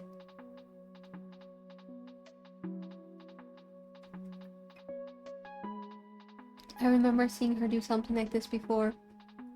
After Babel had left, Dove looked for her, just like she does now. Dove's eyes drop to the ground as she releases the shard, her arms falling at her sides. Oh, I'm alone now. My eyes slowly blow wide open. She drops into the floor in a heap, and her eyes turn into a dull blue as she retreats into the darkest corners of her mind. It's the last safe place she has. All because of me. Each ghost was a decoration that hit the bars of the birdcage Dove calls home. Despite the fact that they had been running away long before I'd arrived. One by one, I ripped them down, forcing her to see this space for the cold, empty prison cell it truly is. It's because of the ghosts themselves that she was able to find comfort, despite being in a place so depraved of that. Without them, what does she have? I look around the room and analyze every little detail. The books, the plants, the drawings, the monsters. Everything Dove has done since I first met reveals everything I had to know about her. Dove has never tried to get out. She'd already settled into the discomfort. I feel my fur bristle. Dove had lived with the monsters like she was one of them. She must think she truly is one, after being treated like one for so long. She's been convinced that she is something that belongs to the night, hidden away, locked away. Something undeserving of love and care. No, something that can only be loved by things that are as terrible as she is. Dove's father had locked her cage from the outside, and she had locked it from the inside. The ghosts were her distractions. That's all Dove has ever done. Distract herself so nothing needs to change. If she's distracted, she won't focus on the things she truly yearns for. She won't think of how she wishes things were better. For Dove, the path of improvement starts with a steep decline. She now stands at the top of the hill, looking down, completely scared out of her wits. There are two options at this point for her. She can either stay at the top, where the air is cold and thin, or she can walk forward into the unknown. It's an extreme choice to make, but maybe if I stay by her side, she will have the courage to make the right one.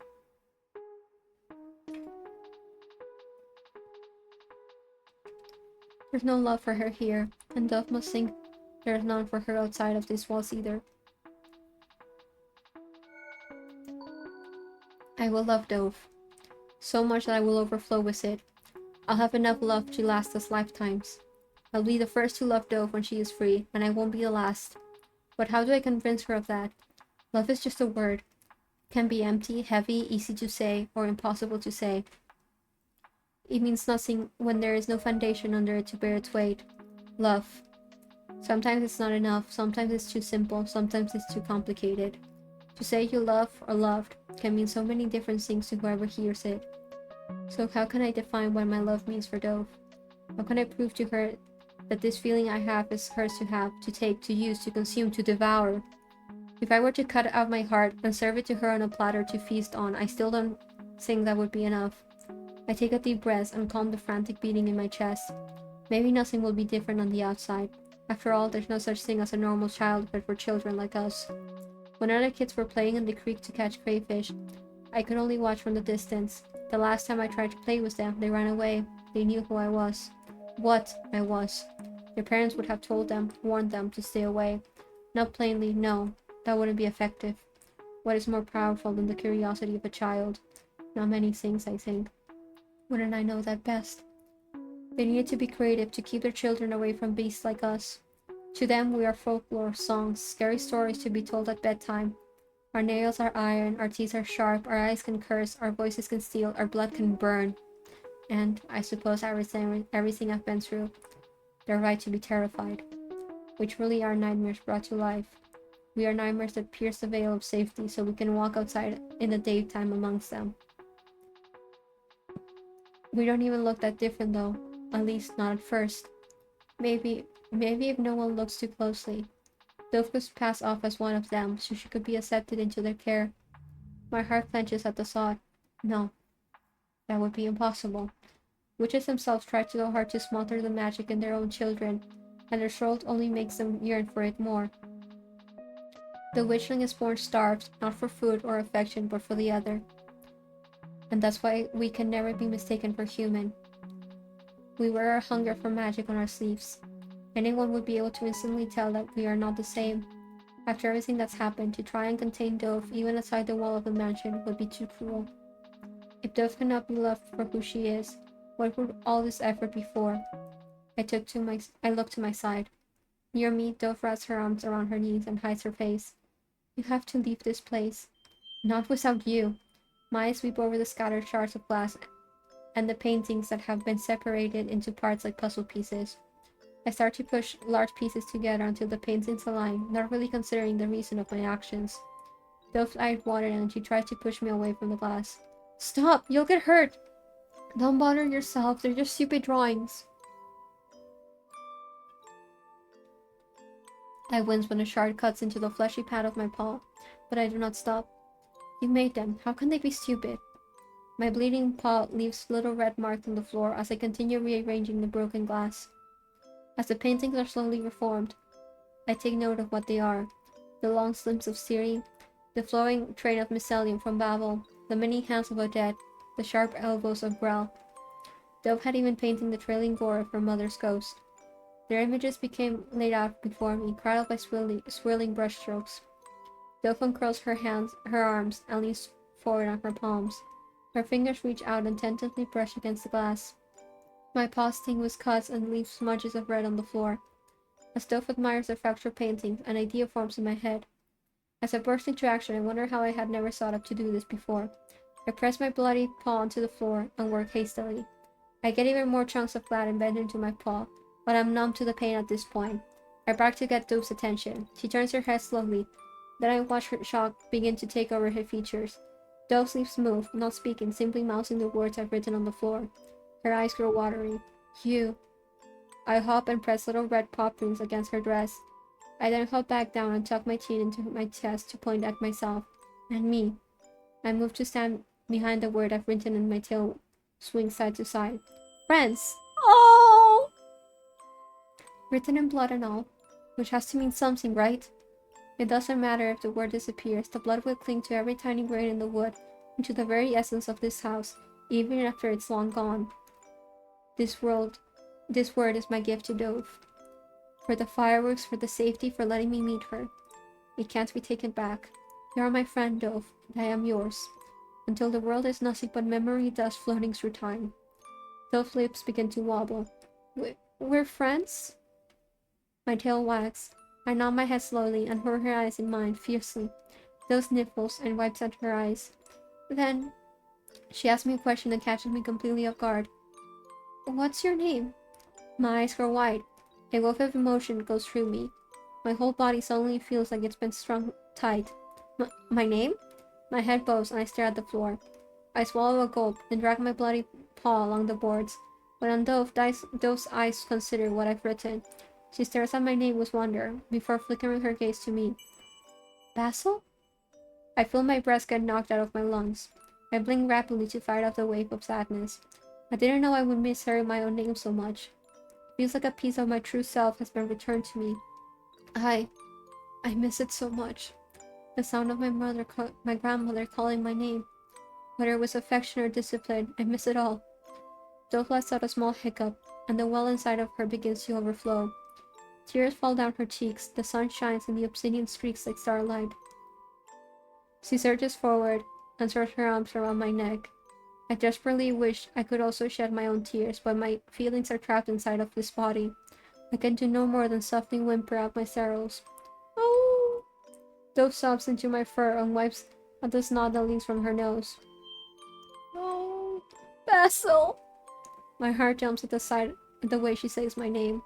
My eyes close and I nuzzle my head against her, freezing in the way she smells like old bugs and withered lilacs to hide the smell of decay that clings to everything in this house. Dove cries her heart out. I begin to wonder if she'll cry herself to death. I think she has enough tears hoarded away to cry endlessly. Eventually, though, her wails start to wane into quiet sniffles. I jump when my ears pick up the sound of something clinking. Dove's fingers clutch the leaf charm of my necklace. It suits you even more than I imagined. I look up at Dove, and she smiles softly before turning her head towards the broken glass. Dove pulls back away from me and looks to her side. It's not done yet. My gaze swings to the empty section above the paintings of the monsters. The other parts were easy to fit together because I could recognize the creature, but some sections were difficult to piece together. Dove moves to kneel before the unfinished section with her back to the window. She leans over the pieces and starts to place the missing parts together. Her hands move confidently to stitch the fragments together. I suppose it makes sense that she is far more familiar with her paintings. When she's done, she leans back. The completed painting finally sits before me. I tilt my head in bewilderment as I take it in. I've never seen this creature before. The longer I gaze upon it, the more unsettled I start to feel. The painting is a shadowed humanoid. It's devoid of details or anything that can help me identify it. The most unique thing about it is the spread of bat-like wings and the long clawed fingers that stretch out, as if beckoning you to come closer. Are they real, or just a figment of Dove's imagination?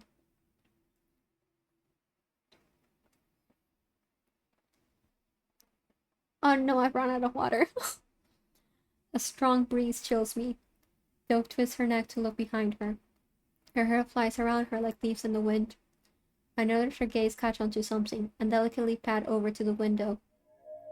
A single rose stands on the seat in front of the window. There is nothing to hold it up, something enchants it to stand perfectly straight as if it's a piece of glass. The petals are white as snow, like the ones in the rooftop garden. My instincts are screaming at me to stay away from it, but Dove moves like clockwork before I can stop her. When it comes to roses, people typically avoid its thorns.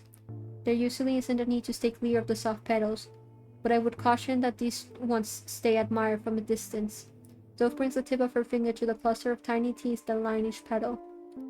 The petals waste no time snapping shut around the offered flesh. Dove wrenches her hand back with a gasp and a small ring of teeth marks wrap around her fingers. We both watch as her blood starts to soak through each petal until the rose bleeds into a vibrant red. Where did it come from? My muscles are tense.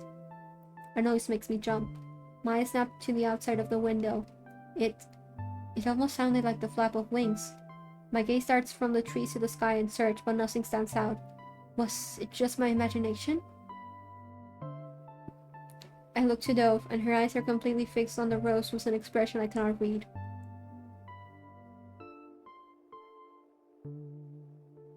We remained trapped in Dove's room for days. At first, we were desperate to find a way out.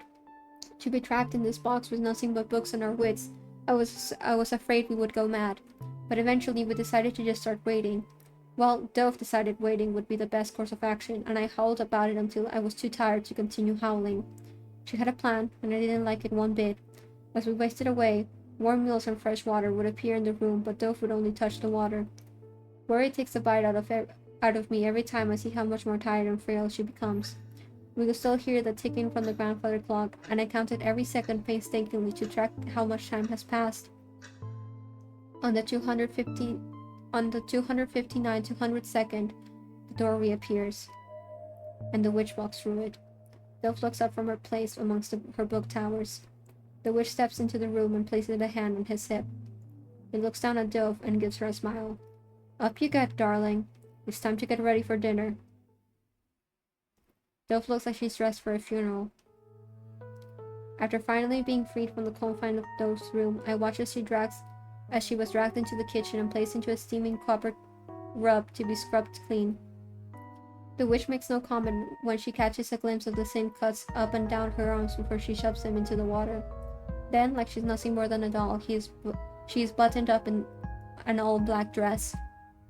It's far more fancy than anything I've seen her wear before. To be wrapped up so formally, I fear for what the occasion must be. All the candles that had covered the dining room table have been cleared away. The linen has been replaced with a fresh one, and all 3 chairs have been uncovered. On top of the table now sits platters and plates of exquisite food. Fruits polished to a mirror-like shine, free of any blemishes, steaming meats with 6 sauces, mixed vegetables. The food is enticing. It's suspicious, but part of me still hopes that Dove will hide away a plate for me after this no dogs allowed event is over. I can feel saliva start to pool in my mouth from the temptation of the smell alone. And after not eating for days, I can't imagine how Dove is faring as she sits opposite of her father. Candles flicker and crackle along the room, while a storm rages against the window outside. I sit in the hallway, peering into the room through a gap in the doorway. Music plays faintly on the side, filling the awkward silence. Dove hasn't said a word. She sits kneeling with her hands on top of one another on her lap, while her eyes try to set the empty chair next to her father ablaze. The witch takes a long sip of the rich dark liquid in his wine glass and sets it down with a tap. He looks just as worried as Dove does. His skin dulled has a lifeless gray, and the mark around his eyes has sunken even deeper and darker. His eyes flick around the room almost anxiously. Candle pops loudly behind him, and I see his shoulders jump. He twists his neck to quickly look behind him, and my head tilts slightly. Surely that didn't actually frighten him. Why is he scared? Why is he scared?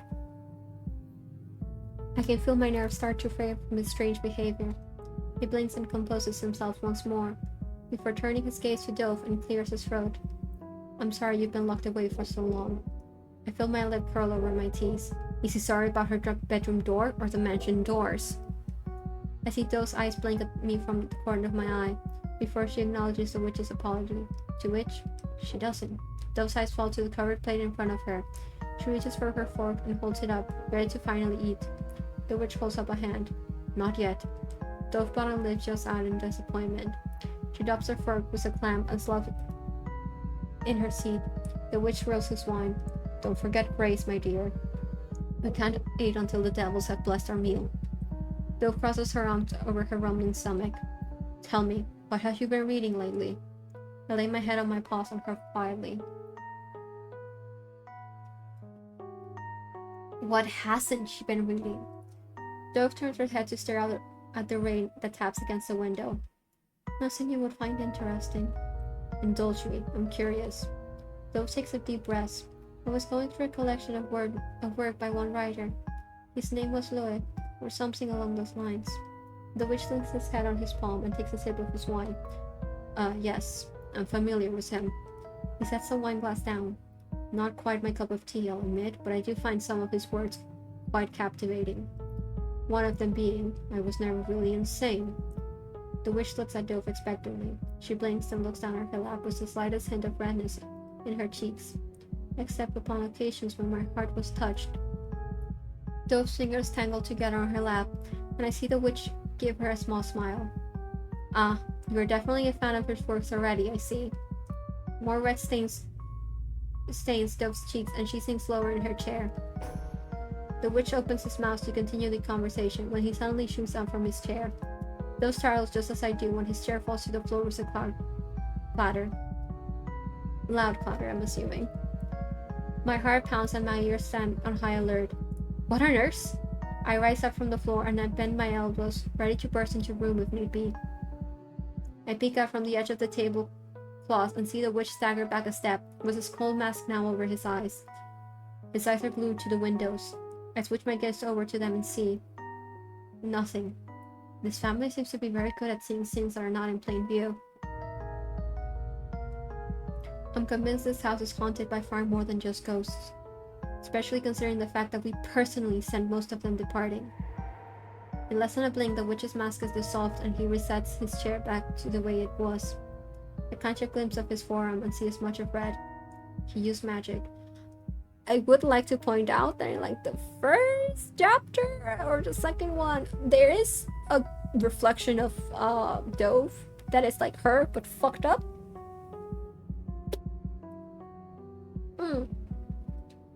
But for what?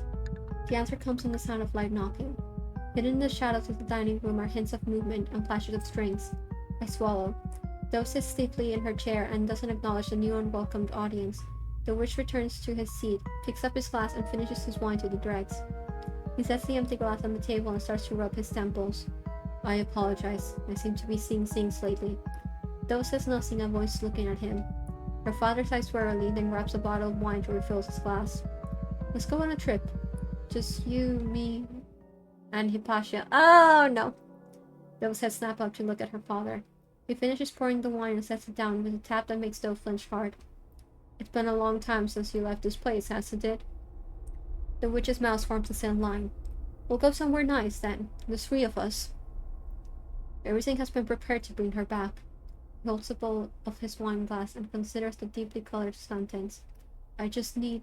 The witch's brow furrows together. He seems to be hesitating on what to say. One last thing. Dove looks at her father like he's thrown 6 heads. Shock and fury crosses her features until her eyes burn bright with betrayal. Her eyes prick with tears, but she does not let them fall. Dove's eyes drop down on the covered plate in front of her. The witch rises from his seat swiftly and begins to make his way over to Dove's end of the table. In the air, I start to smell the notes of something sour. I watch Dove nervously. I wanted to celebrate. Dove is as white as the linen on the dining table by the time he stands beside her. He places his hand on top of Dove's plate cover. Tonight.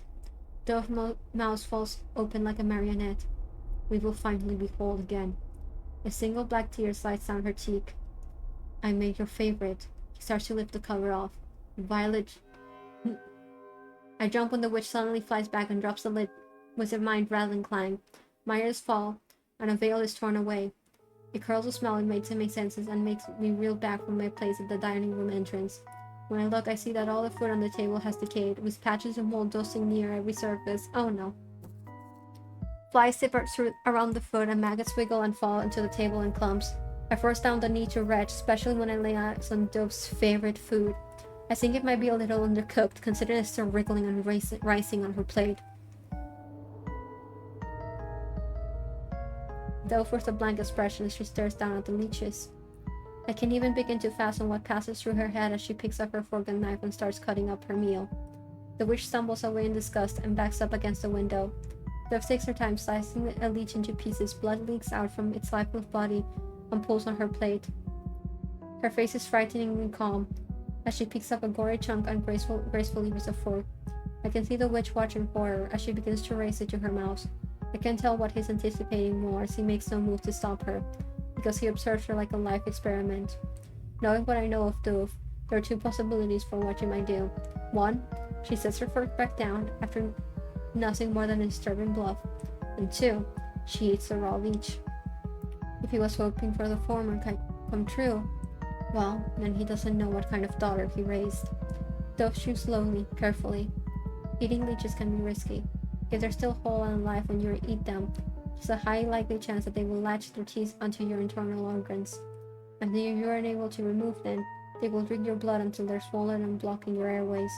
After Dove swallows, the witch makes the sign of the cross, the devil's version, which is just the inverse of the holier version. His hands tremble as he does it. Now his expression mirrors Dove's state of shock from earlier. It's true. You are one of theirs. One of theirs?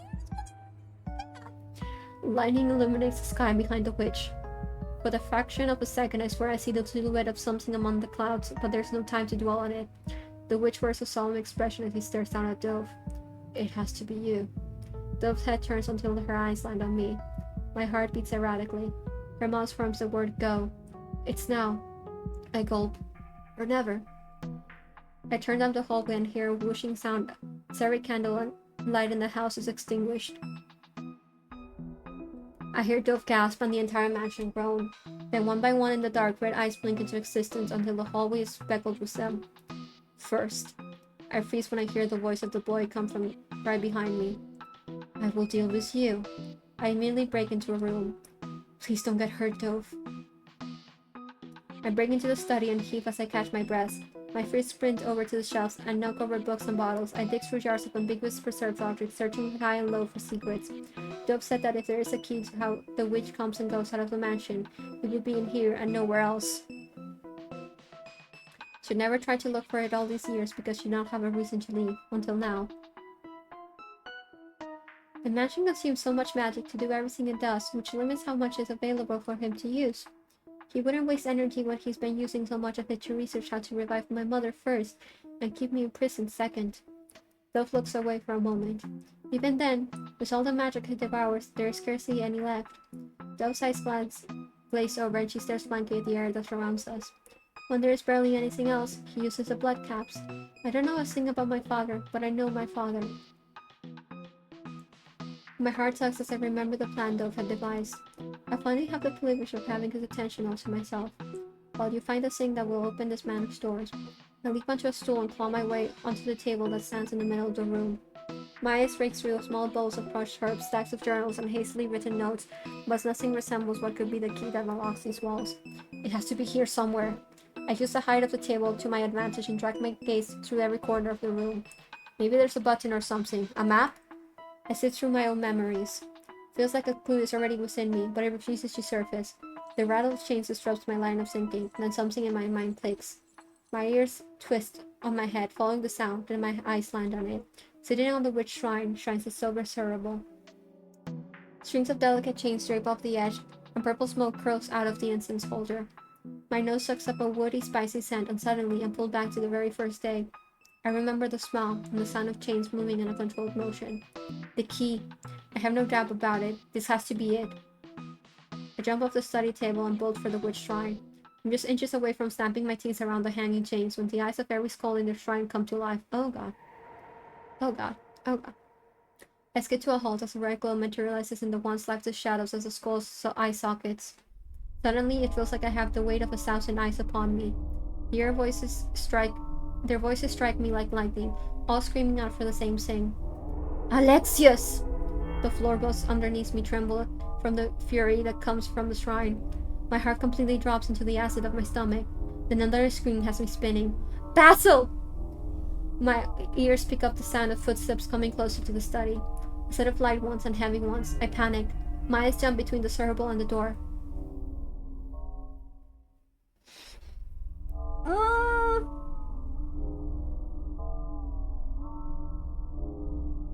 I don't know.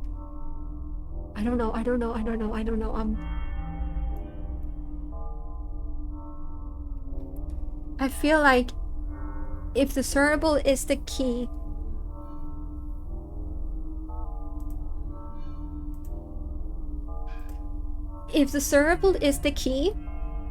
and we grab it, it might activate and leave Dove behind. I think we need to go to Dove.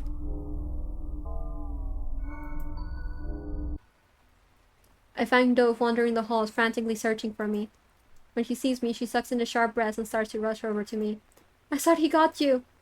I couldn't distract him for long enough. I'm sorry. I wanted to find you before he did. Her eyes crawl over me. Did you find anything? My tail wags and I start to nod eagerly. Then I remember that I had left the thurible behind and the study was the witch. My ears flop and Dove chews on her lip. You know where it is? I look up at her and nod, feeling shameful that I wasn't able to retrieve the thurible fast enough. She gives me a soft smile. Then we'll get it together. Those words stroke a fire within me. She stands tall and puts on a brave face as she starts to head back together. I lead the way on hurried feet. Those footsteps start to follow me, then I hear them stop. I paused and look back in confusion. Dove looks at the ropes of black string that wrap around her, then gives me one last look of terror before the strings rip her away from me and down the darkness of the hallway. Oh, fuck. No! Her screams found in my ears and the house swallows her. In the chilling silence follows, I hear chains. Looking for this, doggy. I turn my head and capture just a glimpse of the boy before he melts into the darkness. I twist my neck, trying to follow the phantasmal movement that sucked me in the gloom. We might be getting the bad ending. I really hope not. Oh god, I really hope we get the good ending. Please let me give me the true ending. Please don't give me the bad ending. I can hear the chains of the terrible swinging and smell the smoke that escapes it, but all around me is nothingness. The sound of the chains move back and forth like a pendulum. Time to play a little game. I twirl around and come face to face with the boy, crouching down to my level. He gives me an ear-to-ear grin. Basil. My heart almost explodes in my chest. He reaches towards me and I hold my breath. His hand wraps around my snout and gives me a rough pull. His vermilion eyes deepen until they're almost black and he glares down at me. Jack, you're it. I glance down at the cerebral in his hand and break for it. My attempt to reclaim the incense holder means nothing but air. The boy melts into the shadows once again. Then his voice bounces up the walls from every direction, rendering it impossible to pinpoint its source. Catch me, and maybe you can have your prize. The sound of clinking chains starts to vanish down the hall. I inhale deeply, then exhale. Then I start to chase it. I swear, past, present, and future, there will never be a single version of these hallways that does not cover my hatred. I pant as I reach a dead end in the hallway. The labyrinth has almost started to become familiar to me, but now it's as if everything has been reset back to nonsense. I retrace my steps back to set of diverging cloth halls. I pick up the sound of chains coming from the left, but from the right there is another sound. My chest tightens. I don't have time for this.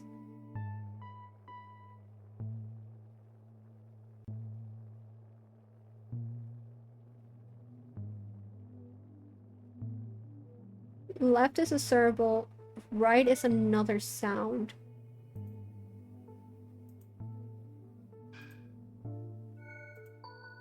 I tiptoe down the right hallway and the sound I've come to investigate was clearer. I recognize what awaits me from the sound alone. The dull clink of fluttering velvet wings against glass makes my ears stand up straight. In the dark, the bioluminescent red wings of those moths flash within the jar that traps them. It sits mysteriously right in the middle of the floor, like a lantern floating in the middle of the sea. I dare to think it had been placed here just for me to find, because I'm finding there is still little coincidence to the strange that occurs here. My head spins and I search for whoever or whatever could have left the moss here. For all I find is eerie emptiness. I stare down the jar in contemplation, then I wrap my jaws around the glass and carefully pick it up. Perhaps it's a sign of a divine intervention, but a terrible feeling tells me something more wicked is brewing here. My pace quickens as I continue to search for the boy. I'm panting heavily when I finally come to a stop again. After a series of running through doors, finding dead ends, and leaping through perilous gaps in the floors, I find myself face to face with a hidden door, the one I've slipped through a handful of times by now. It's held wide open for me, beckoning me to enter. I sneak into the greenhouse and wrench paws from the rain and keep my body low to the ground. When I had first walked into the greenhouse, it was bursting with color and life. The rose bush was a shard of the night sky that had fallen down to earth. Now there is not a star that remains amongst the withered rings of vines and leaves. My heart mourns its loss. It was as grand as it was monstrous in its desire for blood, but I still found it no less lovely. When it still stood in all its grandness, I have found Dove at the base of the rose bush. But now, as it's most lifeless, I find the witch. He holds something in his hand, and he brings it to his mouth. Blood caps. It almost looks like crystallized gore. Its glow does not dull, even in a dehydrated state. Streaks of light pierce through the witch's fingers as if he were folding a piece from the sun. A dried mushroom crunches loudly between his teeth, and when he swallows, the boon of the blood caps brings him to his knees. His body seizes and his legs look up, dropping him to the tilted floor. A wet cough clogs up his throat, and his body shakes in a way that looks painful. Bro, I'm so hungry. I'm sorry, I'm so hungry. He gasps for air. A glowing cloud of red light pulses over his body briefly. When the violent effects of the blood cap finally start to settle, the witch wipes his mouth and moves until he is kneeling in front of a small bundle of withered flowers. I watch as he digs into the pocket of his trousers and produces out a small notebook. He snaps it open with a flick of his wrist. A chunk of chalk is wedged between the pages. Immediately he draws out a magic circle on the floor before the dead flora. A gust of wind blows into the greenhouse and swirls through the space, sweeping the scent of wood and spice into my nose. I slowly move around, watching the witch's back intensely until discernible comes into view. The moss jar crawls between my teeth, seems to burst with vigor the closer I get to the witch. The silver censer sits at the witch's side. I can feel my blood rushing through my veins, and I move in. The air shimmers with magic when the witch activates the magic circles he's drawn. I catch a glimpse of hooded purple flowers blooming back to life. Then a twig snaps under my paw. Oh, fuck. The witch's head snaps in my direction. Up close, I can see his bloodshot scarlet eyes behind his full mask and the sheen of sweat over his pale skin. He glances down at the circle at my feet. Then I throw down the jar of carnivorous moss onto the floor with every scrap of my might. The witch yells out as a cloud of red wings explode right in his face. The sound of high-pitched chirping vibrates through the air and makes my ears go flat to my head. There are far more moss than what was contained, but I take it as a magical blessing. I dive for the discernible between the chaos. As soon as I have the chains of discernible between my teeth, the creaking of the moss vanish. I throw my head back, then shrink back in terror. The boy stands before me, jaw clenched in a sneer. Every moss that had attacked the witch had been incinerated and now falls to the floor in ashes. The boy holds his fist off. The magic circle on the back of his hand oozes blood, dripping down past his wrist. His image wavers as the witch rises to his full height behind him. He raises both arms and spreads them like wings. Red magic circles blossom over his both skin, simultaneously witches the witches.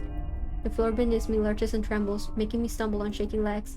I hear two voices merge into one. You will not be leaving this place alive. Or dead. That's a sick-ass fucking CG. I clench my jaw around the chains of the discernible.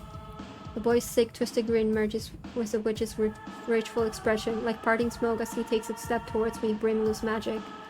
The entire mansion rumbles as I dodge creeping vines, rushing away from the witch and out of the greenhouse on slippery tiles. When I'm back inside, I throw myself through the hidden door and roll onto the floor. Rain soaks my fur and my vision spirals. My senses take a moment to return to me, and when they do, a noise pounds against my skull. The grandfather clock lets out a blaring toll that rings down the halls. I release a shaky breath and squint at how bright everything is now. It's like I've stepped into a completely different house. The walls bleed a red so bright it strains my eyes. Crimson runs down the windowless panels, making the space feel like it's closing in on me with every toll of the clock. In addition, my whole body tenses as I look up at the ceiling. Suddenly I miss having shadows to blend into. Maybe then I wouldn't feel so exposed to the bone-white faces of the dolls that hang in tangles of strings. I instinctively try to lower myself to the floorboards. The blood that foams from them is sticky and warm. Wood and bone rattle above me in reaction to the sound of discernible's chains clinking. The chains will attract their attention. My mind starts to spiral. I feel every time of the clock bells like a flash. Maybe I can match its swing to the bell. I straighten my neck and hold my head up a little higher. Every time I heard the witch use discernible, it sounded like it was swung in a controlled rhythm. Iron clangs from the top of the spiral staircase. I have to find Dove now. I slowly move forward, then start winging discernible. Click the symbol before the time. Fuck my life. Well, I did turn off the timer thing, but I don't know if it's gonna happen.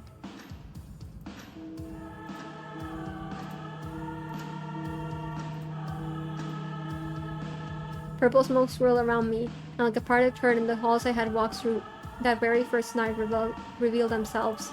I slowly move forward and continued my search for Dove, and desperately tried to not think about the wood that creaks behind me. Above me, the joints of the dog clicks with every unnerving twitch. I try to keep my heartbeat steady, my present non-existent, but a strange noise from above almost makes my paws tangle beneath me. It's all your fault. I pretend I don't hear it.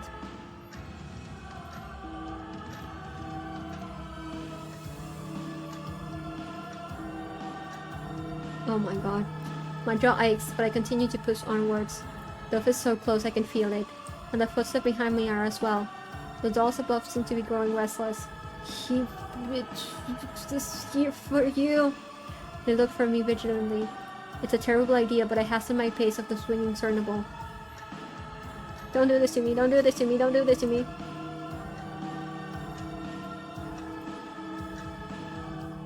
My nerves are wound so tight I feel like the pressure in my chest is on the verge of imploding. Quickly saving, quickly saving, quickly saving, quickly saving. Oh god. But I hear her. My ears pick up those small sobs behind the door. The smoke materializes it before me. My heart leaps with relief. We can finally leave together. A noise halts my steps. I step so abruptly that I drop discernible. The sound of someone tearing. Oh god, burns my blood into ice. It's not paper, not fabric that is torn, it's something much more terrifying. It is space itself, forced apart, shredded, broken and parted, allowing something to come through. The door that bars me from reaching door explodes in a massive splinters. I duck into the floor as debris showers me. Down the hall, every other door follows the same pattern. I force myself to look up through sawdust that pricks my eyes. Dove cowers on the floor, shielding her head with her arms from the wood that had rained down on her from the explosion. I can see her palms smeared with blood.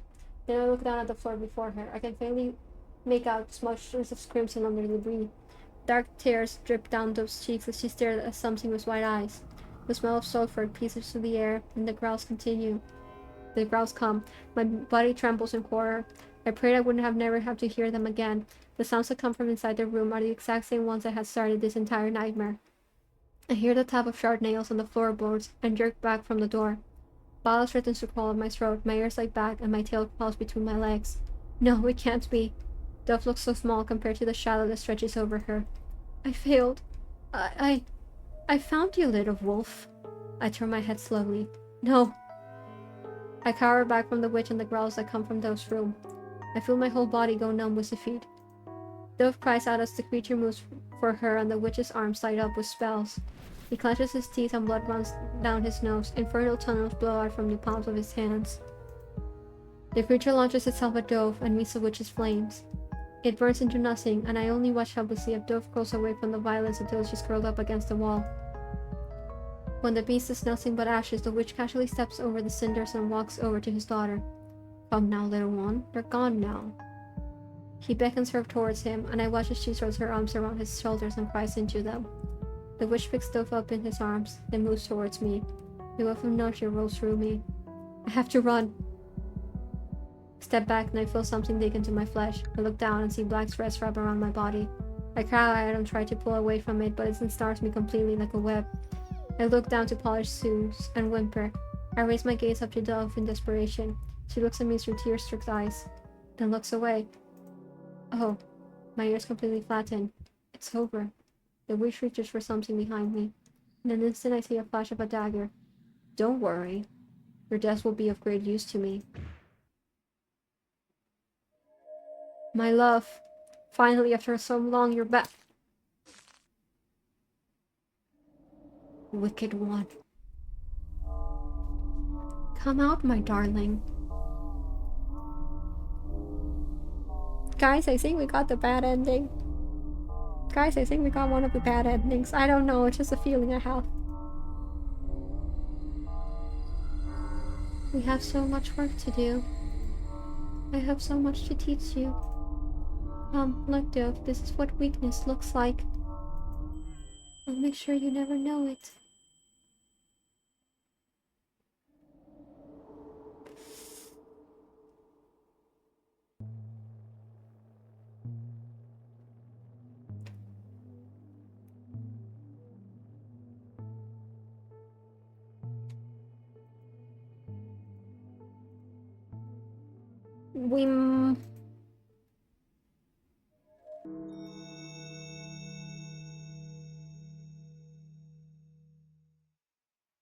Okay. I think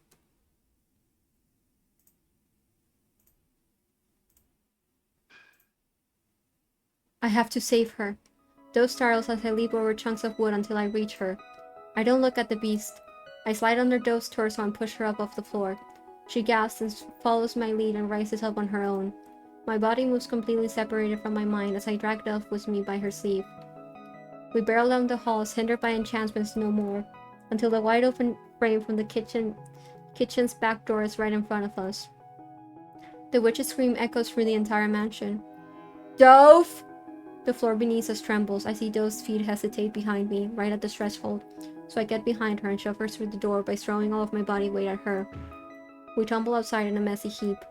Dove scrapes her cheek on the dirt and gets Scrabble and bed on her palms. After taking a moment to recover, she looks at her scratched hands in awe. I pick up the sound of shoes heavily stomping down the stairs beside, and I get up again. Dove's neck starts to twist back, and I grab her sleeve and pull her forward. My eyes meet her watery ones. Run, Dove, and don't stop.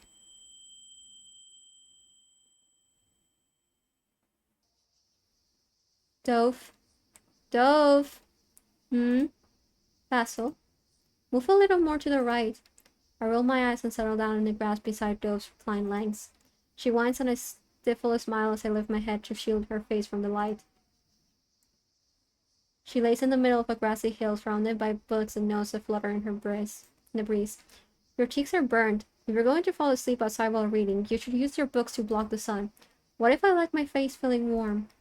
Dove flips over onto her stomach and pouts at me. But speaking of sleep...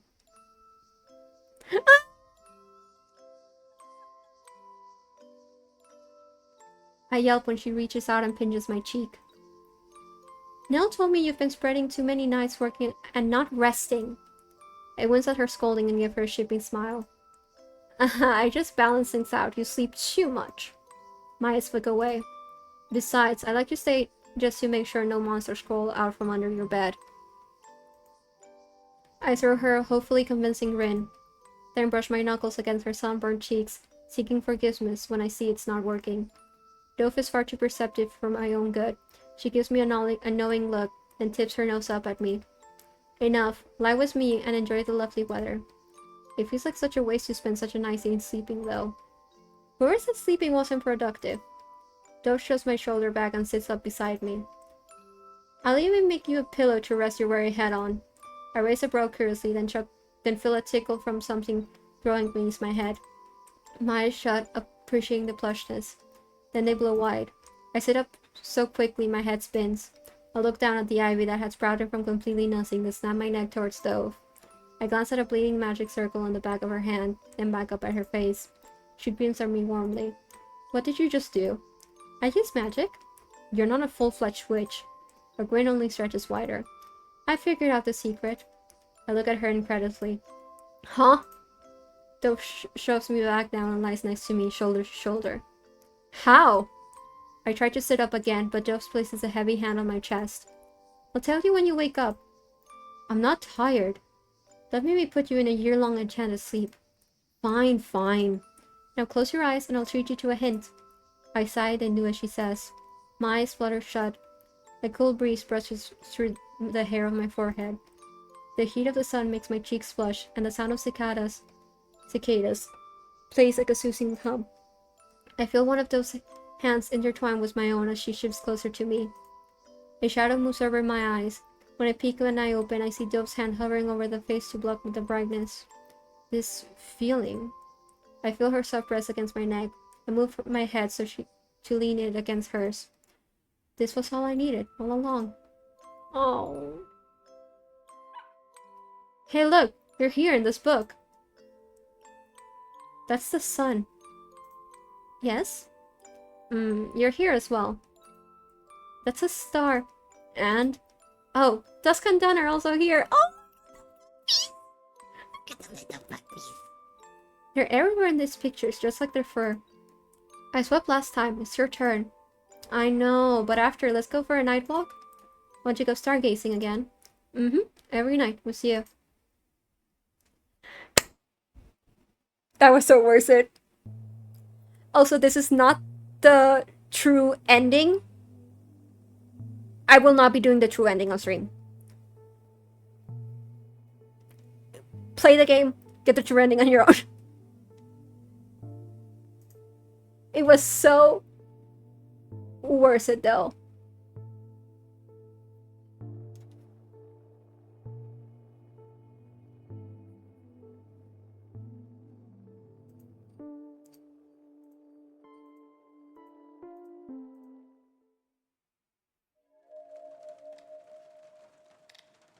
Alright.